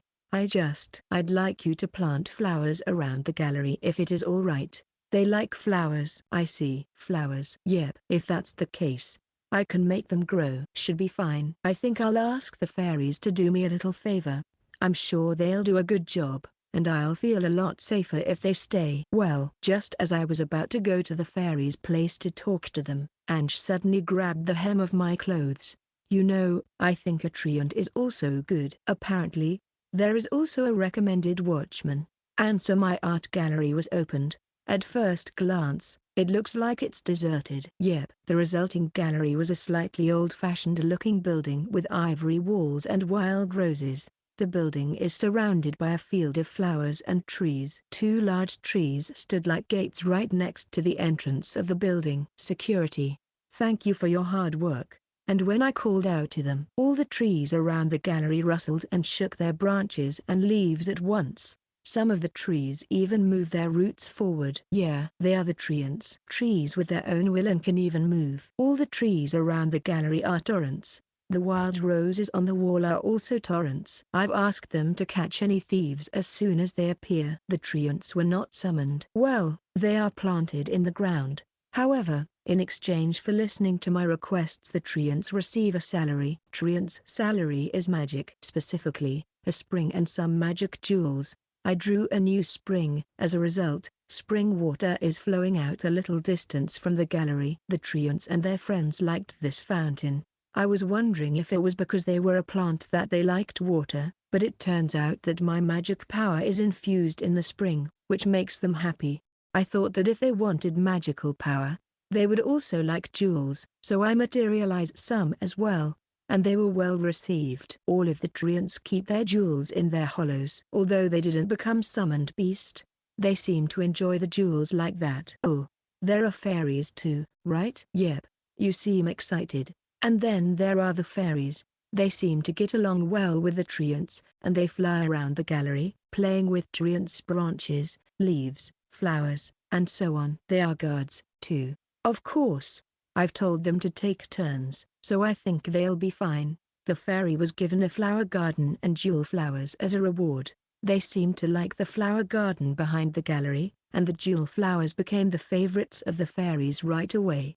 I prepared one jewel flower for each fairy. After presenting them to each fairy, they began to enjoy taking them back to their own homes, exchanging them with other fairies they liked, or collecting them into jewel flower bouquets and displaying them in a place like a meeting place. I'm glad they liked it. Then I also allowed them to take up residence in the bamboo. They make a hole in one of the bamboo joints to hide and sleep in. I wondered if it was safe for them to live in living bamboo, but then again, they are fairies. I don't know what it is, but they seem to be doing well. The bamboo does not seem to have any complaints. Then, when you pass through the outside of the gallery where Triant and the fairies are waiting and enter the actual gallery, you will find an ordinary building. There is a small hallway at the beginning, and when you enter the room from the hallway, you will find a large room. There were pictures on the walls. Well, it was just a normal art gallery. There are fairies inside, so it's sparkling. Hey, Tugo, will this be okay? There's a sign saying, if you want to bring a painting home, please put money here and take it home. Yep. And at the entrance of the room, there is a basket and a sign. The contents of the sign are just as Faye said. Are you sure this is going to be okay? Yep. Yes, it's fine. I've asked Triants to block the entrance if a painting is taken off the wall. If anyone leaves without paying, Triants will block the entrance and exit, so they won't be able to get out, unless they leave the painting or leave some money. The doorway will not open. What about those that steal the money here? The fairies are watching. Then the fairies will tell the Triant to block the entrance. And by the way, if any of those kids, like Leanne or Ange, come in and try to take a little bit of money, then I've told them that they can miss it if they're in the mood. Yeah, well, it depends on the fairies' mood. Anyway, they are very reliable for uninhabited-looking creatures. Yep. Triant seems to be very laid back, so being on guard for a long time doesn't bother them, and I don't think it will be a problem since the fairies will be there to support them. It would be a different story if there were people who would go out of their way to suppress them by force, but I don't think there would be anyone who would bring in soldiers to steal a painting. But it looks like it's deserted, Ms. Croix said. If a few stupid thieves enter thinking there's no one there and they get hurt, it'll be a good deterrent to other thieves. Ah, I see. That's right. Since Ms. Croix said it, I'm sure it's true. Well, if that's the case then it's going to be fine. Yep. I'm looking forward to the customers coming to see the gallery. In short, it is just an unmanned gallery where nothing happens if you are a good person. If someone takes a peek and enjoys it, that's all that matters, and if someone buys a piece of my work, that will make me very happy. I wrote a letter about the opening of the gallery and invited the people who send me commissions to the gallery. If you see something you like, please buy it. If you don't find something you like and want to order, I will accept your order again. On the first day of the opening, I was at the gallery. Various people came in and enjoyed looking at the paintings, and some of them even bought some. A little girl came along with someone who looked like her parents, clutched her pocket money, looked at the pictures, looked at it carefully, decided on one, and said, "This one please." I was really happy when she said that. And it's a little embarrassing. But of course, the customers were curious about this gallery. They were curious about the fact that there were no security guards, and that they only had to put their money in a basket. It's an unusual format. There doesn't seem to be any security guards or guides. Is this a gallery that isn't usually open to the public? One of the customers asked me with some concern. No, we're always open. Then does that mean some security personnel will come? No, the security personnel are already here. The customer looks at me with a puzzled look, and then looked around, but the fairies are quick to hide and the Triants are pretending to be just trees, so he can't find them. Are they really here? Yes, but only the people who try to steal the painting or do something terrible here will find them. When I said this, the customer tilted his head, selected a painting, paid, and left. Yeah. There are also guides. A little later, I received another request. The number of requests had decreased considerably from the first one, to about 8. Thanks to this, I have a lot of time to spare, and people from Redguard seem to be coming to look around the gallery, so I am still happy. Incidentally, there were 2 robberies in the first week or so after the gallery opened, but since then there have been no more. It may be because of rumors that if you do something bad in that gallery, you will be punished. There is a monster in that gallery, or that gallery must be the favorite of a spirit, and if you do something bad there, the spirit will punish you. Then, instead of a painting thief, there was a money thief. As expected, a poor child came in around evening and tried to take the money, but the kid tried to take all the money that was in the basket at the time. But before he could reach the exit, he suddenly felt guilty and ended up putting all the money back in the basket. So, after circling the gallery and looking at the paintings, he eventually left without stealing anything, and the fairies who were watching him deliberated and decided to give the child a silver coin. Ange told me that there was such a report, so I decided to prepare some silver coins and candy at the gallery. It seems that when children come to the gallery, the fairies secretly put some candy in their pockets. The fairies seemed to like playing pranks like this, so they were happy with my suggestion. Thanks to this, in the 3 weeks since the gallery opened, I've heard things like, every time a child enters, they're receiving candy unknowingly, that gallery is liked by a spirit after all, and maybe it's the work of fairies. Rumors started spreading and they had more children. It's kind of fun. Candy aside, I'm glad I opened the gallery. It's kind of nice to have a variety of people look at my paintings, not just buy them. No, this kind of thinking is probably not a good idea, though. Maybe it's shallow and greedy to show off what you've drawn. I don't know. I feel guilty for opening a gallery when I think about it. I pretend not to feel guilty. I paint a commissioned painting. There was one commission for an oil painting, so I'm going to focus mainly on that. Oil painting needs time. It takes time for the paint to dry, and the materials are more complicated than watercolor, and I am not sure I fully understand them. For now, I bought a set of oil painting tools in the royal capital, and I'm using them. I wonder if there is any oil somewhere that dries quickly, doesn't crack and gives a shiny finish. I'll look for it next time. But for now, I'm going to paint the forest in oil for the commission. I'm not used to oil painting, and sometimes I can't do it as well as I'd like, but while I'm painting, I'm getting more and more used to it, and I'm getting much better at it that I know I'm doing it right. Yep, it's fun. Then one day I was working on a request. Hey, Tugo. Faye came again. He's on the red dragon, which means it's a tough one. Look at this. What Faye said and showed me was a piece of paper. It seems like it's not an order form. A letter? What I got was a letter in an envelope, apparently. The white envelope was gorgeous, stamped with gold foil. The seal on the sealing wax is a magnificent emblem, and it looks as if it cost a lot of money. I wonder who it came from? I looked at the sender's name, but all I could tell was that I didn't know him. Who is this person? Ah, I see. You don't know. Seeing me like that, Faye scratched his head and told me that's a noble who owns the biggest territory next to the royal capital around here. Eh? Let's look inside. I opened the envelope, wondering what kind of letter such a great person would send. The letter began with a normal greeting. It's like, it's getting cold. Afterwards, it said about how they saw my painting and liked it. Something like, I heard that there was a popular artist recently, so I asked around to see their paintings, and I fell in love at first sight with his art. It's very concise.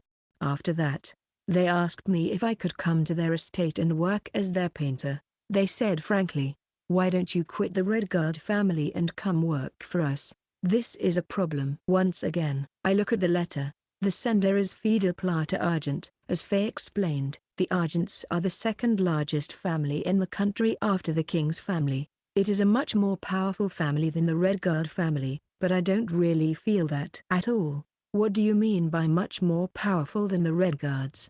What does it mean? Does it mean that they have a bigger forest? The content of this letter is that I received an invitation from a family with such great power. Would you like to be our family painter? Would you like to quit the Redguard family and come to my house? They said frankly, and I couldn't help but think, wow, that's some massive confidence. I don't know what it is, but I don't feel like it's about me at all. Anyway, is this a letter about an amazing person offering you an amazing treatment? Well, that's the gist. Faye, who was looking at the letter from the side, nodded at the confused look on my face. The Argent family, huh? You're known to the higher ranks. I wonder if that's what it is. Yeah, that's what it is. Being known by the Argent family is valuable in itself. The point is, you're not just someone who paints in the far-flung corner of the world, you're someone who paints close to the center of the world. Even if you say that, I'm a little troubled. Well, I like this corner of the world. If you wish, you can go to the Argent family. I'm not going. Faye seems to think I'll accept the invitation, but I'm not particularly interested in the invitation, so I have no interest in accepting it. After all, I don't want to quit being the Redguard family's painter. I like this forest. Also, I became the spirit of this forest. Hey, Faye, how can I refuse this? So, my current dilemma is how to refuse this offer. No, wait a minute, Tugo. This is a big deal, you know? You should put aside all your obligations to me and all that and seriously think about this. Even if you say that, I don't know this person. If that's the case, you'll get to know them from now on. You can go, Tugo. This is a huge deal. If the Argents want you to be their family painter, that's a hell of a big deal, you know?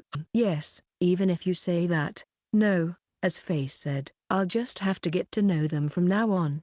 If I don't know the person well, I should get to know the person, think about it, and then decline the offer. But somehow, Faye, do you think it would be better if I went to the Argent family? No matter what I think, it's your decision. Since Faye isn't looking as energetic, I don't feel like accepting the letter of invitation. Then I managed to work out a response to the letter. In my usual style of writing in white ink on navy blue letterhead, I wrote something along the lines of, "There are a lot of things I don't understand, so I'd like to hear more about them." It also had the supervision of Ms. Croix.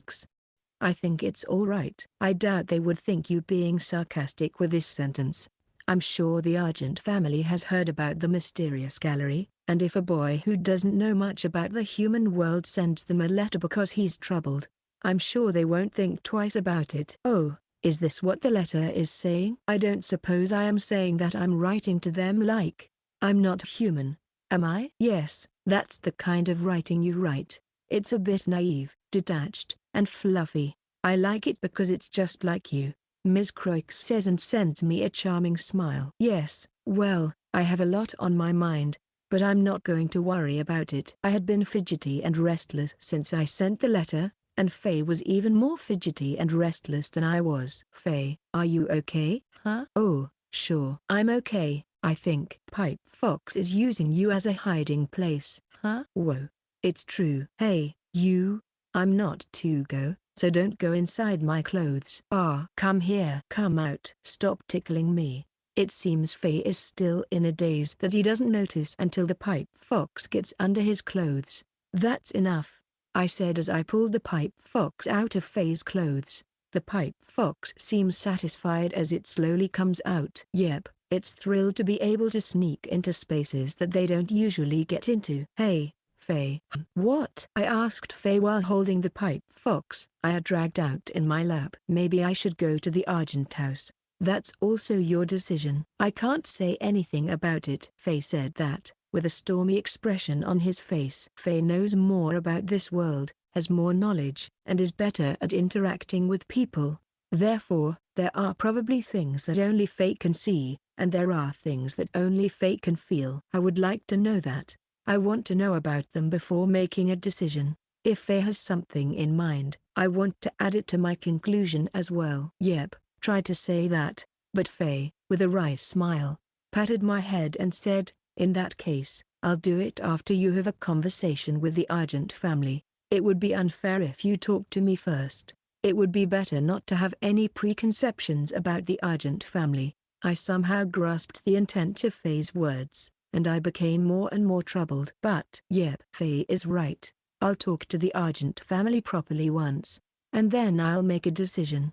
The reply to my letter flew in the next day. The envelope was stamped with gold foil and sealed with silver glittering wax. I opened the envelope, which looked like it cost money, and found a note that said something like, then come to the Argent house. I ended up going after all. That's right. You're not someone who would say, you should come to the forest. I see. I wonder if it would be no good if I said, how about a forest vacation?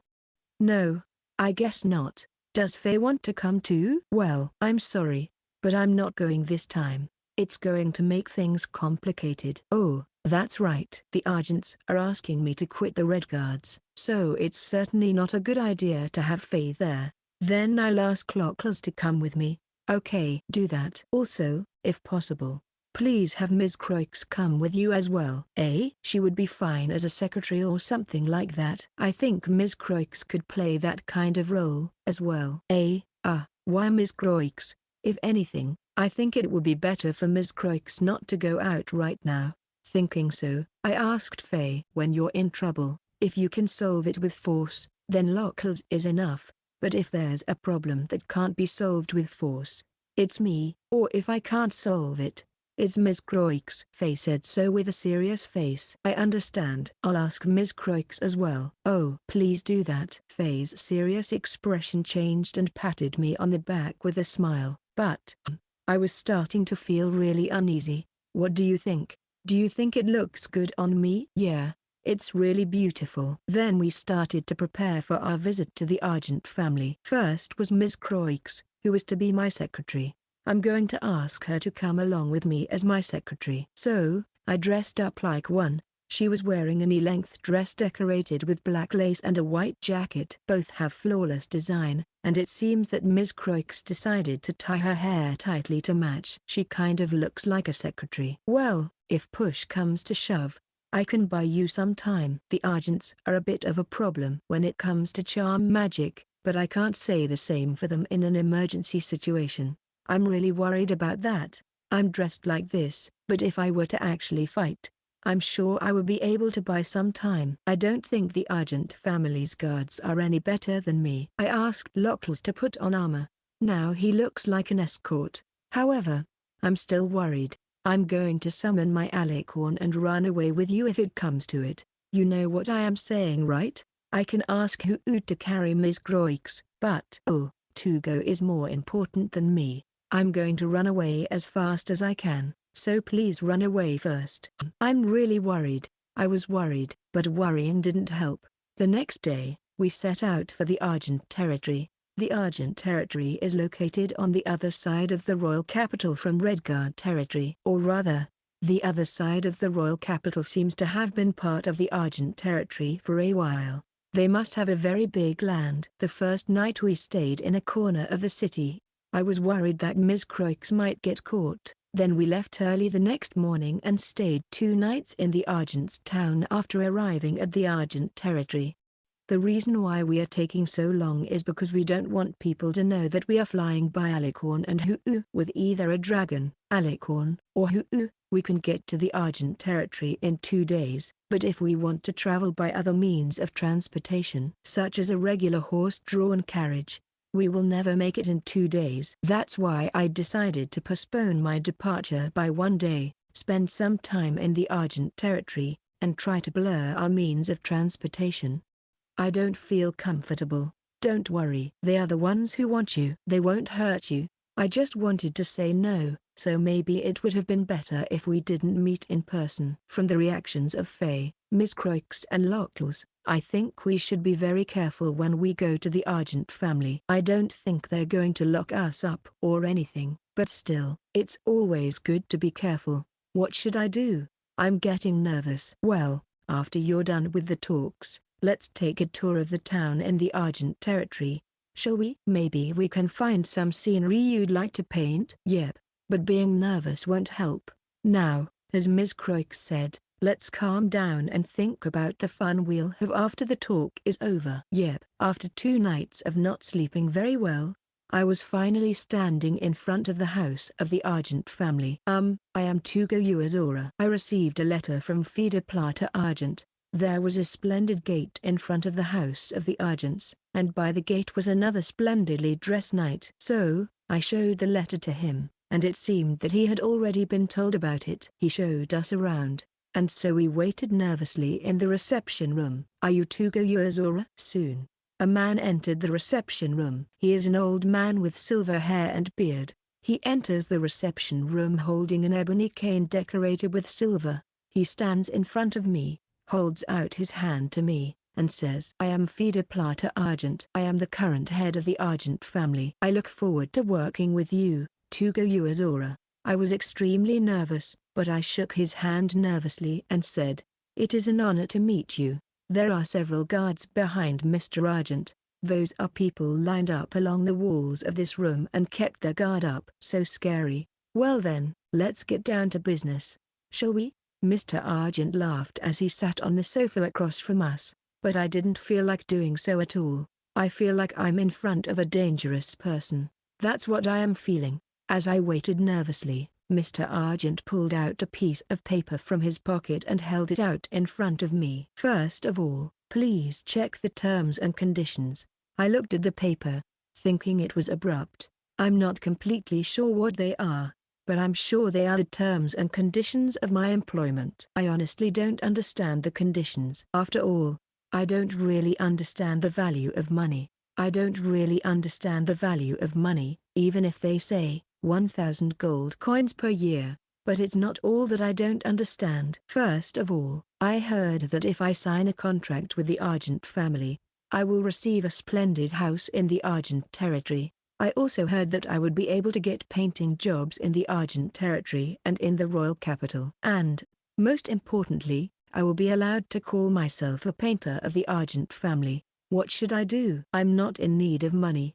I can get a house if I paint, and I don't really want that much work, and it would be fine if I could call myself the Redguard family's painter. What do you think about these conditions? Well, I don't like being asked. What do you think?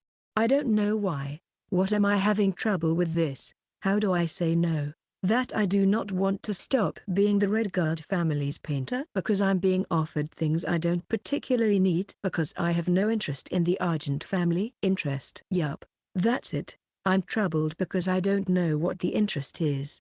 Why are you telling me this? I'm puzzled because I don't know why Mr. Argent is interested in me. Why? Mr. Argent looked a little surprised. It was as if she had never expected to be asked such a question. You ask a very interesting question.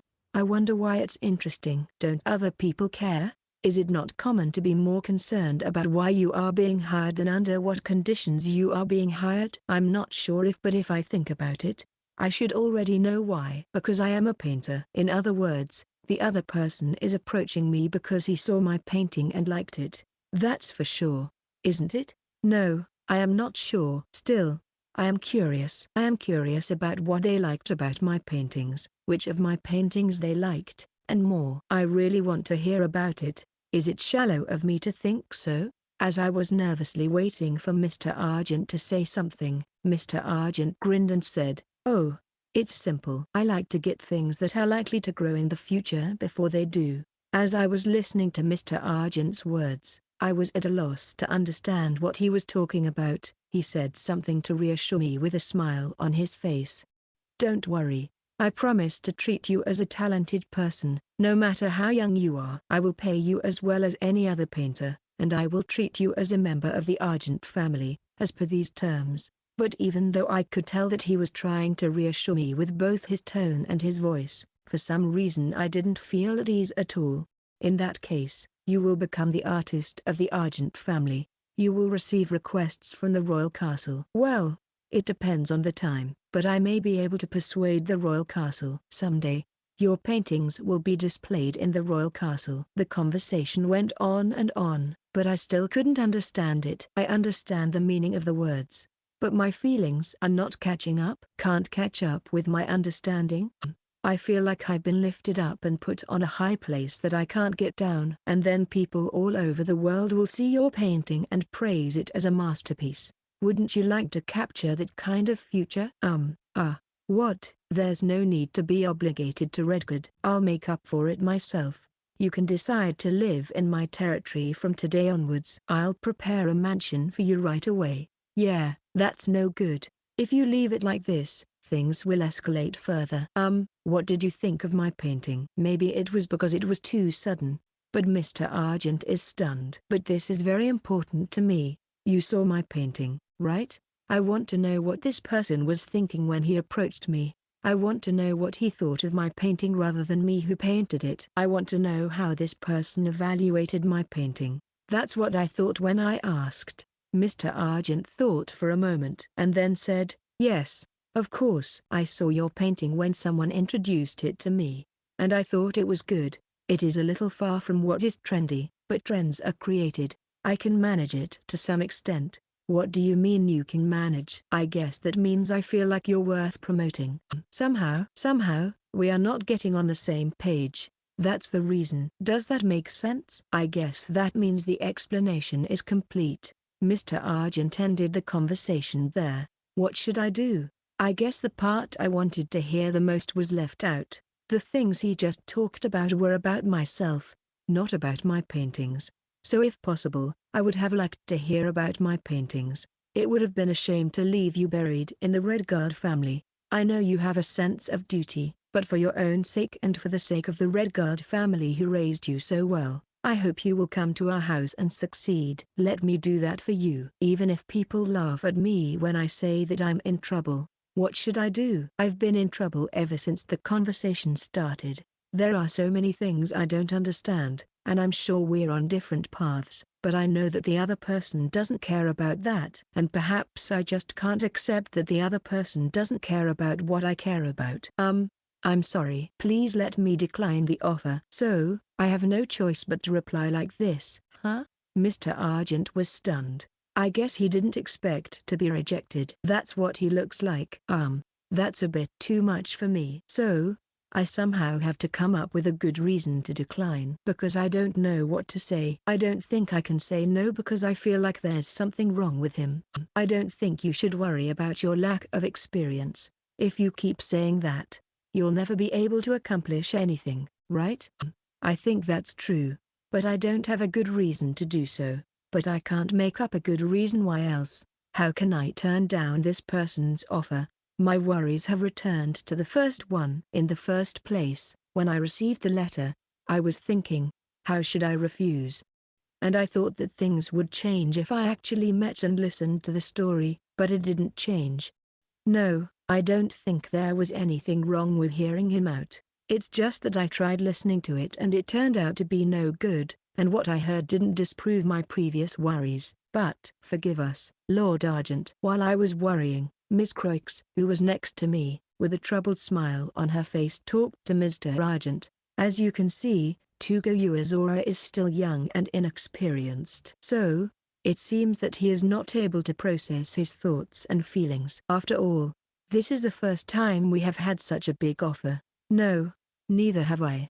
I mean, who would have thought that the Argent family would come out of the blue to talk to us? Ms. Croix says that and stares at Mr. Argent. Then Mr. Argent looks at Ms. Croix and makes a face like, well, you don't have to feel bad. Somehow, but I feel like Ms. Croix is using a bit of charm magic. Probably. Could you give us more time? He needs time to think. Then, we'll talk about whether he can bear the pressure. Ms. Croix stares at Mr. Argent again. This time it's a little stronger. Then, Mr. Argent's eyes seemed a little dim. Are you Tugo's secretary? And Mr. Argent leaned forward a little, looking interested in Ms. Croix.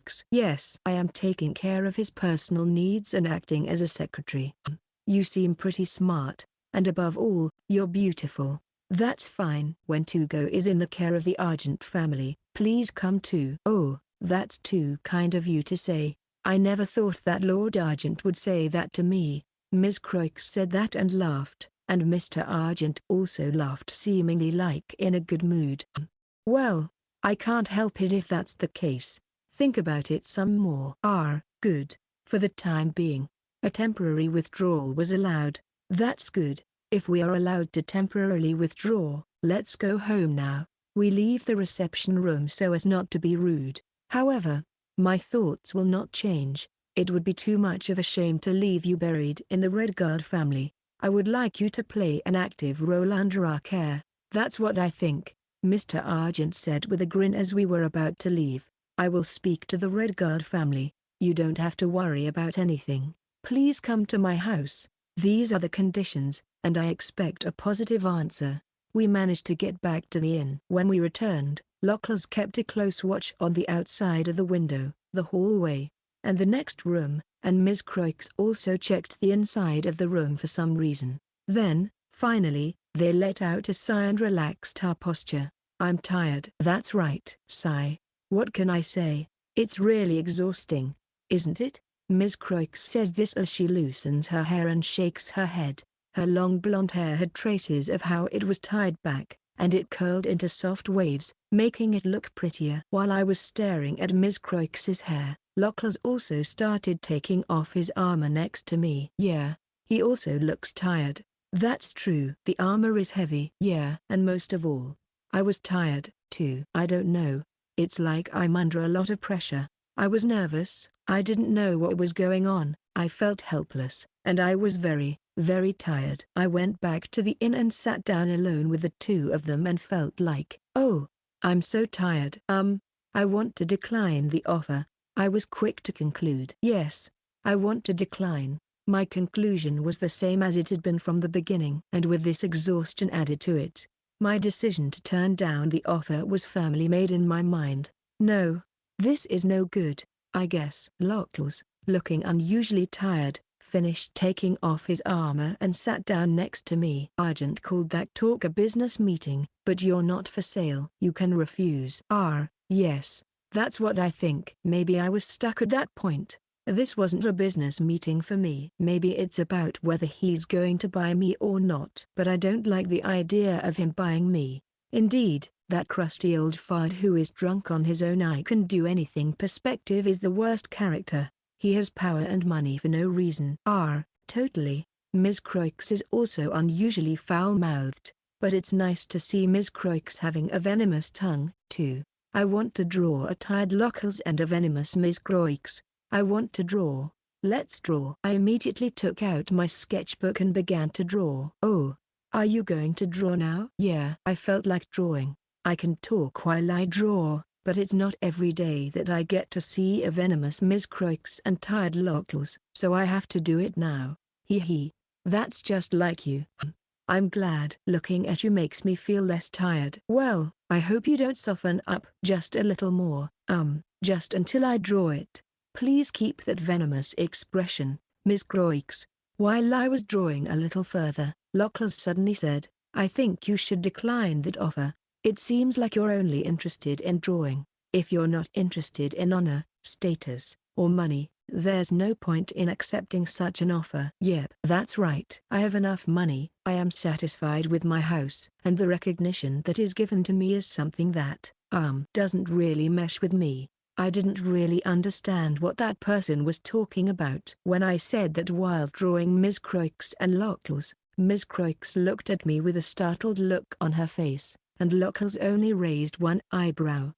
I wonder what it is. I understand the words and the meaning, but I don't understand what they are thinking. I remember when I asked Mr. Argent about my painting. Mr. Argent, I don't think he talked about any of my paintings. Maybe that's why I'm worried. Maybe I'm anxious because I don't know why I was appreciated. Being appreciated means receiving a place to stay. So, if I don't know why I should stay there, maybe I am just anxious. I think being appreciated is something to be happy about, and I think I should be happy about this offer, too.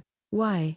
Not only am I anxious, but I'm not happy too. Well, it can't be helped. Even if the other person gives you a position, you probably don't want to stay there, and the person Argent envisions you is not who you want to be, right? As I was worrying, Miss Croix said that and reached out her hand to my head. Just like that, she pats my head. I feel like I'm being treated like a child, and I have mixed feelings when Miss Croix does it to me. You would be bothered if someone told you to just sit in a pretty chair and smile, right? Or you wouldn't want to be put in a beautifully crafted birdcage and told to sing a song for all who come to watch. You don't like being asked to sing like that, do you? You are someone who wants to stay in the woods and paint, and you are not someone who sits in a high seat or sells paintings. I'm sure. I don't think that the conditions that Argent gave you are that bad, and I am sure that there are many people who are looking for those conditions, but you are not looking for them, so you can't help it. I see. An appreciation is a permission that says, you can stay here, or a place that says please come here. But this time, the place prepared by Mr. Argent is a place I don't want to be. Rather than sit in a fancy chair and be told, come here.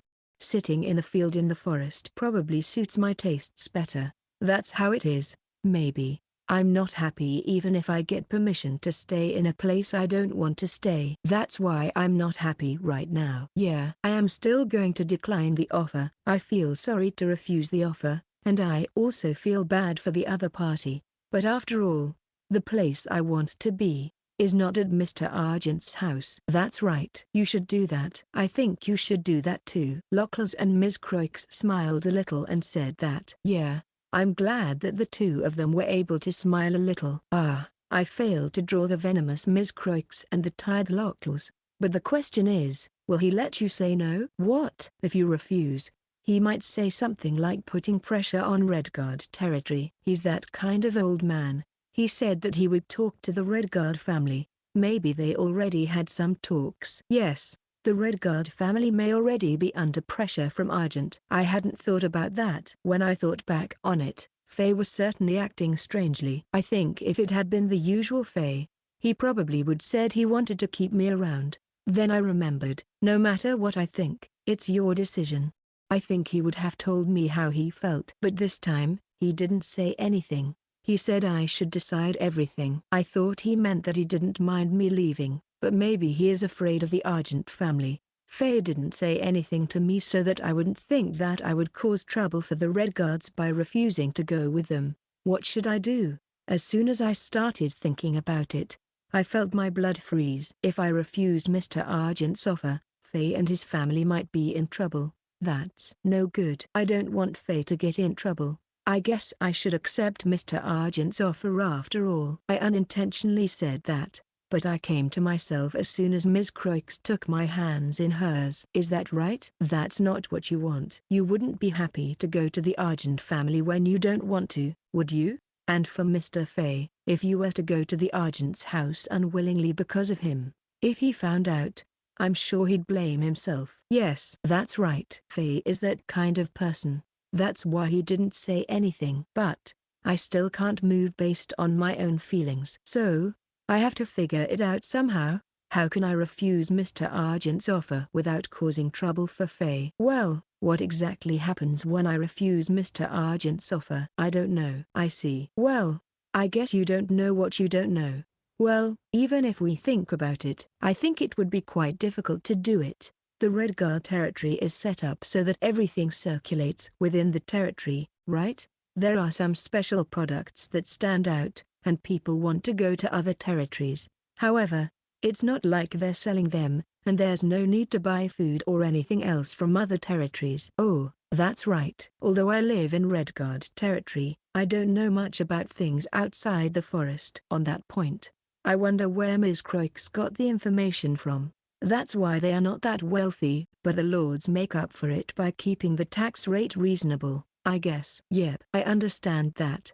The people who live in Redguard territory are friendly to Faye and his family. The Redguards ask for a lot of taxes, and I've heard that the taxes they do receive are returned to the people of Redguard. Then, I guess the punishment for the Redguard family is that they will be excluded by the other nobles? That's all I can think of. I can't imagine them resorting to force. I see. That means that if I refuse Mr. Argent's offer, Faye will probably be left out of the group by the nobles. That's not good. If that happens, in the worst-case scenario, the royal family might intervene and crush them. Especially since the Redguard family has the Red Dragon. They are treated a little differently than other nobles because they do. However, they might become a target. No, if that's the case, I can't just not do whatever I can to help them. If it is just about having the food supply cut off or something like that, I can draw food and materialize it, so you don't have to worry about angering Mr. Argent. I'm sure it's impossible to make the Redguard territory an independent state, as long as it belongs to this country. It's not a good idea to offend the Argents, who have the second most power in the country after the royal family, as long as they belong to this country. Sigh. I hate this. Ms. Croix said that and let out a deep sigh. The pipe fox, drawn by the sigh, started to crawl down Miss Croix's collar, so I dragged it out. If you're going to dive, I want you to at least do it on me. The most peaceful way to resolve the issue would be for the other side to refuse. I'm sorry, but I can't think of anything. Then, Lockles said with a tired look on his face. Do you want to make the other side refuse? That's right. For example, if the situation was such that you would no longer be able to draw at all, the other person would probably give up. I see. For example, if I lost both my arms in an accident, Mr. Argent would probably stop hiring me at that point. That's what he would probably do. Don't try to do that, okay? Lockles glared at me a little, but of course I wouldn't. As expected, I don't really like being in pain. Well, if I can't think of anything else, I'll do it. Then why don't I lie and say I am in a slump? It doesn't look promising, but I guess it's a last resort. Well, I guess it's a last resort. I think there's a good chance they'll still see the possibility of coming back and keep you. I see. I thought that if Faye simply didn't want to go, rather than not wanting to stop me, she would rather give me up. But, no. Then, if I say, I'm a forest spirit, will he give up? Not a chance. I guess it's no good. I thought it would be best to convince them and give up. If the Argents finds out a forest spirit that has a human form and able to communicate, he will definitely move you to the forest in his domain. Or maybe, he will use you in some other way. There are so many things they could do. Oh, I see. Is it still no good? Your forest is teeming with rare creatures, such as unicorns, Pegasi, and fairies. If it turns out that the forest where there are a lot of these creatures is yours, they might be included in the business negotiation. That forest is untouched probably because it belongs to a spirit that humans can't do anything about. Yeah, that's no good. I need to reorganize. If people don't know that I'm a spirit, I'll have more power to protect that forest. Yeah, sorry. I wish I had been a little firmer and more dignified, and that I had been able to put pressure on him like, if you mess with me, you'll be in big trouble. While I was thinking about this, Miss Croix suddenly said with a bright smile, I thought of something good. That Argent. Do you want me to assassinate him? Assassinate? Assassinate? Miss Croix, that's no good. That's no good. As expected, it's a bit much. Just kidding. You were kidding? Yeah, you're really kidding, aren't you? Well, even if I'm kidding about the assassination, it might be nice to find and exploit their weakness. Weakness? Ms. Croix said it in a relaxed manner, that I didn't think she had said that after saying something so disturbing. So when I asked her again, she answered while shaking her finger playfully. Yeah, if I do a little digging, I might find one thing that hurts others. For example, if you make threats like, I'll wipe out all the forests in your territory. How about I say it for you? Wouldn't that be as bad as assassination? Well, if possible, I don't want to attack the other person that strongly. Well, I suppose you're right. We can't carelessly touch them and give them an excuse to suppress us by force. Really? If all the fairies and magical beasts in Argent territory return to Redguard territory with Tugo, wouldn't they be part of the attack force? I don't know if I'm capable of doing that in the first place. I wonder if I can call at least some rats if I blow a flute like the Pied Piper of Hamelin. Then I thought about it for a while, but I couldn't come up with any good ideas. If it's possible, I wish Mr. Argent would understand how I feel. I think that would be the best idea, but I also think that is the most unlikely to happen. Well, I don't think he would be the type of person who would tell you not to pick a flower when it's blooming. He probably only looks at flowers with the mindset of taking them by the roots, displaying them in his mansion, and throwing them away when they were there. I wish he had the heart to use them for decoration. I know that there are people who can't understand each other. Uncontrollable differences happen everywhere. Whether it is intended or not. Even if you can come to terms with each other after a lot of bloody effort, there are times when you can't see each other eye to eye. It is quite common that even blood relatives cannot understand each other. However, I think it is not good to neglect the effort to understand each other from the beginning. I got it. I thought it would be stupid or foolish, but I suggested it. I think, I want to work things out through negotiation. I haven't heard from Mr. Argent how he feels about my paintings, but I haven't told him how I feel either. I'm not sure how I feel about it." When I said that, Locals and Ms. Croix looked a little surprised and then smiled unexpectedly. "Yeah, I think that's just who you are." "We're getting ahead of ourselves too, aren't we?" It's a bit of a relief to be accepted by both of them. I'm glad. I thought they would disagree. Then you need to be firm and think about what you have to say. You might not be able to get the words out when the time comes, right? "Yeah, I'll try writing a letter. I don't think I'll be able to say what I want to say if we meet in person." Relieved that they agreed, I immediately began to think deeper. How should I write it? I'm not good at choosing words, so I have to think a lot. But I feel much better than thinking about assassination or the Pied Piper of Hamelin. Well, if the negotiations break down, then I'll give up and look for another path. I'm sure Faye is also prepared. That's right. That's right. In that case, maybe we should consult with Faye. So, Tugo, you should write a letter to Faye first. Yes, that's right. I need to talk to Faye before I talk to Mr. Argent.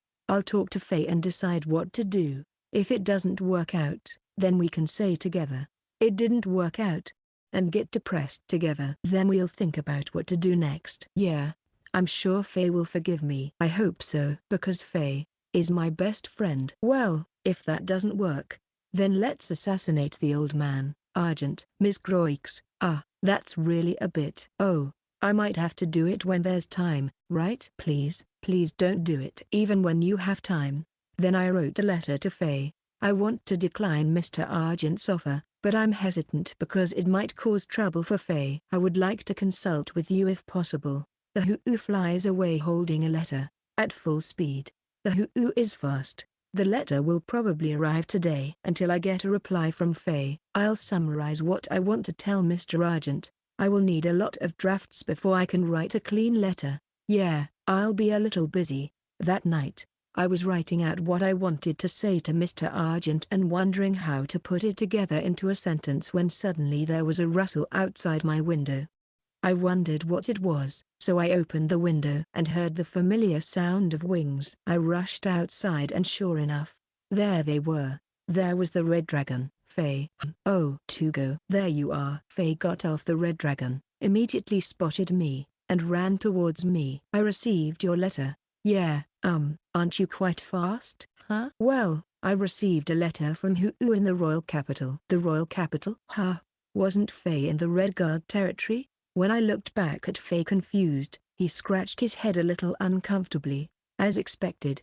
I'm angry that the offer can proceed without the Red Guard family. Even if I sent you away and it's too late, I'm still going to chase after you." When Faye said that, he then patted me on the back. "So, Tugo, let's go to Mr. Argent's place together and let's say sorry together. If he gets angry, then that's it." Yep. Somehow, I feel better. If Faye is with me, I feel like I can say exactly what I want to say. Then the next day, we all headed to Mr. Argent's house. Mr. Argent seemed surprised that Faye came with us, but he saw no reason to refuse and let us in. I sit on the sofa in the reception room. Faye and Ms. Croix are next to me. Locals is a little further away. It's okay, everyone is here, and I can say what I want to say. Have you come to a conclusion? Mr. Argent looks at me while saying that. I feel like I'm being overwhelmed by his gaze, but I have to say it properly. I think you and I have different paths. What I want and what you want are probably different. I have to tell you that you and I are different creatures. I have to tell you that you and I are different creatures, so let me confirm that. Let me emphasize that we think differently from each other. Mr. Argent looked surprised and curious.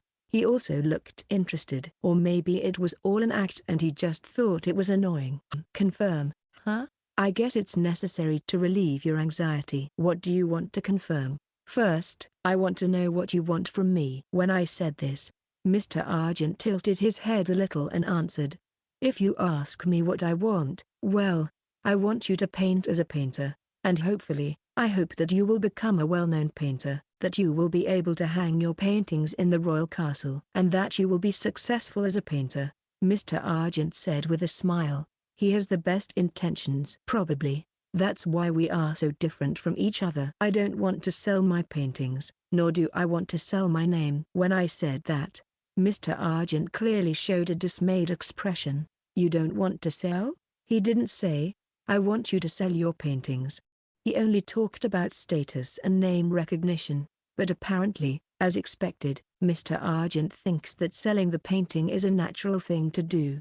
Perhaps, the more the painting sells, the better it is, and other things don't matter at all. "I'm fine as long as I can eat once a day, live in the forest, and paint all the time. It doesn't matter if my paintings don't sell. I just want to keep painting." When I said this, Mr. Argent looked as if he was having trouble understanding me. He pretended to be listening to me seriously, but behind his back, he was desperately thinking about the meaning of my words. That's how I felt. "Also, if you don't mind me being more selfish, I want to draw pictures for people who like my pictures because I like drawing pictures, and they like the pictures I draw. So, I am happy when people buy my paintings, but I don't paint for the purpose of selling them. Money is just a way to appreciate my paintings." I wonder if he gets the message. I am very worried. I wonder if Mr. Argent is thinking. But does that mean that he is thinking? Is he trying to understand my words? Or is he just trying to figure out what to do with me first? Also, I don't particularly want status either. Why is that? Why, you ask? But I don't need a status, because it can be troublesome. It may be because I don't feel comfortable, or it may be because I have found a way to live happily without a status. But in the end, I guess it's because status is a lump of evaluation. I think that to gain status means to be appreciated. That's right.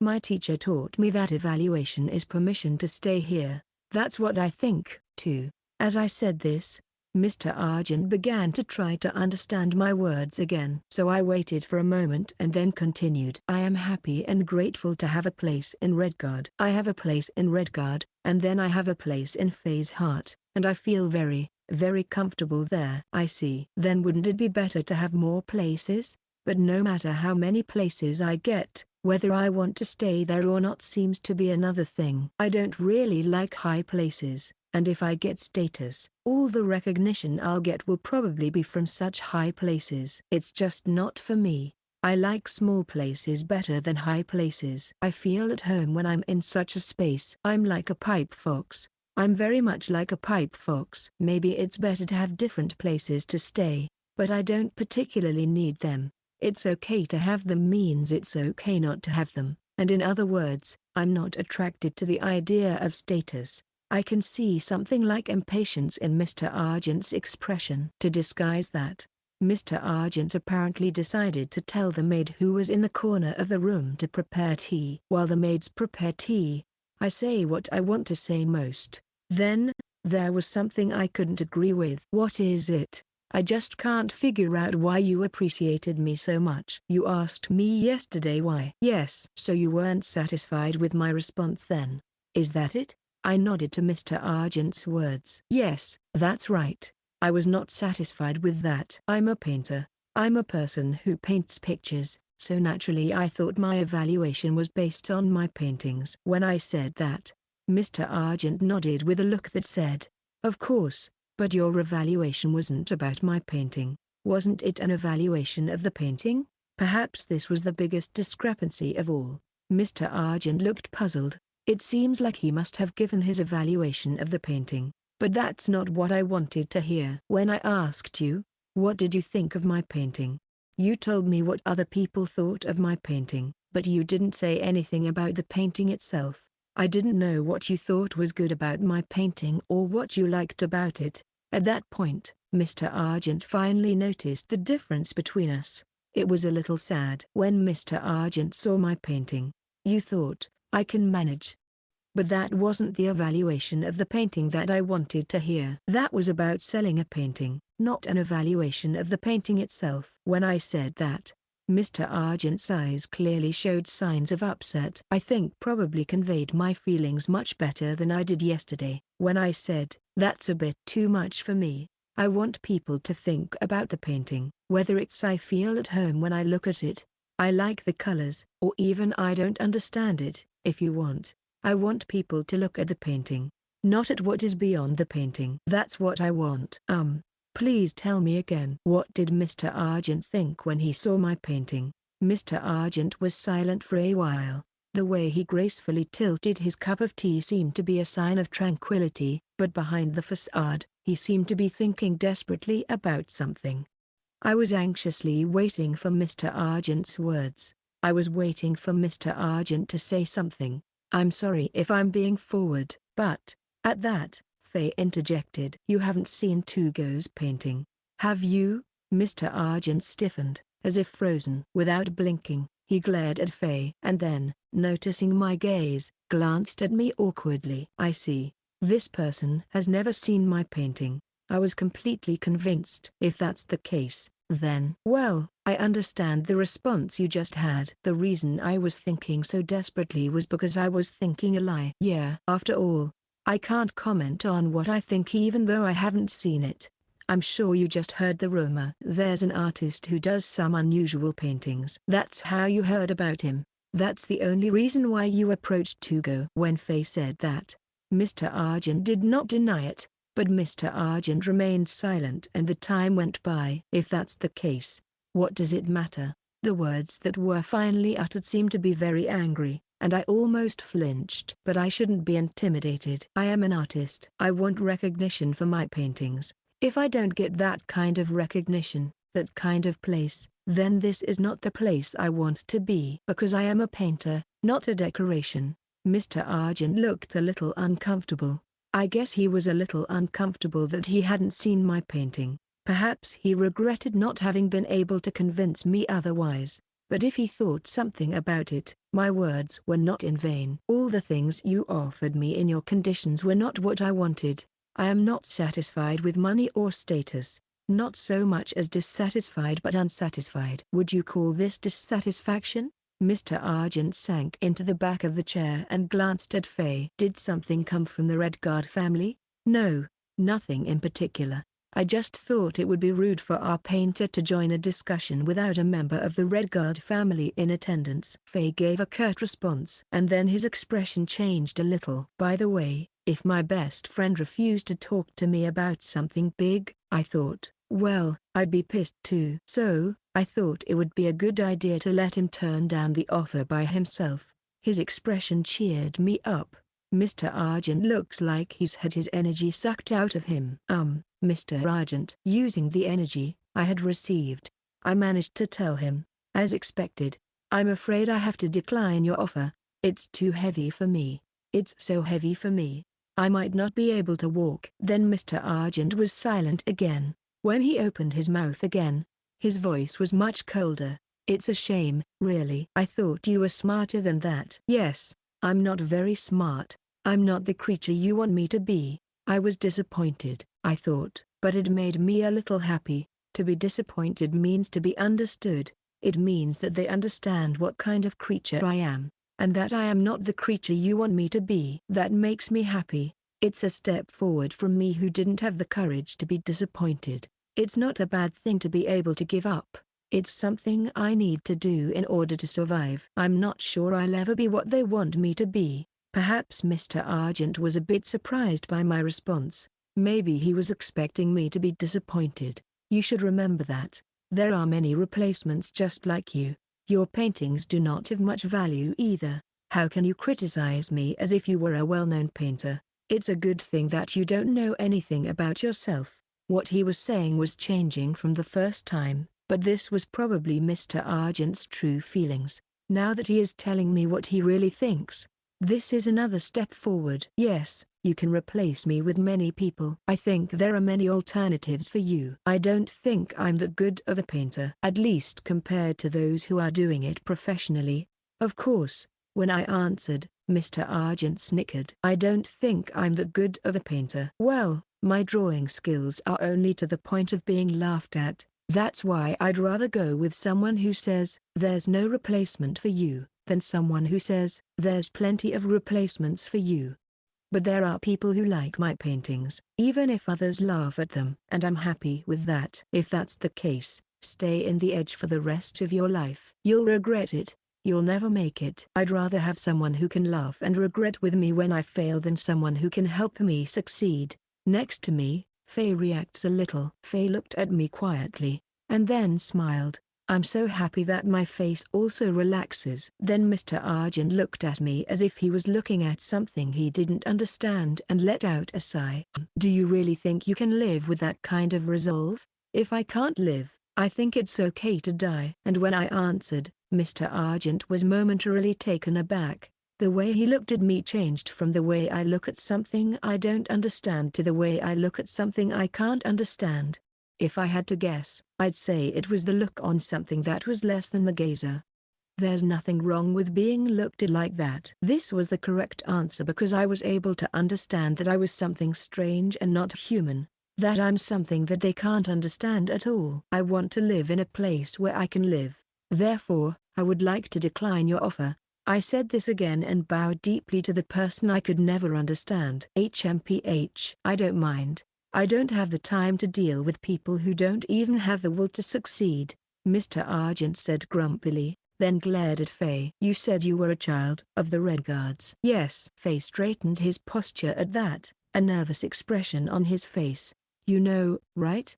Well, I raised my hand to intervene between the tense atmosphere between the two of them. What is it? Mr. Argent looked a little disappointed, when his momentum had been killed by my sudden intrusion. Faye looked flabbergasted. Yeah, if I can relieve the tension, that's great. Well, Mr. Argent. So I decided to say what Faye probably couldn't say. I hope you won't be mean to the Red Guards if I decline your offer, huh? Mr. Argent finally looked as if he had been caught red-handed.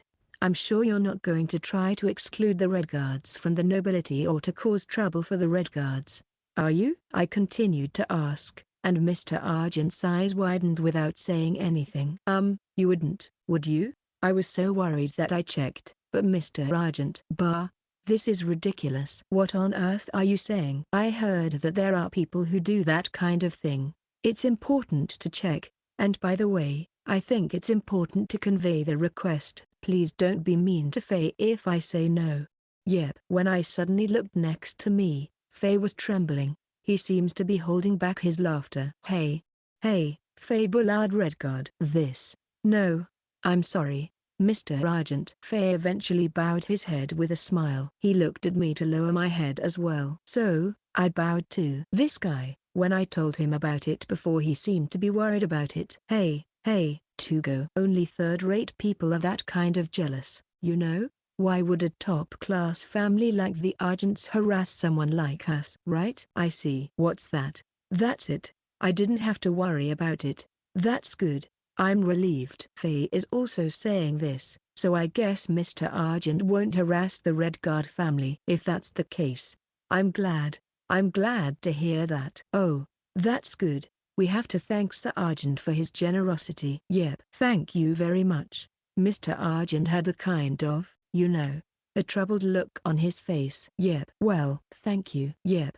Mr. Argent was silent. He was staring at us hard, with a slightly troubled look on his face. I was almost frightened, but I couldn't change my mind, so I just had to stare straight back at him. It was at that time. Yes, Mr. Argent. You haven't seen Tugo's painting, have you? Faye said suddenly. Then, Mr. Argent looked naturally displeased. Well, I guess he wouldn't like it if told his blunder was repeated over and over again. However, Faye didn't pay any attention to Mr. Argent and began to rummage through the luggage he had placed behind the sofa. It seemed like they thought something suspicious was going to be brought out, and the guards around us all stood on guard. However, what Faye brought out was a picture frame. I took the opportunity to let you have a good look at one. I brought one. The one that Faye put out with a big smile on his face is a picture that I drew. The one in the forest. The one that hung in Faye's house. Maybe this was the first time Mr. Argent had seen my painting. It's a watercolor of a forest, so I don't think it's very unusual. He was right when he said, there are plenty of alternatives. However, I suddenly felt that Mr. Argent's expression changed as he looked at my painting. Mr. Argent didn't say anything in the end, but this is enough. He changed his expression a little. He looked at my painting seriously. If he was drawn in, even for a moment. That's enough. I got what I wanted. I'm happy. We left Mr. Argent's house just like that. Then, we returned to the inn. Locals checked outside the window and in the hallway, and Miss Croix checked inside the room. And there, Miss Croix burst out laughing. It's often said that the wisest lie in the world is innocence. So true. I wondered what she meant, and suddenly, Miss Croix hugged me, squeezing me. Oh, Miss Croix. Soft, warm. I can't calm down. Hee, what a wonderful spirit. You go straight towards the authority, turn around in front of the open gate, and then return home. Just like that, Miss Croix started spinning us around. This person looks a lot like the forest. I never thought it would end like that. Locals looked at me and gave me a dumbfounded smile. Locals was softer than when we first met. He doesn't look like a plaster statue, but it's better. It looks like Argent wasn't expecting that one either. He was in a lot of trouble. Yeah, he looked kind of troubled. Maybe he was planning to do something terrible. If so, I'm glad I said please don't properly about Mr. Argent, refraining from doing something terrible to Redguard territory. Well, it's hard to harass people under the light. I am glad you said that. I see. Well, I'm glad to hear that. It's important to put it into words. Yep. Maybe you're going to be subjected to some subtle harassment. By the way, I was ruminating on what Faye said earlier, and that's where I got stuck. No, I don't think so. Is that possible? Well, I guess so. Yep. It seems certain. It seems that there will be some subtle harassment. That's not good. I don't know what kind of person will be discreetly harassing, but it's not good. Well, that can't be helped. Yeah, I've been preparing since the Red Dragon appeared. But, what? It's not your fault. The Argent family was originally interested in the Red Dragon. There's a good chance that they were worried and annoyed and were trying to destroy us. It's just that this might become a trigger and manifest itself. I see. I'm not sure what to expect. Red dragons are rare, after all. It seems like everyone wants one. Maybe you want one too, Mr. Argent. Dragon. So, we'll have to take extra precautions in Redguard territory. I don't know what they're going to do to us. Miss Croix, can you think of anything? Well, I guess it's not like they're going to become a nuisance in the social world. I see. So I can just bring Togo along? No, it's not okay. What makes you think you'll be all right, Faye? After that, will you be cursed? I'll just have to hope for the blessings of the spirit. Impossible. Please don't expect too much. I'll just have to wait and see what happens. If something happens, that's when you'll have to deal with it. We'll worry about it together, okay Togo? Yep. If there is anything I can do, I will do it. If Mr. Argent does something, we will take measures then. Let's worry together at that time. Yep. I'm sure we can work something out. I feel like I can do anything now. It's not a very good thing, but I might be looking forward to something happening. Chapter 4, Dragon's Bed. Then I continued to work on the commissioned paintings. In the meantime, the paintings at the gallery sold well. Many people started coming to the gallery not for the purpose of buying, especially children, and the fairies started to bake and give out cookies as well as candies. The seasons changed. It's gotten really cold. That's right. It seems that there are seasons in this world. It's winter now. I guess that's what this means. The first time I came to this world, it was spring, and the time when Miss Croix came was summer. It was certainly a good season to bathe in the spring back then. But, this world is mild in the summer, isn't it? It wasn't sweltering hot. I like the cold, and I don't like the heat, so I think this world might be the best place for me. How are the commissions? Yep, it's going well. I've made a lot of progress. The ones that came first are all done. While talking to me, Locals is chopping wood to make firewood for the fireplace. It was cold, so I created a fireplace. The sound of the wood crackling and the flickering fire is warming in itself, and I like it because it's so soothing to watch. I see. Are you getting any new commissions? It's decreased a lot. I only have about 4 commissions now. Maybe it was unusual when I received 20 requests all at once, or maybe my reputation has settled down, but since then, the number of requests for my paintings has decreased. I can't help but wonder if Mr. Argent might be doing something behind the scenes, but I have no proof. Is this Sergeant's work? No, I don't think so. In the first place, it was strange that 20 cases came at once. By the way, I am painting Lockel's right now. The tension in his muscles as he swings his axe down toward the firewood and the rounding of his back as he bends over to place the next piece of firewood on the stump are things I can only see here. As I watch Lockel's in constant motion, I sketch the part by part as I go. It's fun. Doesn't it get cold in there? Yep. I quite like the cold. As I answer, I hear the cracking sound of wood splitting.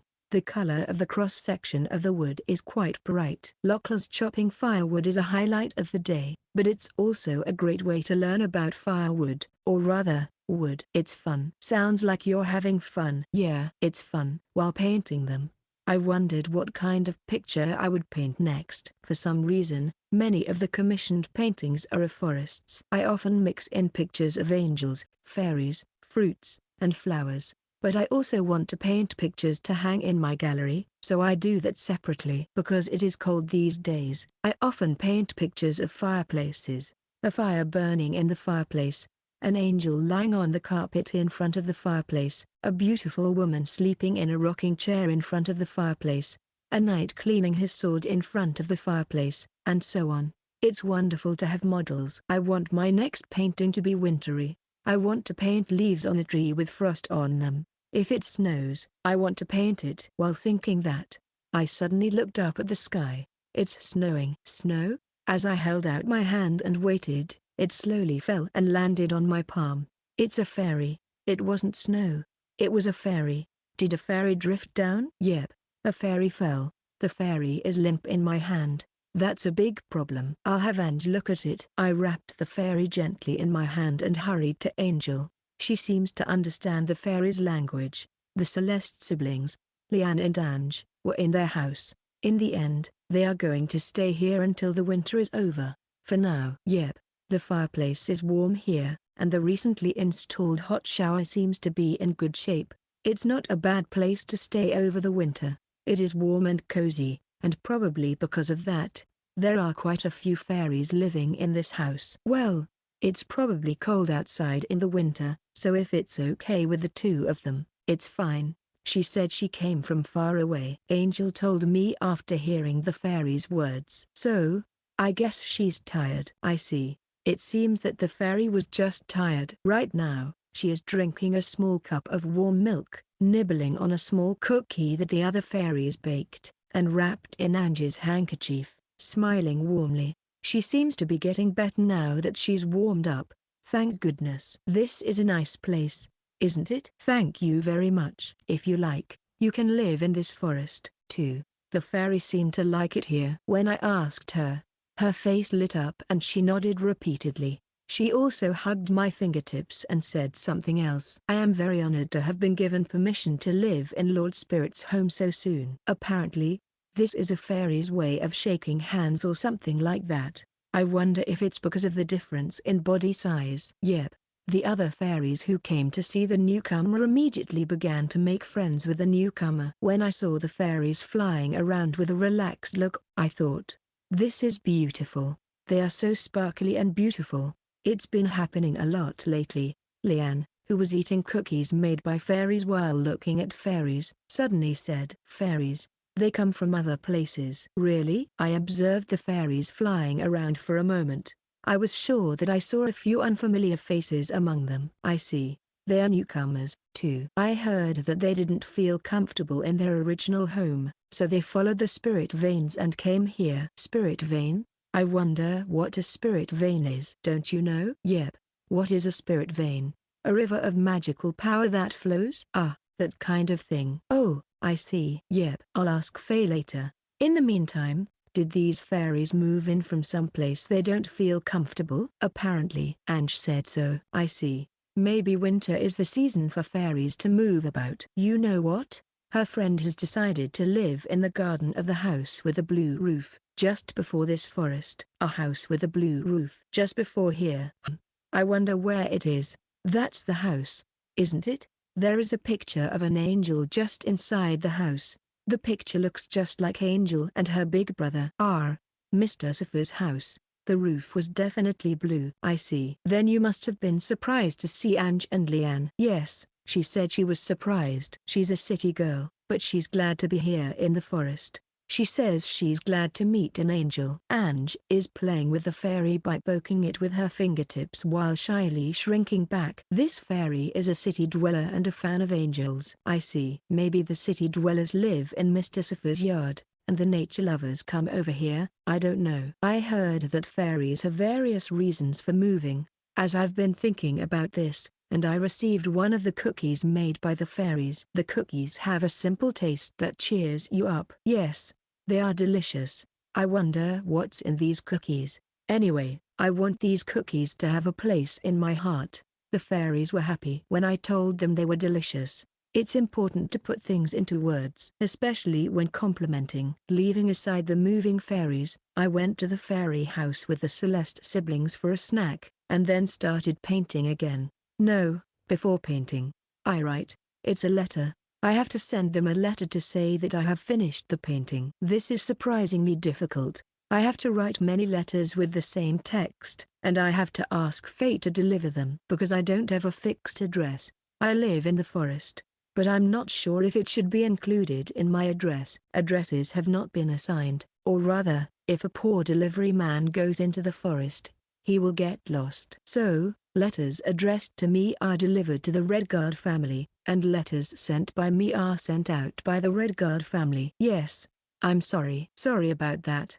I wonder if I should buy a house somewhere or something so that I can send letters from there. Or deliver letters without a delivery person? No, that would be unrealistic. Even though there is the Hoo, I don't have enough hands to fly all over the country to deliver letters. I was just writing letters and putting them in envelopes when Lian, who was watching me, suddenly said, "Hey, is there anything I can help you with?" I looked at Lian to see what was going on, and he fidgeted and poked at the stack of letters. "Well, look, I'm a slave, but I don't work, so if there's something to do, I'll do it." "Ah, is that so? Yeah, I see. Maybe Rian doesn't feel comfortable hearing, you don't have to do anything. He must have been working all his life, and he may have been scolded for not working. If he was suddenly told, you don't have to do anything, he wouldn't feel at ease. But, well, my handwriting is terrible. I can't help you. Furthermore, Lian feels depressed when she says that, so I feel very sorry. I can't ask him to write my letter for me, because I feel it's not good for me not to write my own letter, even if his handwriting is good or something. But I have enough hands to chop wood and so on. Lockless does all the heavy work. As for making meals, in fact, I already have help. I've seen Ange and the fairies in the kitchen many times with Ms. Croix. Yes, I heard that fairies can cook. They bake cookies, too. That's pretty amazing. Fairies. I wonder if I can do some delivery work? It's a long way from the forest to Faye's house, you know? I can walk that far. No, it would be faster if that bird flew. Looking at the Hoo that was perched on the back of the chair next to me, Lian's shoulders slumped again. After that, Lian seemed to be looking around, looking for something to do. "I'm sorry, I can't do anything." After saying that, Rian's mouth turned into a frown. "Even though I tried to sulk, you didn't get mad at me. And even though Ange was treated well, I was fed every day, allowed to sleep in a warm bed, let me have a bath every day. You even let me spend the money to buy back Ange, but I can't pay anything back." Lian also says something like this. I was under the impression that he was more brazen and skillful, but surprisingly, he wasn't. I wonder if he thought that all along. I guess he had always thought that. Or has he started thinking that way lately? Come to think of it, I don't paint angels all the time these days, so I use them as models less often. Maybe the words I should be saying to him here are "don't worry about it." I think Lian should get used to the situation that she doesn't have to work. Children are not supposed to work. They are supposed to play, grow, and learn. But telling Lian that now is not going to make him feel better. He needs to get used to it, but he needs to get used to it gradually. If Lian is like that, I should probably give him something to do. Ignore all the inefficiency and stuff like that. What kind of work would be good for him? No way, I can't really ask him to deliver letters. I know a lot of things going on in the forest, but I still think it's too dangerous to have Lian go to Faye's house alone. It would take too much time. It is not easy to walk in the forest. In that case, should I materialize some kind of summoned beast for Lian? Yes, I still think that will be better. Let's materialize a summoned beast that will help and stay with him. So, I will ask him to take care of the summoned beasts. Oh, so, Lian's job will be to take care of the horses. At any rate, there was one job that I could leave to Lian. Yes, taking care of the horses. The horses in this forest are strong enough to survive without any care, but in the cold winter, they stay in the new stable I built for them. It is both warmer and more comfortable for them. In that case, he will need to clean the shed, and the horse will be happier if he gives them a bath every now and then. Yeah, I think it's great to have someone who takes care of them. I immediately said gather to the horses, and they came from all over the place. Then they looked at me and Lian in some unicorns, seemed to say, "Isn't the miss here?" With a truly dissatisfied look on their face. That was bad. There are only men. Hey. How many horses are there? I've never counted. I don't own the horses, so I've never counted them. Well, there are a lot of them anyway. Yep. I don't really care how many there are. I want you to take care of the ones that come here. Pet them, bathe them, and if you see a horse that's hurt, let me know. Is that okay? Yes. The horses sleep on their own at night. So, only during the day. Lian gently approached one of the horses and stroked its flank. The horse squinted pleasantly and wagged its tail. It seemed to like Lian. Yeah. Above all, I think they can become friends. Well, then I'll ride this horse and go deliver letters or run errands. I'm good at those things. Then, Lian said and stroked the Pegasus' side. Yeah. That might be good. He would be very helpful if Lian needed to run an errand for me. It helps, though. Can you ride? With Lian's height, I think it's still difficult to ride a horse. In conclusion, it was difficult. It's a bit difficult for him to ride a horse because of his age, and most importantly because he's small. For the time being, I decided to put the errands on hold and asked Lian to just take care of the horses. Lian was quick to get going and cleaned the stable for me. The horses seemed very happy to have someone to take care of them. I see. So Lian is taking care of the Pegasi and the unicorns? Yes. I told Faye, who had come to visit, about what was going on and also about Lian's work. I'm sure it would be convenient if you could send letters directly from your place. I don't mind receiving and sending them.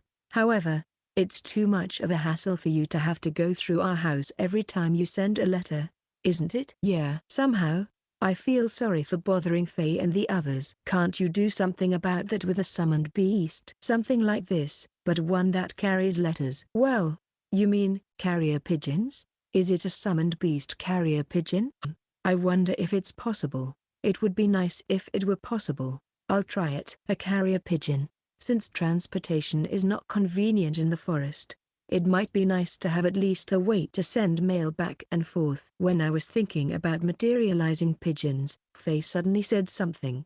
Anyway, I think we need a summoned beast for Lian. Is it because it's getting cold? No, summoned beasts aren't meant to keep you warm. Well, I'm sleeping with Pipe Fox and Hoo because it's warm, and maybe Faye is also sleeping with the fire spirits. It would definitely be warm. They are not protection against the cold, you see. It's a protection against the Argent family. The problem may be more serious than the cold. I don't think they're going to do a lot of things openly.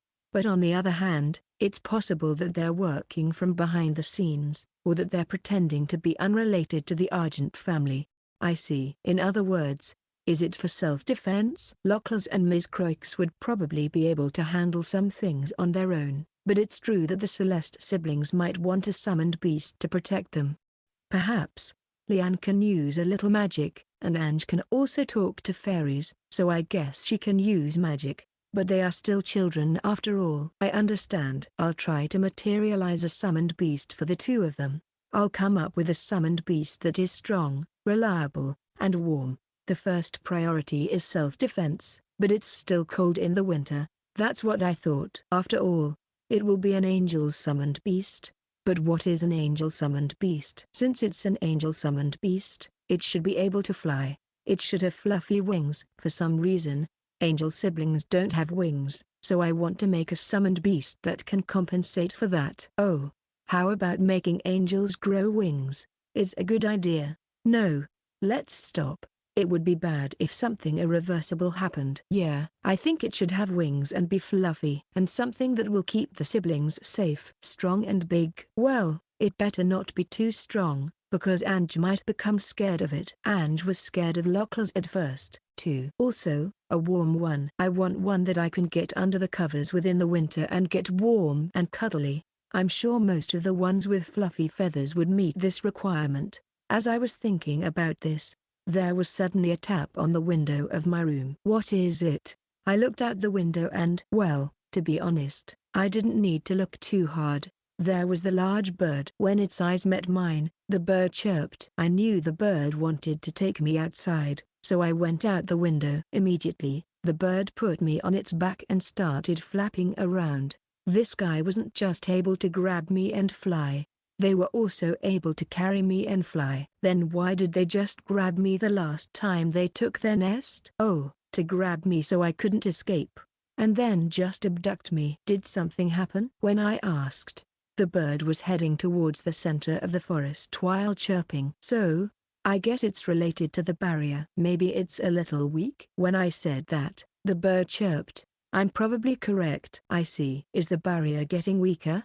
I wasn't really aware of it, though. Anyway, if the barrier is weakening, we are in trouble. I was taken in front of the ruins, went straight into the ruins, and poured magic power back into the barrier. I was a little tired. It seems that the barrier activation device has regained its power and is now able to maintain the barrier while shining brightly. Yeah, this is fine. The bird is also chirping with satisfaction. As I was leaving the ruins, I looked at the bird and thought to myself, the angel's summoned beast, I think it should be this one. It can fly. It's big. It's fluffy and warm.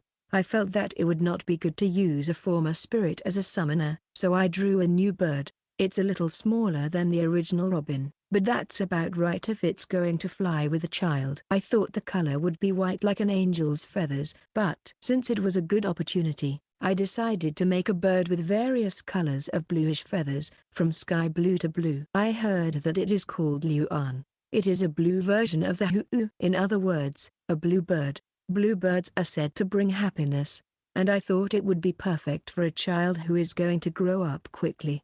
For now, we have two Luan birds. One for Lian and one for Ange. And, also the Luans won't be lonely with each other. I'm a little worried though, because I'm sure they'll have no trouble carrying the two of them around and they can handle a little rousing. It would be better to have someone small and light like my pipe fox. Ange will probably have a fairy with her, but Lian, the horse, seems to like Lian quite a bit, but it can't be said to be portable. After thinking about it, I decided to materialize an ice spirit. It's a nice type of the one Faye is taking with him. It is a creature with a body of ice. And even if the ice is broken, it can regenerate itself using the water around it, and even if it melts, it will regenerate itself in time. It is a very hardy creature. The reason why I chose an ice spirit is because Lian uses ice magic. Maybe, when I first met him, I think he was using ice magic. I've never seen it since then, and I've never heard of him being able to use ice magic. But even if he can't use ice magic, I think the ice spirit is perfect for Lian. Sparkling, whitish, and sometimes pale blue.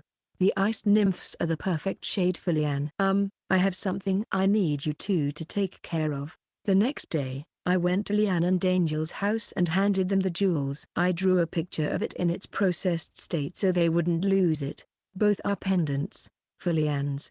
I also prepared a bracelet for the ice spirit to live it in. Oh, what is this? A summoned beast's house. The two of them looked at each other with a stunned look. And then Ange's smile suddenly became bright. Mr. Fox's house? Well, it's not a pipe fox, but something like that. Ange loves the pipe fox. The pipe fox also seems to enjoy getting into the gaps between Ange and Lian's clothes, and often asks them to play with them. That's why when Ange heard about summoned beast, The first thing she thought of was the pipe fox. What are they? And there I showed them the Luan. The Luans also saw the angel siblings for the first time. They seem happy, chirping. The two birds approached the two angels, pressed their heads against the pendants and went inside. They seemed to hit it off right away, which is the best part. The two angels were at first puzzled by the big blue birds, but Ange immediately began to get along with her Luan, patting her and nuzzling her cheeks. The Luan, on Lian's side, saw this and began to tickle Lian with his feathers and play with him. Yes, birds are good for angels, after all. I'm satisfied. And for Lian, this one too. I called Ryan, who was being buried by blue feathers, and drew an ice spirit on the spot, and out came 5 little ice birds. They all tilted their heads and looked at Lian and then immediately went into Lian's bracelet jewel. There are 5 jewels, about the size of a thumbnail, fitted into the bracelet.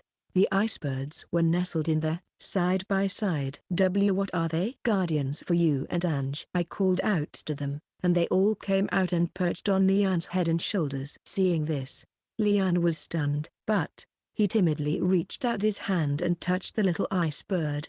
They are not cold. They say they are never warm or cold to someone they like. Faye also rides on or is grabbed by the fire spirits, but it seems that the fire spirits are careful not to burn the person they love. In other words, if someone with hostility to Faye were to touch the fire spirit, they would be severely burned.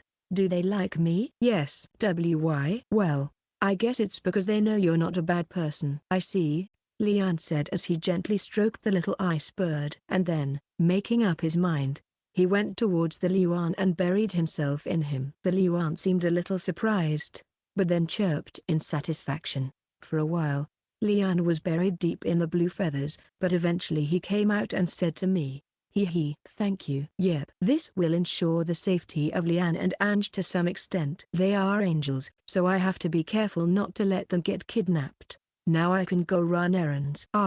Did you want to work that much? Oh, my goodness. In the end, delivering the letters became Lian's job. Lian and Ange would take the Luans to Faye's house to send and receive letters from Faye's house. Since the angels are still small, it seems that they can fly on top of the dragon. My Huu is able to grab me and fly, but it seems like it's a little difficult to put me on top. Both Lian and Ange enjoyed the walk in the sky on the Luan, and flying on the road to Faye's house seems to be a nice distraction. Yup, please keep up the good work. So, the forest carrier pigeon plan has been put on hold. Well, for the time being, I'll ask the two of them and Faye to help me out, as they and Luans both seem to be having a lot of fun. It's been a few days since the number of friends increased in the forest. Lian and Ange were riding the Luans smoothly, and the Luans were accepted by the horses as a member of the forest. My Huu seemed to think of the Luans as a younger sibling, so he was a little caring and they had a lot of fun. Then one day, here, today's letter. I brought it. Thank you. I received the letter that Lian brought from Faye's house. Yes, I have a new commission. I'm happy. I saw something amazing while we were flying over. Amazing? Before checking the contents of the letter, Lian and Ange started talking excitedly, so I decided to listen to them. What is it? You know, there are a lot of fairies. When I looked from the sky, I saw a lot of sparkling lights flying around. A lot of fairies? It looked like they were moving, but they were so sparkly and beautiful. It was like they sprinkled silver dust on the ground. Lian and Ange then became engrossed in telling me about the fairies moving in together. Fairies are sparkly and beautiful, but how beautiful would it be if there were many of them gathered together? I'll take a look. Are you going to paint? Yep. If they are so beautiful, there is no way I won't see them. I asked a horse that was nearby to give me a ride, and we immediately took to the skies. Once I was above the forest, I remembered what Lian had told me about the painting, and I started to look around. I knew it. It was the Great Fairy Migration. Even at dusk, when the light was faint, I could see it was sparkling. There must be a lot of fairies on the move. I wonder if fairies moving around is becoming popular these days. I wonder if something happened that caused so many people to move all at once. The mass of fairies appears to be coming towards the forest. Maybe there are fairy rumors spreading about how nice it is to live in this forest. or something like that? I don't know, but I drew it anyway because it is beautiful. While looking around the world that is gradually turning into night, I watched the sparkling fairies moving about and sketched leisurely on a Pegasus in the air. Well, it was luxurious. The next morning, Brother Tugo, I was awakened by the sound of a small hand slamming my door. I went outside to find Ange and Leanne all together, and behind that, fairies. There were quite a lot of people here. The horses came out in droves and looked at the fairies gathered there, like they're wondering what's the commotion. There were so many fairies that they could have filled the spring. It was amazing. Oh, I heard they were evacuees. Leanne explains about the large number of fairies. Evacuees? Not just moving around? Ange told me that the fairies said they came to the place with the most magic power in the neighborhood because the spirit vein had been damned. What? What does that mean? A lot of fairies came. Well, the forest is huge, so I don't think you'll have any trouble finding a place to live. Please feel free to live wherever you like. You're welcome here. When I told the fairies that I would accept them, they were all excited. I don't understand the language of the fairies, but their voices sound small and quiet. They seem to be making some kind of noise all at once, and to my ears it sounded like the rustling of leaves in the forest, or the sound of thinly shaved shells touching each other, or some combination of those sounds. That's great. You can live here. I wonder if Ange can hear all their words properly. You've been very good to the fairies, she says, smiling. I'm a little jealous that she can understand fairy language. Still, there have been quite a lot of them. I wonder why the spirit vein has been damned. When I asked the fairies, they were saying something. Or rather, they were probably answering me. Sorry, I don't understand fairy language. Then Ange tried her best to listen to the fairy language and translate it for me. But listening through Ange, who is young and doesn't have a large vocabulary yet, there are a lot of things that aren't quite clear. But there is one thing I understand. It seems that if things continue as they are, the whole area around here is in a bit of danger. I called Faye in a hurry. I asked Hu to fly over and bring the news to him, and after about 2 hours, Faye arrived. What are you saying? What do you mean the Red Guard territory is in trouble because of the fairies' migration? I wrote the letter in a bit of a hurry, so Faye was confused. My bad. I explained it to Faye again. The fairies have evacuated in large numbers. The reason why they evacuated is because the spirit veins have been damned and they have come to the place with the most magic power near here. And because the spirit vein has been damned, the land around here is in danger. When I was talking about that, Faye's expression became more and more grim. I see. After hearing the whole story, Faye folds his arms and begins to think. Hey, Tugo. And he asked me, are you able to do something about this? Let's see. In the first place, I don't really understand what's going on. Maybe I'm not the only one left behind. For now, how much do you know? Well, all I know is that something is wrong. When I answered, Faye started laughing. No, it's not funny. I don't understand at all. Then, how about an explanation about spirit veins? No need. I heard that from Leanne. It's a river where magical power flows. That's right. That's about right. The line of magical power flowing through the land is the spirit vein. Naturally, it is said that the land where the magic power flows, the area becomes rich, and spirits dwell there. Of course, it's flowing through our territory as well. Apparently, this forest is right above that spirit vein. Yeah, spirits live here. I have become indebted to them. The land with more magic power is better for crops to grow and for living creatures to live in. Naturally, people want to live there, so major cities are often built on top of spirit veins. For example, the royal capital is located at the convergence of multiple spirit veins. I see. Does that mean that the royal capital is a place where crops grow very well and living creatures are very comfortable? Maybe that's why there were so many fairies in the royal capital. I had the impression that fairies were not so common in the city, but if that is the case, it makes sense. So, when the spirit vein is damned, it's just as expected. Magical power stops flowing. If the spirit vein that passes under Red Guard territory is damned, well, the cause is somewhere upstream. So, something must have happened. Well, what will happen if the magic doesn't flow? It's winter now, so there's not much of an effect. But if this keeps up, next year's crop will probably be a disaster. This means we won't be able to get taxes, and to be honest, it's going to be pretty tough. We still have some reserves, but if the spirit vein doesn't return to normal anytime soon, we'll have to think of something, or we won't be able to pay anything to the royal family the year after next. I guess the main point is that it is a disaster. It seems that as a result, crops are failing, and it is difficult to manage the territory. And if this continues for a long time, Faye's house will probably be in danger. I don't like that. The other reason the fairies ran away is definitely because they can't survive without magic power. Magical beasts, fairies, and similar creatures.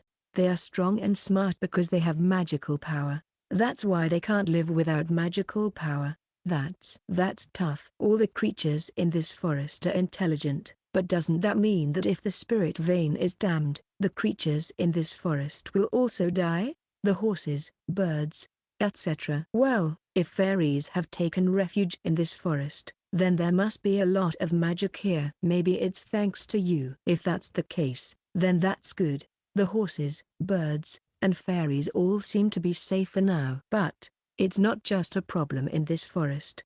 The entire Redguard territory will be suffering from poor harvests, and all living things will be in trouble. Well, it's fine. I can't help it if it turns out like that. I'll go right back and talk to my father and brother, Faye said, and hopped onto the red dragon. Thank you. Thanks to you, we can make measures faster. Or rather, it's all thanks to the fairies and Ange. It's probably a blessing in disguise that I figured it out early. If the fairies had not moved in, we might not have known that the spirit vein had stopped. Faye then rode back on the red dragon. I wish I could come up with some kind of countermeasure. Spirit vein, hey, is someone trying to use some sort of large-scale magic? After Faye left, I talked to Ms. Croix and Locklers about it. I asked Croix for advice, and that is what she told me. Large-scale magic? Yes. When you gather a number of mages and use magic, you can borrow magical power from the land. In order to save up the magical power to use at that time, you can temporarily block the spirit vein. There are also other ways to save up magic power and then use it. I still don't understand much about magic in this world. I know that there are many types of magic, and I've seen Ms. Croix's charm magic, and Leanne's ice magic, and I can also make pictures materialize myself. I guess that means I am using magic, but is it possible to store magical power like a beaver that lives in a river? Could it be that this forest, a so-called land with a lot of magical power, has magical power dammed up like a beaver's nest or a dam, and is now like a reservoir of magical power? I might be like a beaver living in this forest. Is it possible for spirit veins to be dammed up artificially? Then, suddenly, Locklers asked that. Certainly, as Ms. Croix says, it is possible to dam the spirit veins by creating a situation where a number of magicians are gathered together and use magic and so on. Then it is possible that someone did it intentionally. Argent? I don't know. But even if it was the Argents, it might be difficult to prove it. I don't think they did anything just to harass us. And in general, if the agents were really involved, there would be complaints from a very wide area. What does she mean? As I tilted my head confused, Miss Croix drew a simple map on paper with a pen. This is the royal capital. This is the center of the country. This is where the spirit veins are most concentrated, or where the spirit veins begin. In other words, it is a lake into which various rivers flow from or a source. I get it. So, this is the Argent family. Then Ms. Croix drew the emblem of the Agent family next to the royal capital on a piece of paper. Well, it's probably Argent territory up to this point. That's big. That's right. They have the second biggest territory after the royal family. The Argent territory is big. She drew a big circle with the royal capital at the center and made a fan shape that occupies about 1/3 of the circle. You can roughly say it is the Argent territory. Yeah. So Redguard territory is this way. Croix then drew another mark on the paper. The area from 9 o'clock to 1 o'clock with the royal capital at the center is the Argent territory, and Redguard territory is in the direction of about 5 o'clock. I see. Do you understand? In other words, the spirit veins that flow through Argent territory and into Redguard territory, it follows this path. Ms. Croix draws 2 lines. One line runs from Argent to Redguard through the royal capital, and the other line runs from Argent to Redguard. The other is a curve that runs from the Argent domain all the way around to the Redguard domain. If we dam up the spirit vein that runs through the royal capital, it will also have an impact on the royal capital. There are other spirit veins running through the royal capital, so it probably won't be that fatal. But as an Argent, that's probably the number one thing they don't want to happen. I don't want the royal capital to become your enemy in the slightest. I see. But I don't think they dam up the one going around in circles. But I don't think they'll dam the one that goes around, because that would draw complaints not only from Redguard but from many other territories as well. The curve goes through not only Redguard territory but also Mr. Siffer's Ostkar territory. Yeah. It's too big a scale for them to be harassing me or Faye. So, I think if anyone is doing anything, it's in the royal capital. The largest scale magic would be done by the royal family. Of course, Argent also has a certain amount of power. If he wants to do something, he can do it. I agree. Maybe it's Argent doing it. I think the royal family is definitely involved in this. It's very likely that the royal family is doing this by borrowing the property and the spirit veins of the Argents. Is it really necessary to go out of your way to do something outside the royal capital? Yes, because if we were to perform large-scale magic in the royal capital where spirit veins are gathered, it would be a big problem, right? This country might change drastically. I see. Well, I mean, it's hard to imagine that he did something in the royal capital. But it's also unlikely that Mr. Argent did it just to harass him.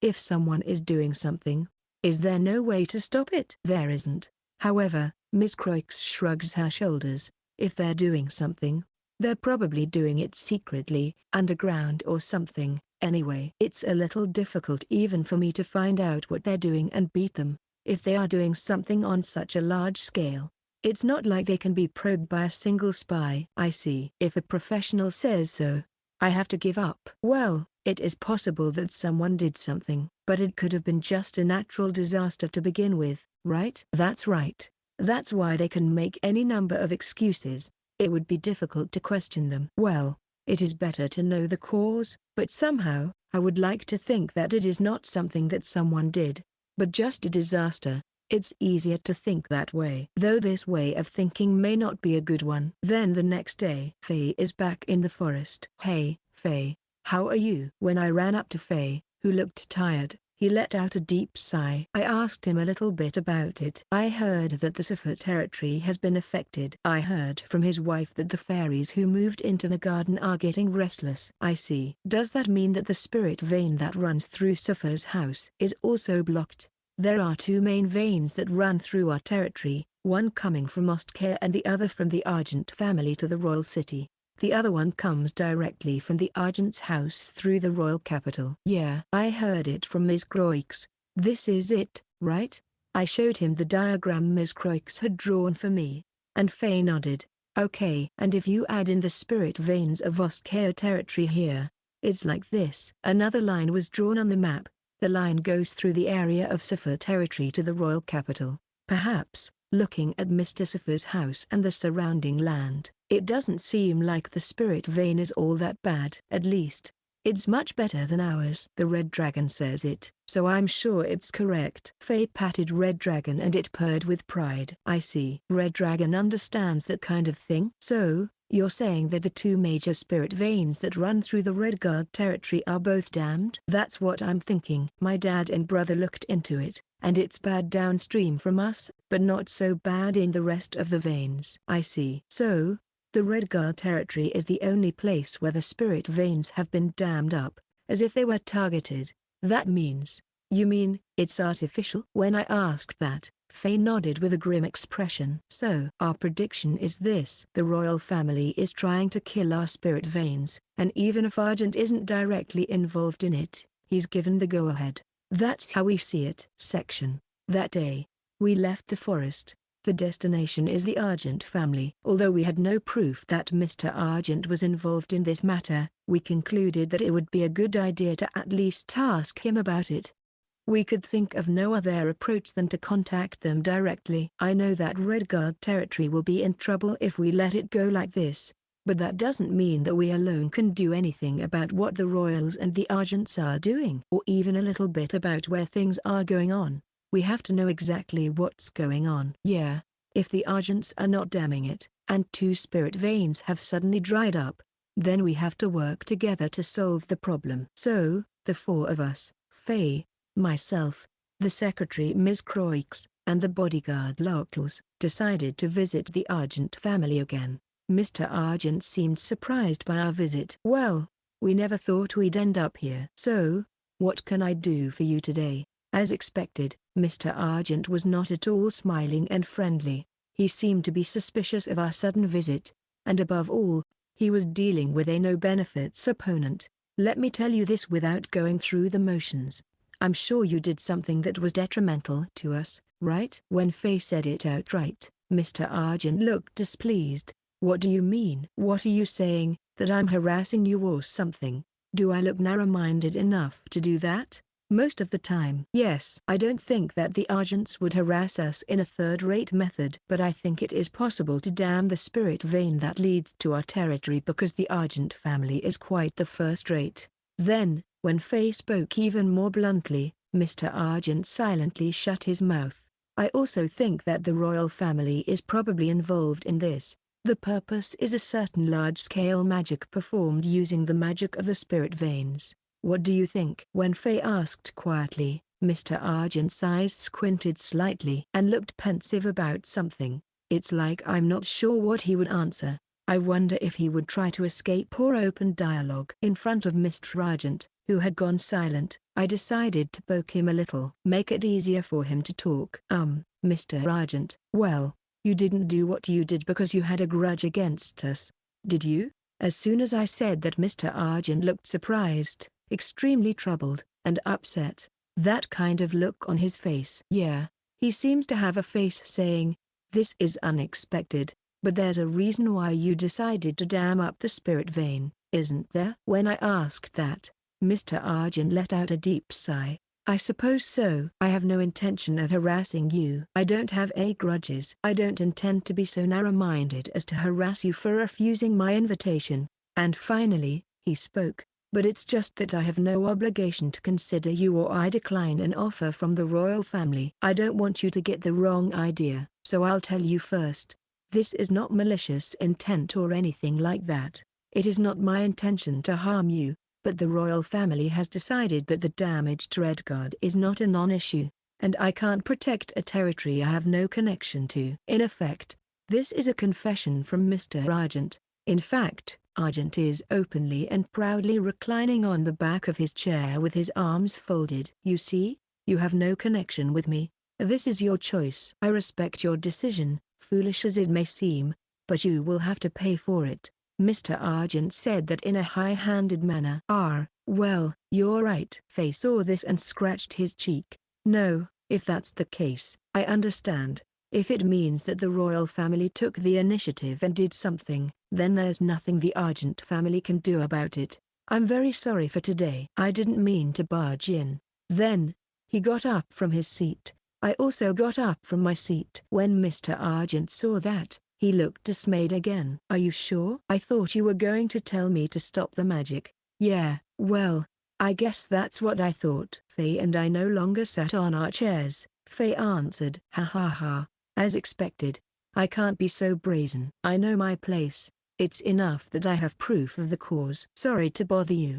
Hey wait. When we were about to leave the room, Mr. Argent called out to us. I think he's not a bad guy after all. Then what are you going to do? Will you just wait for the spirit vein to dry up? No. Well, we'll manage somehow. Yes, we'll do something. And so, we don't depend on you. That's all. But, if I request something, will you do something about it? Faye glared at him a bit, and Mr. Argent flinched a bit. But Mr. Argent cleared his throat, sat back in his chair, and then said, let me ask you a question. Where did you get this story?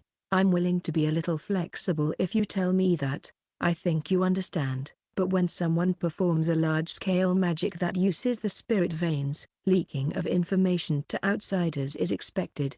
Yeah, I guess so, Faye answered without a twitch on his face, as if to say, I know everything. We were on high alert when it came to handling information. The fact that it leaked means that hole needs to be filled and the information in that hole is valuable. On the other hand, Mr. Argent seemed a little impatient. I don't think he thinks information leaked through the fairies.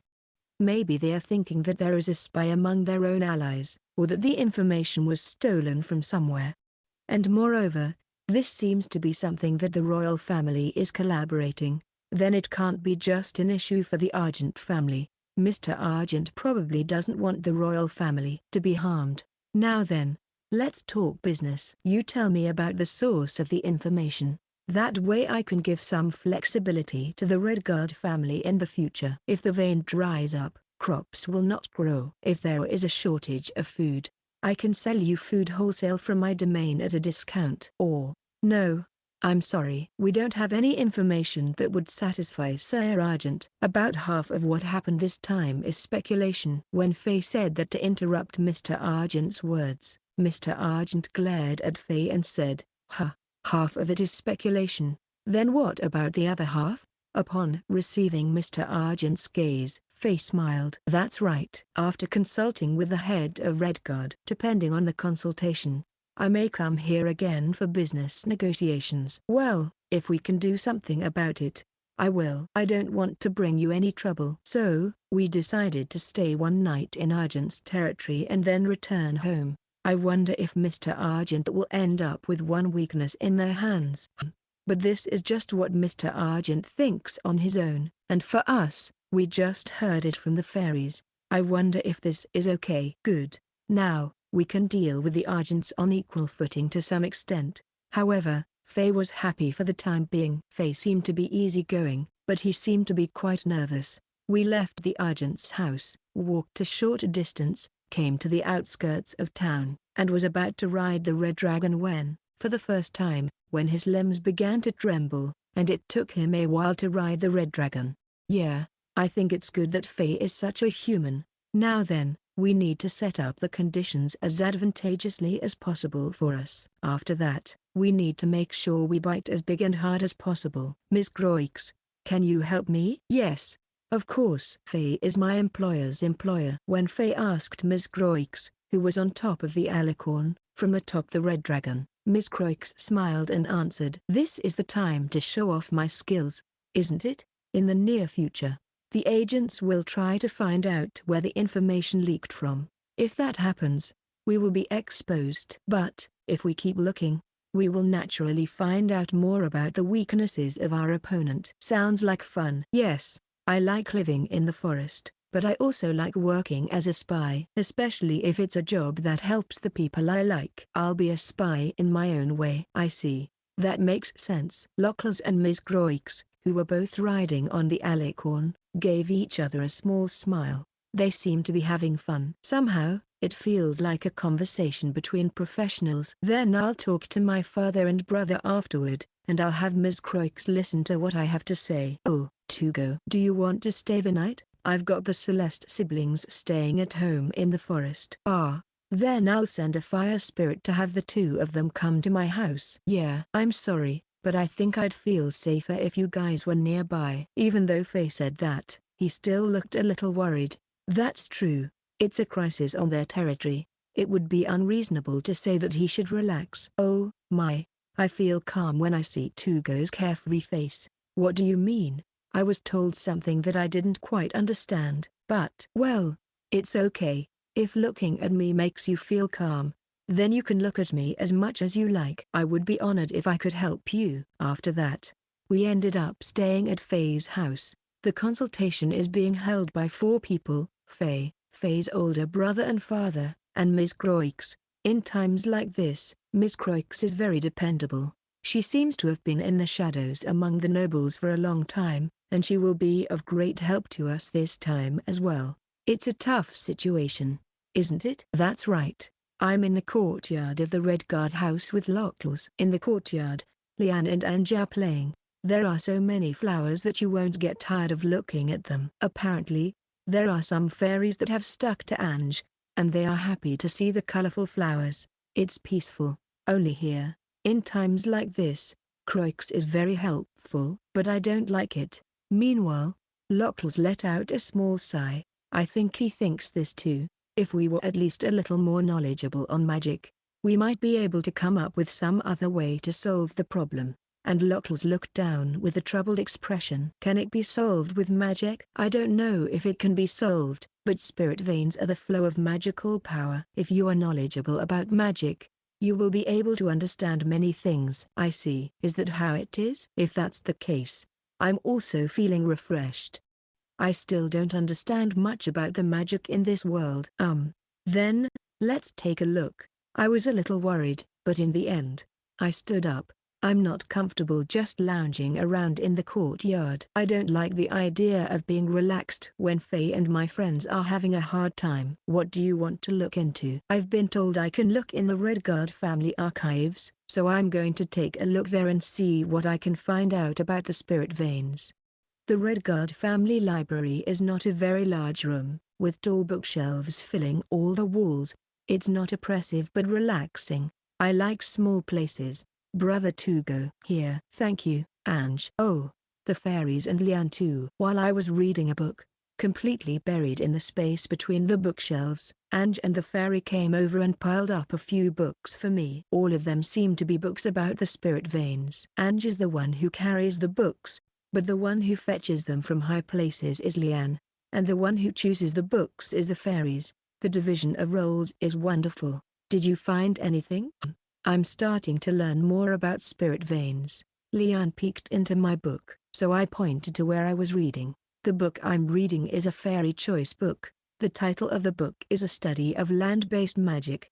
I am reading the part about spirit veins in the book. A spirit vein is a stream of magical power that runs through the land. On the surface above the spirit veins, there are many high-quality magical stones and minerals, and magical beasts tend to inhabit the surface of the ground. Creatures other than magical beasts also benefit from the magical power of the spirit veins and grow well. This is roughly the same explanation I had heard from Lian and Faye. The river of magical power is the spirit vein. Many of the magic arts handed down in the land are performed by obtaining magic power from the spirit veins that run through the land. In addition, the ancient barrier and ritual magic had a mechanism to efficiently obtain magic from the spirit veins. Oh, I see. Maybe the reason why the forest barrier was a little weak was because it was influenced by the spirit vein. The spirit veins are also called earth veins, spiritual lines, dragon veins, etc. Dragons are thought to be ancient creatures, but there are many theories about what they are, including that they are dragons and that they are giant serpents.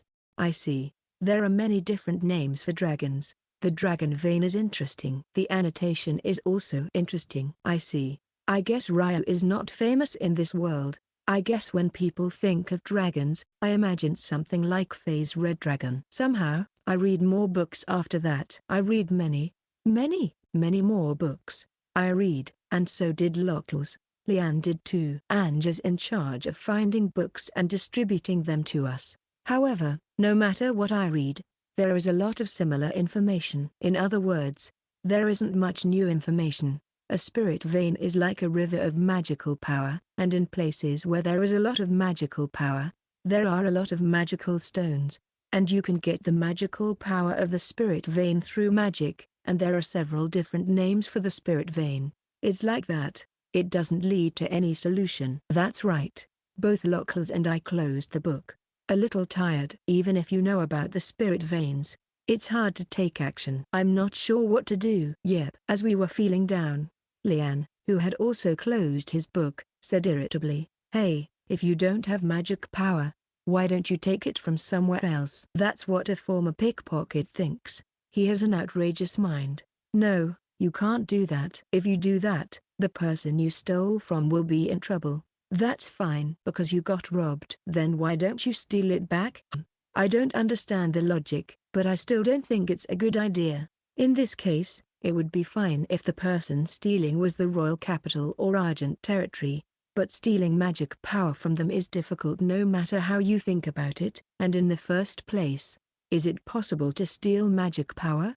If you don't want something stolen, why don't you just steal it back? It's the same as money and food. Only rich people have a good amount of money and food. Then we should steal it. That's all you can do. That's how you live. Lian probably has a lot of thoughts flashing on his mind. He spoke in a heated tone, but midway through, he turned slumped back and the words disappeared. After a while, Lian suddenly said, I just wish for everyone to be happy. Yeah, that's right. He looks sad and frustrated, but such words came from Lian. So I'm happy. I don't know about spirit veins, but, it would be nice if no one would be hungry or be in trouble.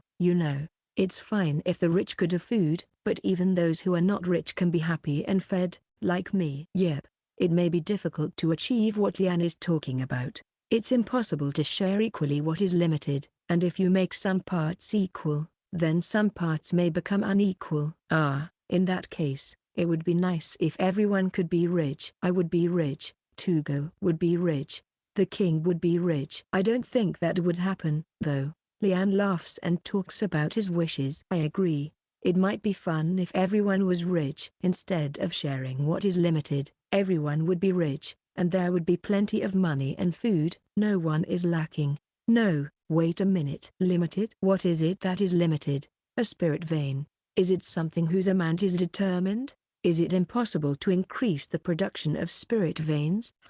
Create a spirit vein? Yep. I immediately went to Faye to ask for advice, but I was met with a blank stare. I'm not talking about creating a place where magical power can flow. Instead of drawing water from somewhere, I would like to create a spring where water gushes out and increases the amount of water itself. I thought. As I continued to explain, Faye started laughing out loud. That's great. Then no one will have to suffer through it. Whether or not it can be realized is a different matter. Yep, I agree. I don't know if it can be done. I know what a spirit vein is from books, but I don't really know what and how it's formed. But apparently, Faye liked my idea.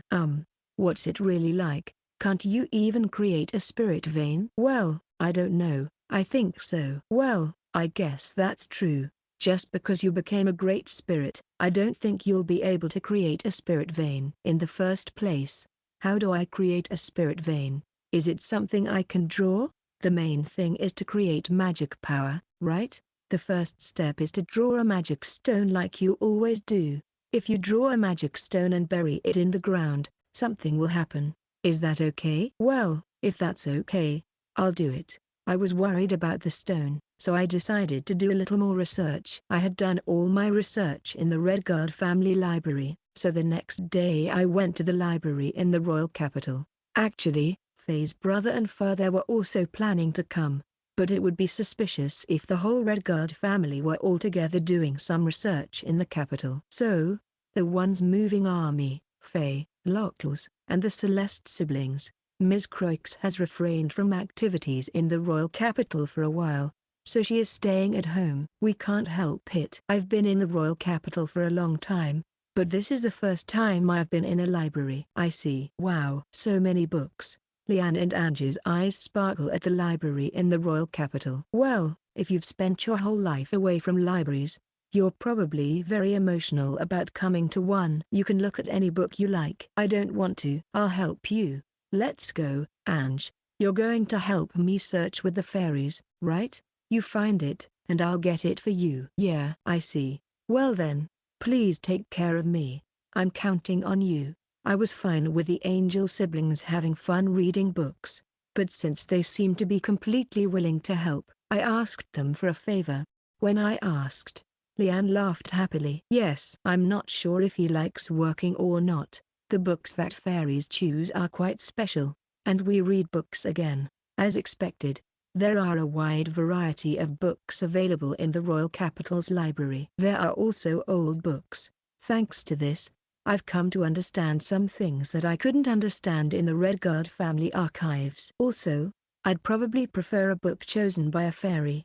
They also choose books whose titles are so worn out that I don't really understand them. But there is good information in those books. It is interesting to know that when a powerful magical beast lives in a place, it becomes a spirit vein. Well, I understand that if there is a creature that uses magic power, it sucks the magic power from the land, and the sucked magic power flows to create a spirit vein. I see. I remember that a spirit vein is also called a dragon's vein. If there is a place where dragons live, that place will become a spirit vein. Apparently, spirit veins are surprisingly easy to make.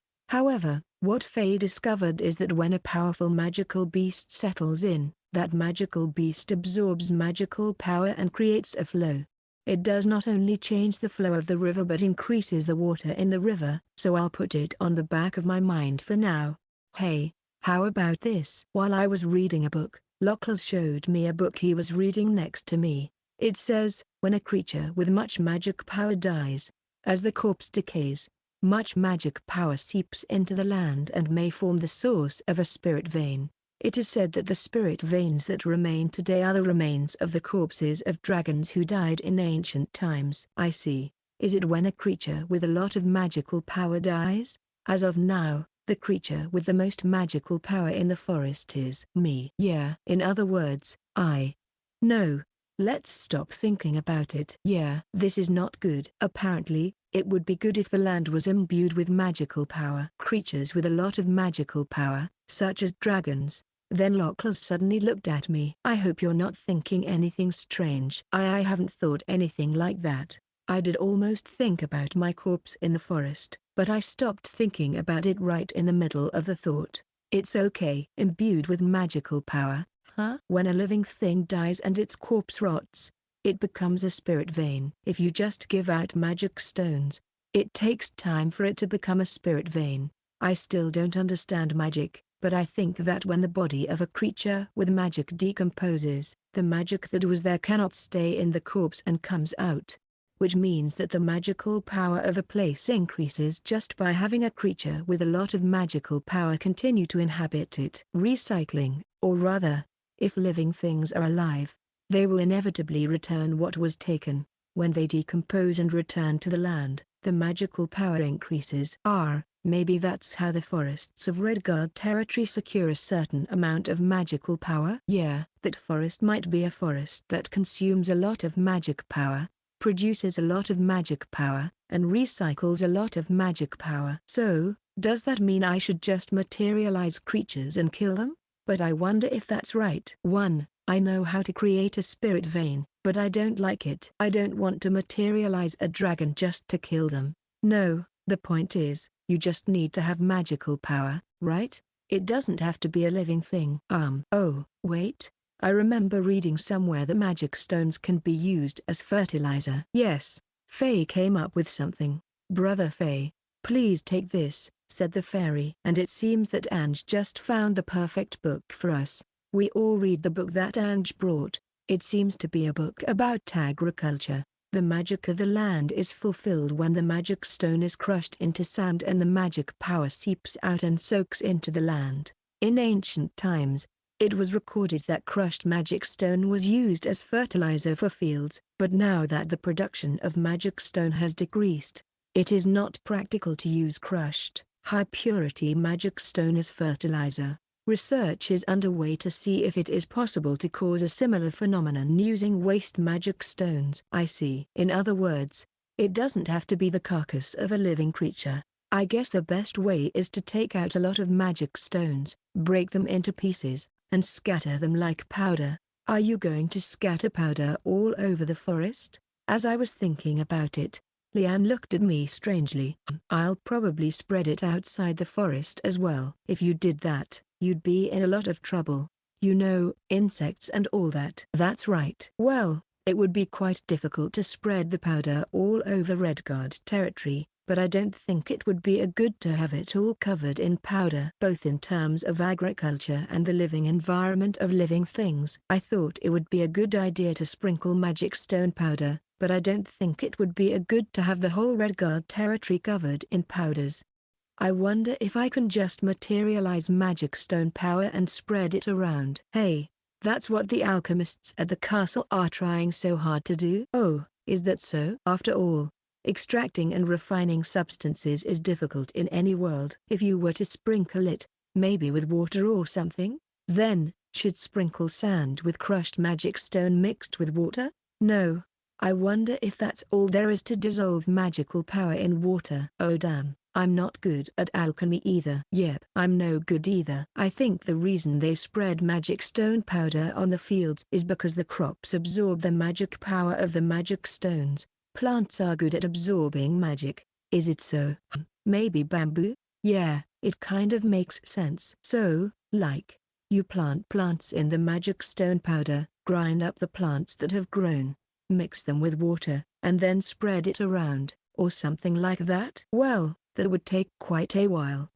I guess it wouldn't work after all. It would take a lot of time and effort. But I guess that's what making a spirit vein is all about. After all, it might be impossible to just draw a picture and fix everything. While we were struggling, Liane, who was playing with the books, looked at me and said, Tugo, can you draw something like a picture? Oh, I hadn't explained in detail, but I drew things in front of Liane and Ange and materialized them like ice spirits. Yes, to some extent. When I affirmed, Liane tilted his head and said, in that case, you could just draw a tree that grows on a magic stone and spit out water. Yep, a blind spot. We quickly returned to the forest, and then, I found the perfect place and headed there. I'm thinking of making a spring here. It's a cave with a slightly open ceiling.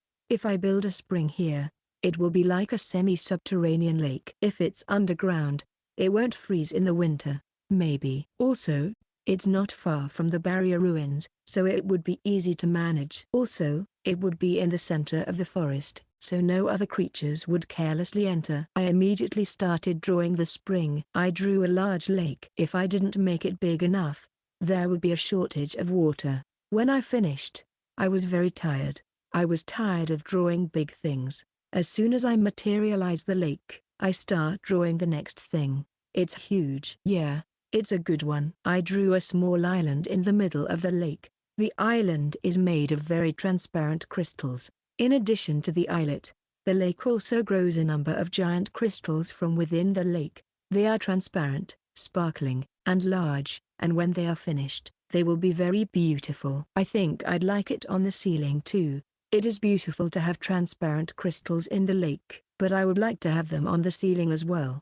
I want to fill this cave with crystals. Hey, leave it here for today. You look pale. I picked up my brush to get started, but Locals took it away from me. Don't be impatient. Just because the magical power from the spirit vein was blocked, it doesn't mean something will happen right away. That's right. I feel anxious, but rushing might create problems. I have to put all my effort into drawing each one with my everything. I don't know if I can create a spirit vein with just my drawings. Let's proceed carefully. That day I ate the cheese and ham on bread, drank a cup of tea leisurely, and spent the rest of the day drawing pictures that I did not materialize and deciding on the design of the tree I was going to grow.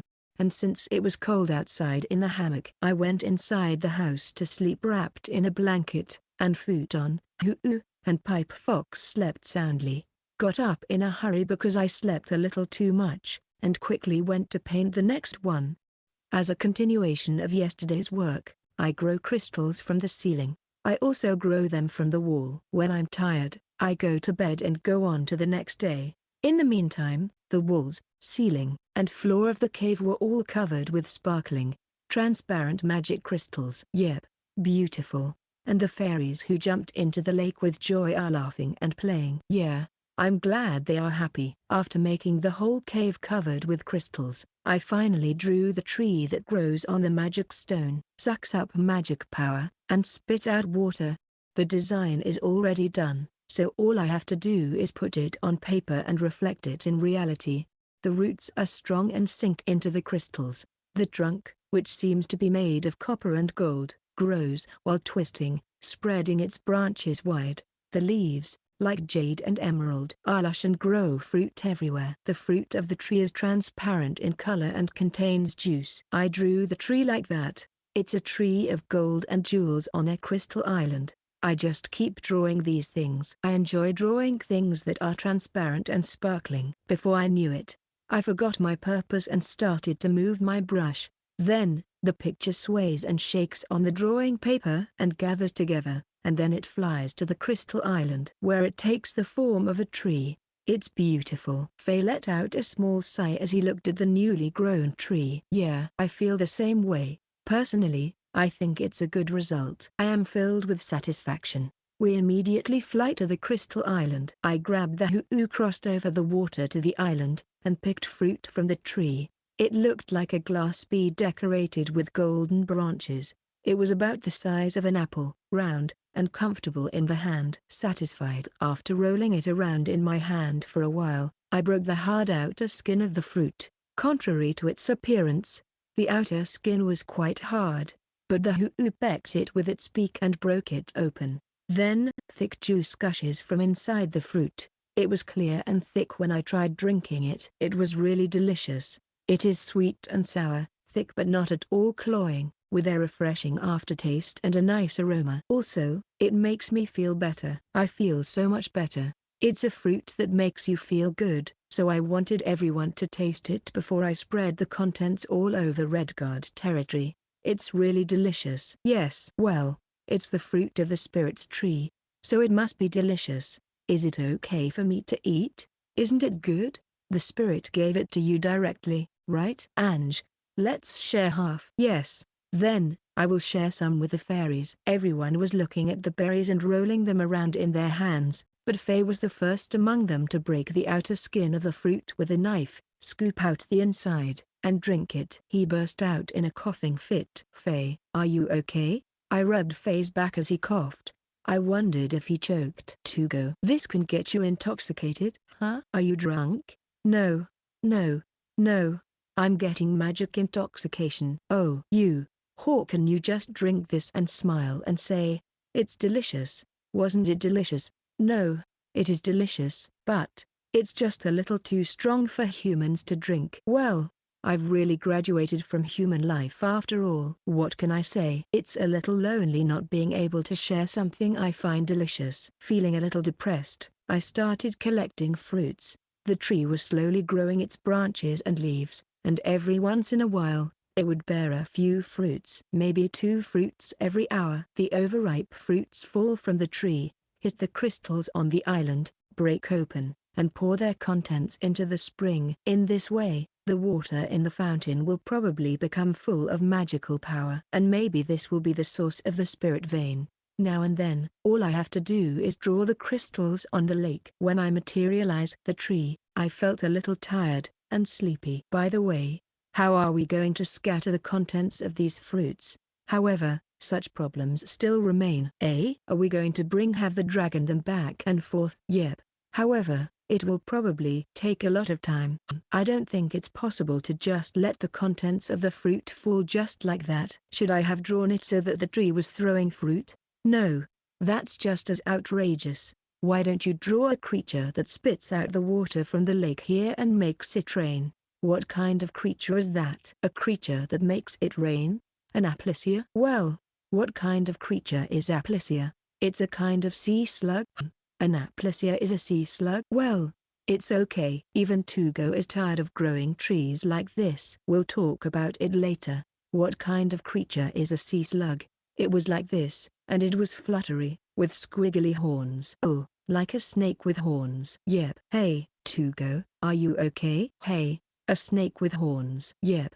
There is a creature that can make it rain. A creature that makes it rain when you beg for rain. A rhyme. That's a good one. When it comes to dragons, I don't think detailed paintings are suitable. I wanted a monochrome ink painting. I thought so, and I materialized a brush and ink first. I painted with black watercolors, and the sumi ink, typically used in monochrome paintings, was nice, and collected it in the fruit shell. I also made thin light ink by scooping water from the spring into another fruit shell. The glass-like shells are placed nicely between the quartz crystals, and I'm ready to go. Immediately, I begin to draw. Hey, Tugo? Yep, wait a little longer. Painting a monochrome picture is difficult. I guess you have to decide what you are going to draw in your mind and then move your arm accordingly. Each stroke is large, and yet, it is something that cannot be redone. It makes me nervous. But I feel like drawing a dragon while being nervous is somehow different. So I decided to draw without thinking.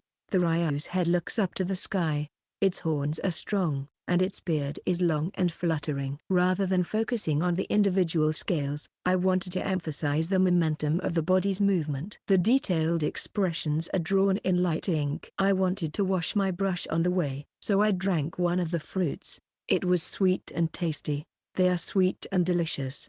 I filled the empty fruit shell with water again and washed my brush with it while continuing to paint the rhyme. A ryu is a creature that brings rain. When you think of ryu gods, they generally control things like rain and water. Ryus are often treated like gods in Japan. It's a very mysterious creature. I paint the ryu in black and white. No matter how I do it, it will be black and white because it is an ink painting. The ryu scales are pure white. The shadow is light ink. The horns are transparent. I drew the ryu roughly and boldly, but not too roughly. My idea of a ryu was gradually appearing on the screen. The final piece is the eyes, the finishing touch of the painting. I drew the ryu's eyeballs in dark ink. The painting trembled, and the ryu stretches its body. The ryu emerges from the painting, stretches out, and flies into the sky. Yep, the ryu is a creature that can fly without wings. The ryu went up into the sky toward the hole in the ceiling of the cave, turned around, and came back down. It spun around in a loose coil, on a crystal islet, in a tree-hugging position. I, who was painting at the base of the tree, was also embraced by the ryu. The ryu pushes their face close to mine and looks at me intently. I looked into its quiet, peaceful eyes and gently stroked its newborn head. The ryu's eyes narrowed as it purred. I was somewhat happy to hear that, so I continued to stroke the ryu. However, while I was doing that, I started to feel sleepy. This is bad. Before I fall asleep, I have to ask them a favor. I'd like you to make it rain. When I say this to ryu, they stare at me quietly and calmly. I want the water from the spring here to fall all over the land. The spirit veins have been dammed. The ryu is probably smarter than I thought. When the ryu heard my words, they gently nodded as if to say, I understand, and deftly stretched out their beard and began to stroke my head with it. No. When I relax, I get sleepy. I get very sleepy, but as I am being stroked, I get more relaxed. It's raining heavily. Noticing the sound of rain, I open my eyes and look around me. Above me is a gold and copper tree that bears crystal fruits. The leaves, which look like jade or emerald, are wet from the rain and dripping from time to time. This is the Crystal Island. Thinking so, I tried to wake up. But I couldn't. I thought, what's going on? But I couldn't get up as if I was in bondage. While I was struggling with my motionless body, the pipe fox that was sleeping on my stomach and the hoo-oo that was sleeping with its head resting on the nape of my neck woke up. I heard each of them squealing, and it was only then that I realized that I had a blanket on me. I also noticed that the magic crystals under me had been well scraped away, making it look like a bed. I wondered if someone had draped it over me while I was taking a nap. Then they scraped the crystals off and made it into a bed. I have a bad feeling about something. As I lay there in a daze, a fluffy, pure white body descends from the treetop. The ryu with pure white scales came to the base of the tree, right by me, and looked into my face. A little surprised. Then the ryu looked up and gazed above me at the fruits on the branches of the tree. The fruit softly left the branch and slowly fell down and landed in the wings of the hoo-oo. The hoo-oo rolls the fallen fruit and places it between the crystals, then pecks at the fruit with its beak, making a hole in the shell. The pierced fruit then floats back up. Is this the power of the ryu? Psychokinesis? No, because ryus use divine power, not psychokinesis, but divine power. Yep. Just as I was about to talk to the ryu, my body moved on its own. My upper body sat up on its own as if I had been placed on a reclining bed. It's a new feeling. I raised my upper body up to about 45 degrees diagonally, and the slightly larger pipe fox crawled into the area around my waist and became a cushion for me. As soon as that happens, the power to move my body on its own disappears, and I am unable to move my body again. The slightly larger pipe fox is strong enough that I can lean on it. I don't have to worry about crushing it, so I rest my weight on it without worry.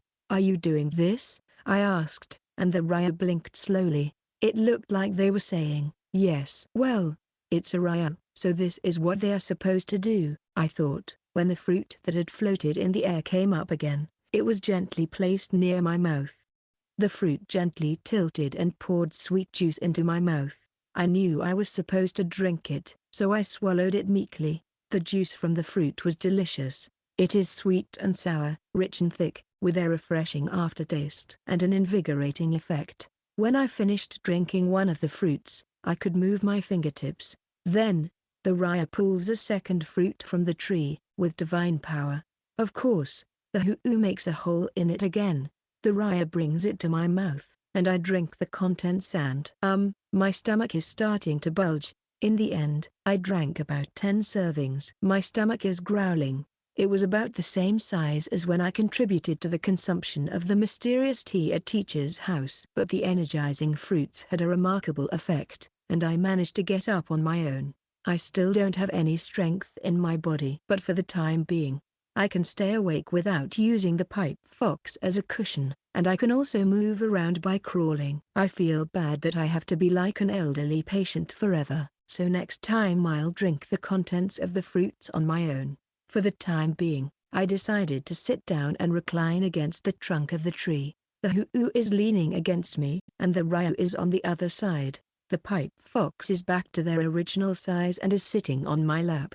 It was warm. Hu, I'm sorry to bother you for a moment, but could you go tell Lottles what happened to me? Then I asked Hu to do so. Hu chirped and then nudged me on the cheek like it was kissing me, and then flew away. A little while after the Hu flew away, it returned, and a little while after the Hu came back, Lottles on the alicorn flew in. To go. Lottles. Good morning. I gave him a small wave, and he looked relieved. And then, seemingly, he had made up his mind, and he flew towards the small island. The Ryu stares at the alicorn as it lands on a small island. At the same time, I also stare at Lottles. Upon receiving the Ryu's gaze, Lottles stayed still, looking a little nervous, but eventually, the Ryu nodded once, suddenly moved their head, and closed their eyes as if they were sleeping. Seeing this, Lottles looked relieved and approached me again. How are you feeling? Well, my body doesn't have much strength, but I've recovered a lot compared to a while ago. I see. Lottles held out a finger in front of me. Try squeezing it. Give it your all. Well, I don't think Lottles' fingers will break even if I use all my strength, so I try my best to squeeze it tightly. But, as expected, I was much weaker than I thought, and Lottles gave me an indescribable look. I see. It seems like you don't have much strength. Yep. I feel a little squishy. Seeing Lottles sighing, I asked what I wanted to ask. How many days have I been sleeping? When I asked, Lottles looked like he didn't want to say anything but said, a month. No way. I broke the record for the longest time. That's right. Oh, sorry. I didn't know what to say and was searching for the right words, but Lottles gave me a wry smile. Don't worry about it. I've already given up on the fact that you're this kind of creature. I was given up on. Yeah. Somehow, I feel very bad. Well, you were sleeping the whole time, but it wasn't all bad. Really? It seems that the spirit vein of Redguard territory has been revived. Really? Oh, didn't you hear from the dragon over there? No, I haven't heard. I looked at the Raya for a moment and they opened one eye, looked at me, then chuckled in a purring way, and closed their eyes again. That's something I can't take. No, I think it's nice to look like a Raya. But I heard the dragon made the water from the spring rain down. The rain fell so beautifully that it covered only the territory of Redguard, and the land began to moisten from the edge of the rain. The day is not far off when the magic power that is not fully absorbed will eventually form a spirit vein and become the source of this place. That's what I heard from Ange and the fairies. I see. If that's the case, then that's good. For now, it seems that the fairies, horses, and birds living around here will not all die from lack of magical power, and maybe Faye and the others won't be in trouble either. I'm glad. Yep, I'm really glad. When I thanked the Ryu, he whirled around again and made a smug face. Well, it's a little bit annoying. It's a bit like the giant robin. It's not as cute as that one, but it's more beautiful and majestic. Lottles, who was watching me like that, suddenly smiled and said, it was spectacular. The way the dragon was making it rain was like a painting. The sun was shining, while the rain was pouring down, and as Croix said, it's like a thread of gold and silver is falling down.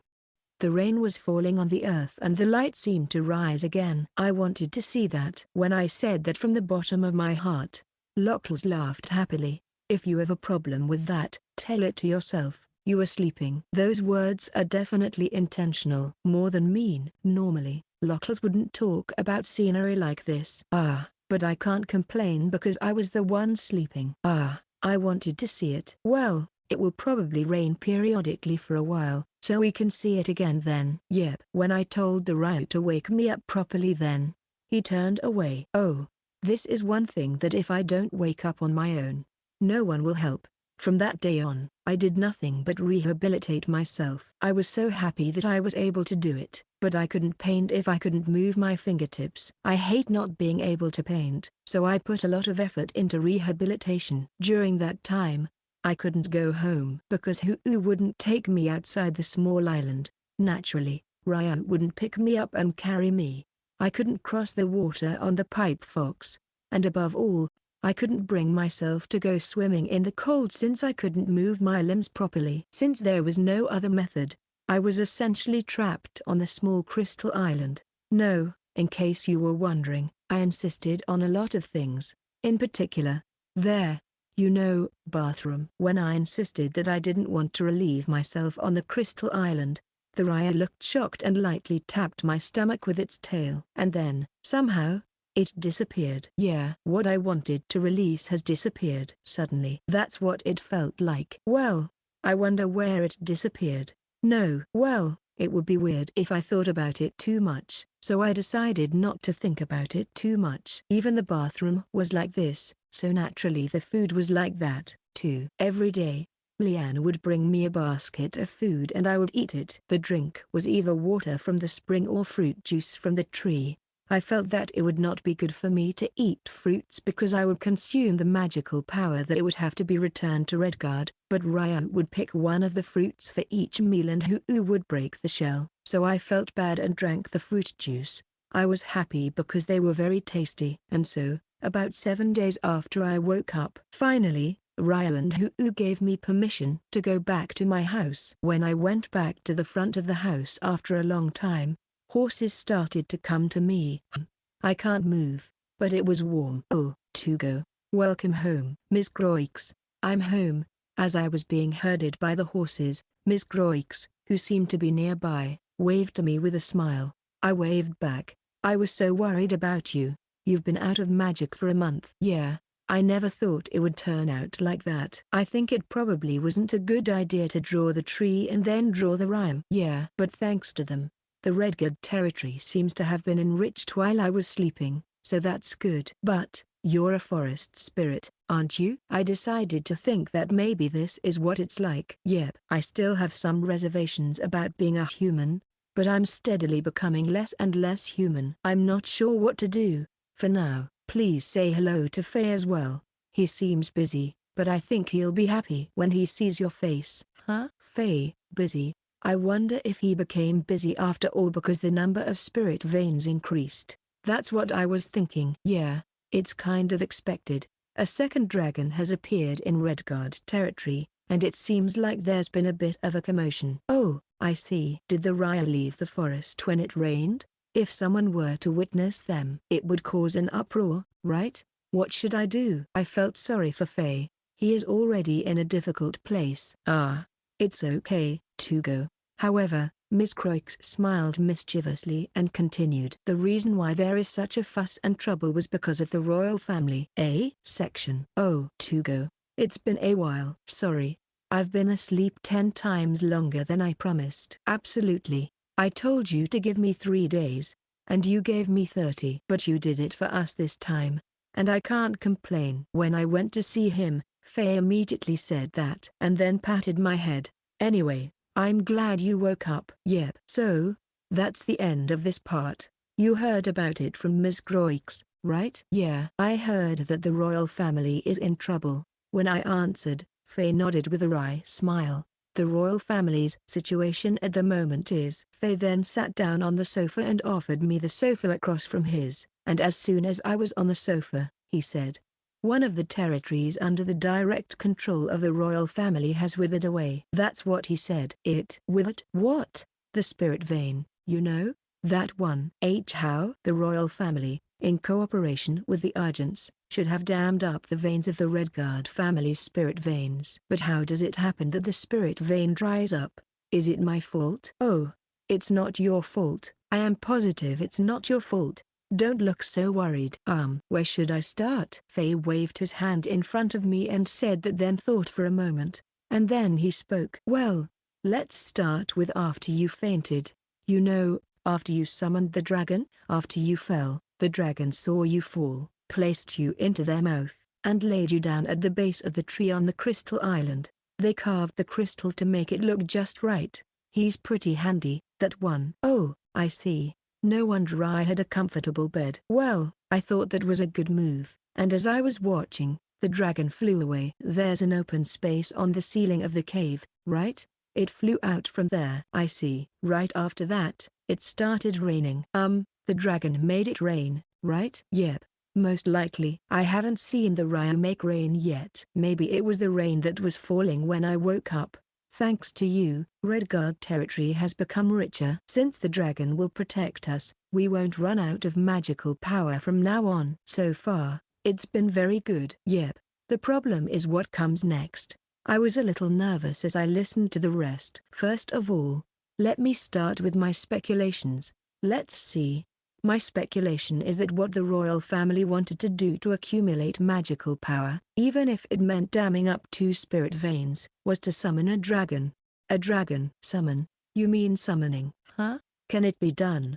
Well, maybe I'm doing something similar. Summoning dragons. I don't know why the royal family wants dragons so badly, but at any rate, they want a dragon. Well, the royal family has always wanted a dragon. The members of the Dioran family were also trying to get a dragon to gift to the king, and the king also seemed to be trying to get the red dragon from Faye. If you brave a summoning ritual and summon one, that's fine. Even if it doesn't work, if they block both of the spirit veins in Redguard territory will be in trouble. So, in return for helping Redguard territory, we will be offering the red dragon. I guess that's what they were planning. I see. So, they would get one dragon anyway, no matter which result happens. The people of the royal family are disgusting people. When I blurted it out, Faye caught my gaze and then burst into laughter. Ha ha ha, we're no different. You said the same thing too. Yep, it may not be a good idea to say this, but even I get angry sometimes. Yep. Well, aside from the fact that I'm happy that Tugo is uncharacteristically angry for us, the disgusting people in the royal family tried to use the magical power of 2 spirit veins to perform dragon summoning magic. However, right before that, a sighting of something like a dragon came to them. Dragon? Yes, the dragon. Well, the royal family must have been in quite the trouble. When I materialized the Raya, since a dragon came out from somewhere else, this must be quite frightening. They may think that they have failed, or that they have been deceived by someone else. Yep. They might even think that the dragon was stolen by Redguard territory. However, if you look at it from the perspective of the royal family, what does that mean? In the land where magical power has been dammed up and is about to wither away, something that looks like an ancient dragon suddenly appears, and it makes it rain. After that, the magical power of Redguard territory returned, even more so, increased. That's what happened.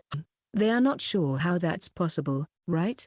They had dammed up 2 spirit veins to summon a dragon and had gone to the trouble of preparing a large amount of magical power, but the dragon appeared in Redguard territory, where the magical power had dried up.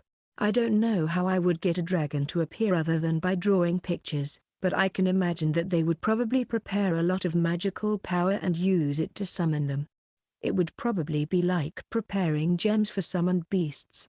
I prepared magic power along with jewels, and I prepared not only a house but also food. As a result, the royal family must have misunderstood. Misunderstood? Oh, yeah, they misunderstood that dragons only appear in lands with little magical power. I think I was dumbfounded for a while after hearing Faye's story. No, but, from the perspective of the royal family, this may be an obvious conclusion. Dragons have appeared in Redguard territory following the Red Dragon, but compared to the royal capital, Redguard territory is a land with less magical power. Especially this time, the royal family had dammed the spirit vein by themselves, so it is obvious that there is less magic power in the area. And as for the royal family, since the dragon appeared after the magic power became lower, it may be, well, inevitable that the two would be interrelated. It seems there was quite a commotion in the royal family. They said, an ancient dragon has appeared, one only recorded in ancient records that remain in the royal family.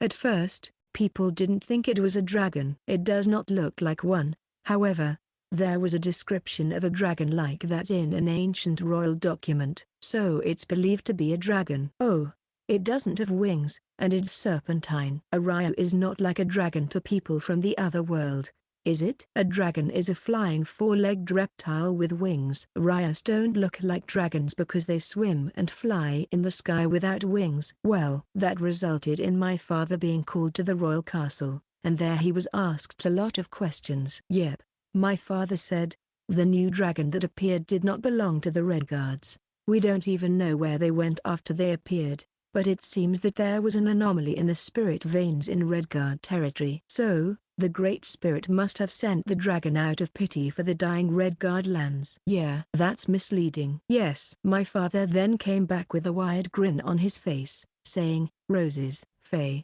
I've completely misled the royal family. Faye's father has quite a great personality. Yep, I mean in a really good way. The royal family began to speculate that dragons might appear when the magic power of the land is reduced all at once. And they thought, if we reduce the magic of the land, we can summon dragons. Oh, I have a bad feeling. So, it seems that one territory under the direct control of the royal family, located a short distance from the royal capital, has been destroyed. Whoa. Oh, yeah. So, a royal domain has withered. That's what happened. The place, by the way, has been dammed up and left alone for more than half a month, and no dragons have appeared yet. I see. Somehow, I feel a little sorry for the place. There are probably creatures and people living in that area.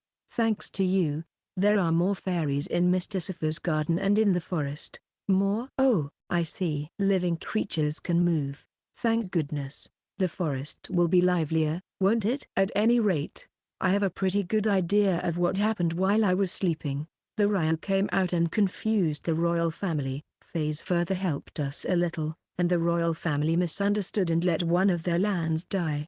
I guess that means the royal family's close territory will lose a lot of tax revenue next year. Well, it's none of our business. Yep, I feel a little sorry for that.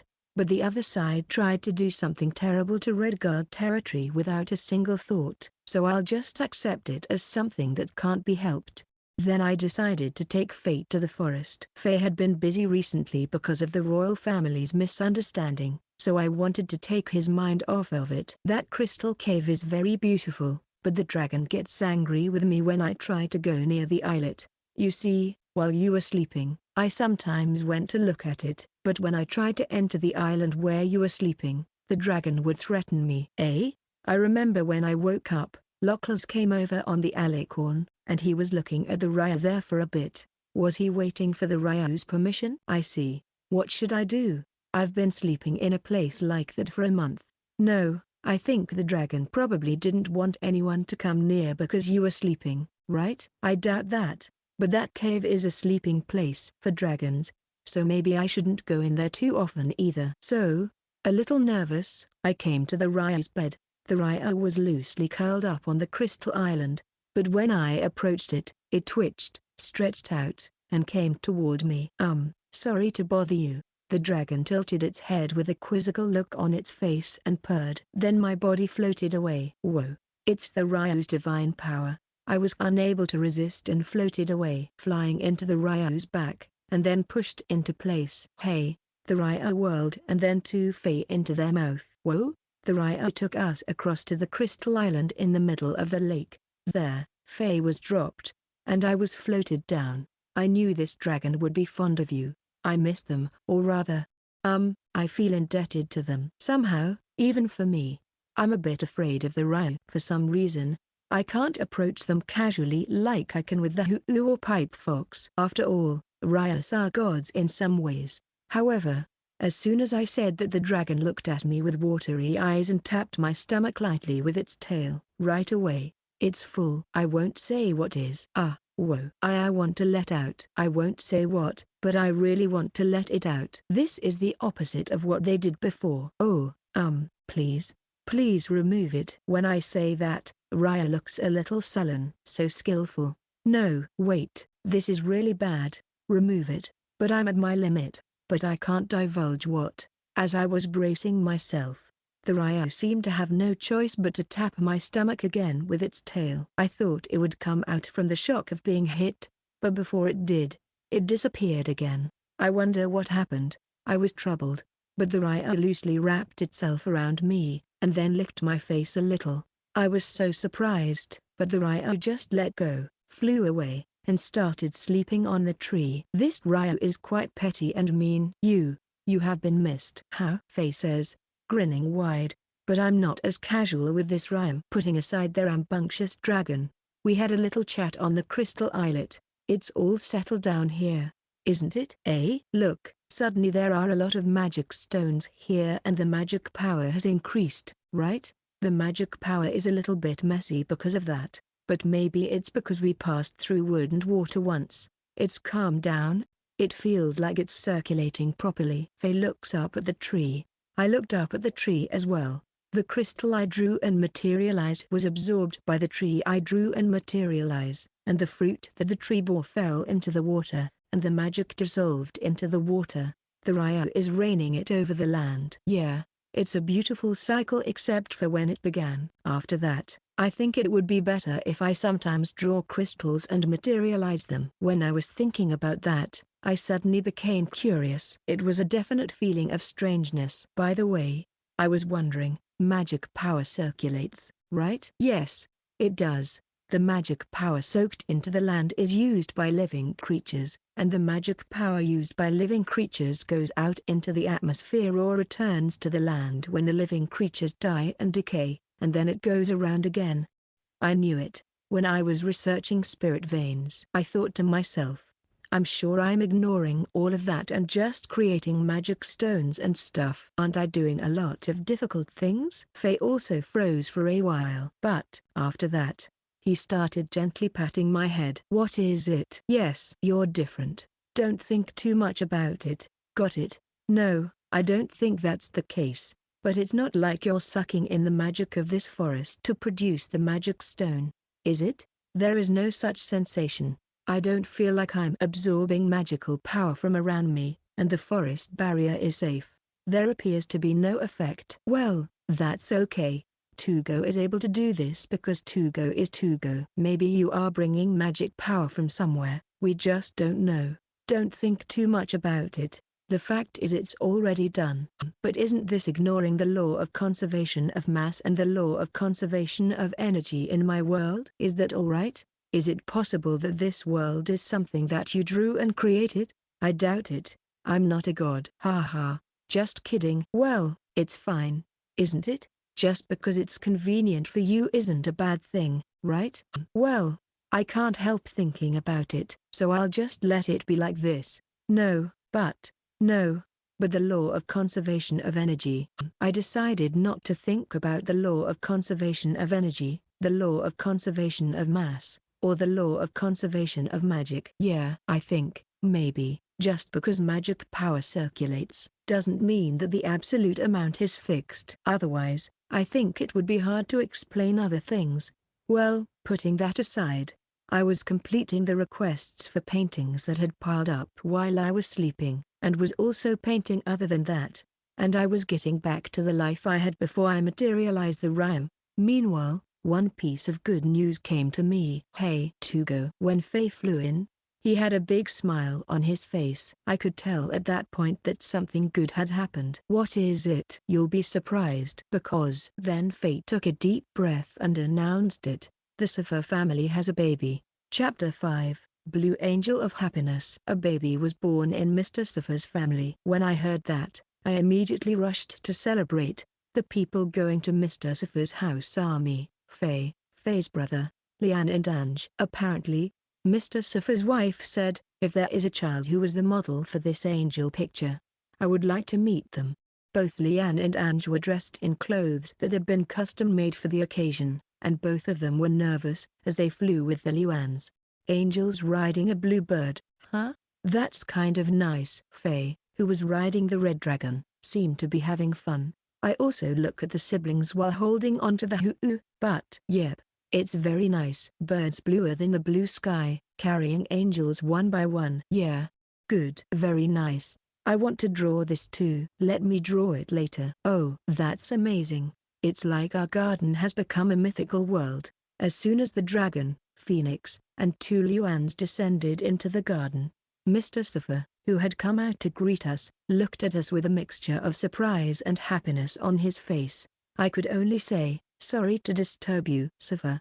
Congratulations. Then Faye's brother, who had just gotten off the red dragon, ran up to him, and the two of them happily took each other's hands. Thank you, Roses. Now I'm a further too. Hee. I'm so emotional. The two of them were standing back a bit as the exchange between friends continued. Eventually, Mr. Safa spotted Faye, me, and the Celeste siblings, and his face lit up. Oh, those two are, you must be the angels, aren't you? Lian and Ange, who were called angels, started fidgeting from embarrassment, but eventually, Lian handed out the package he was holding in his hands to Mr. Safa.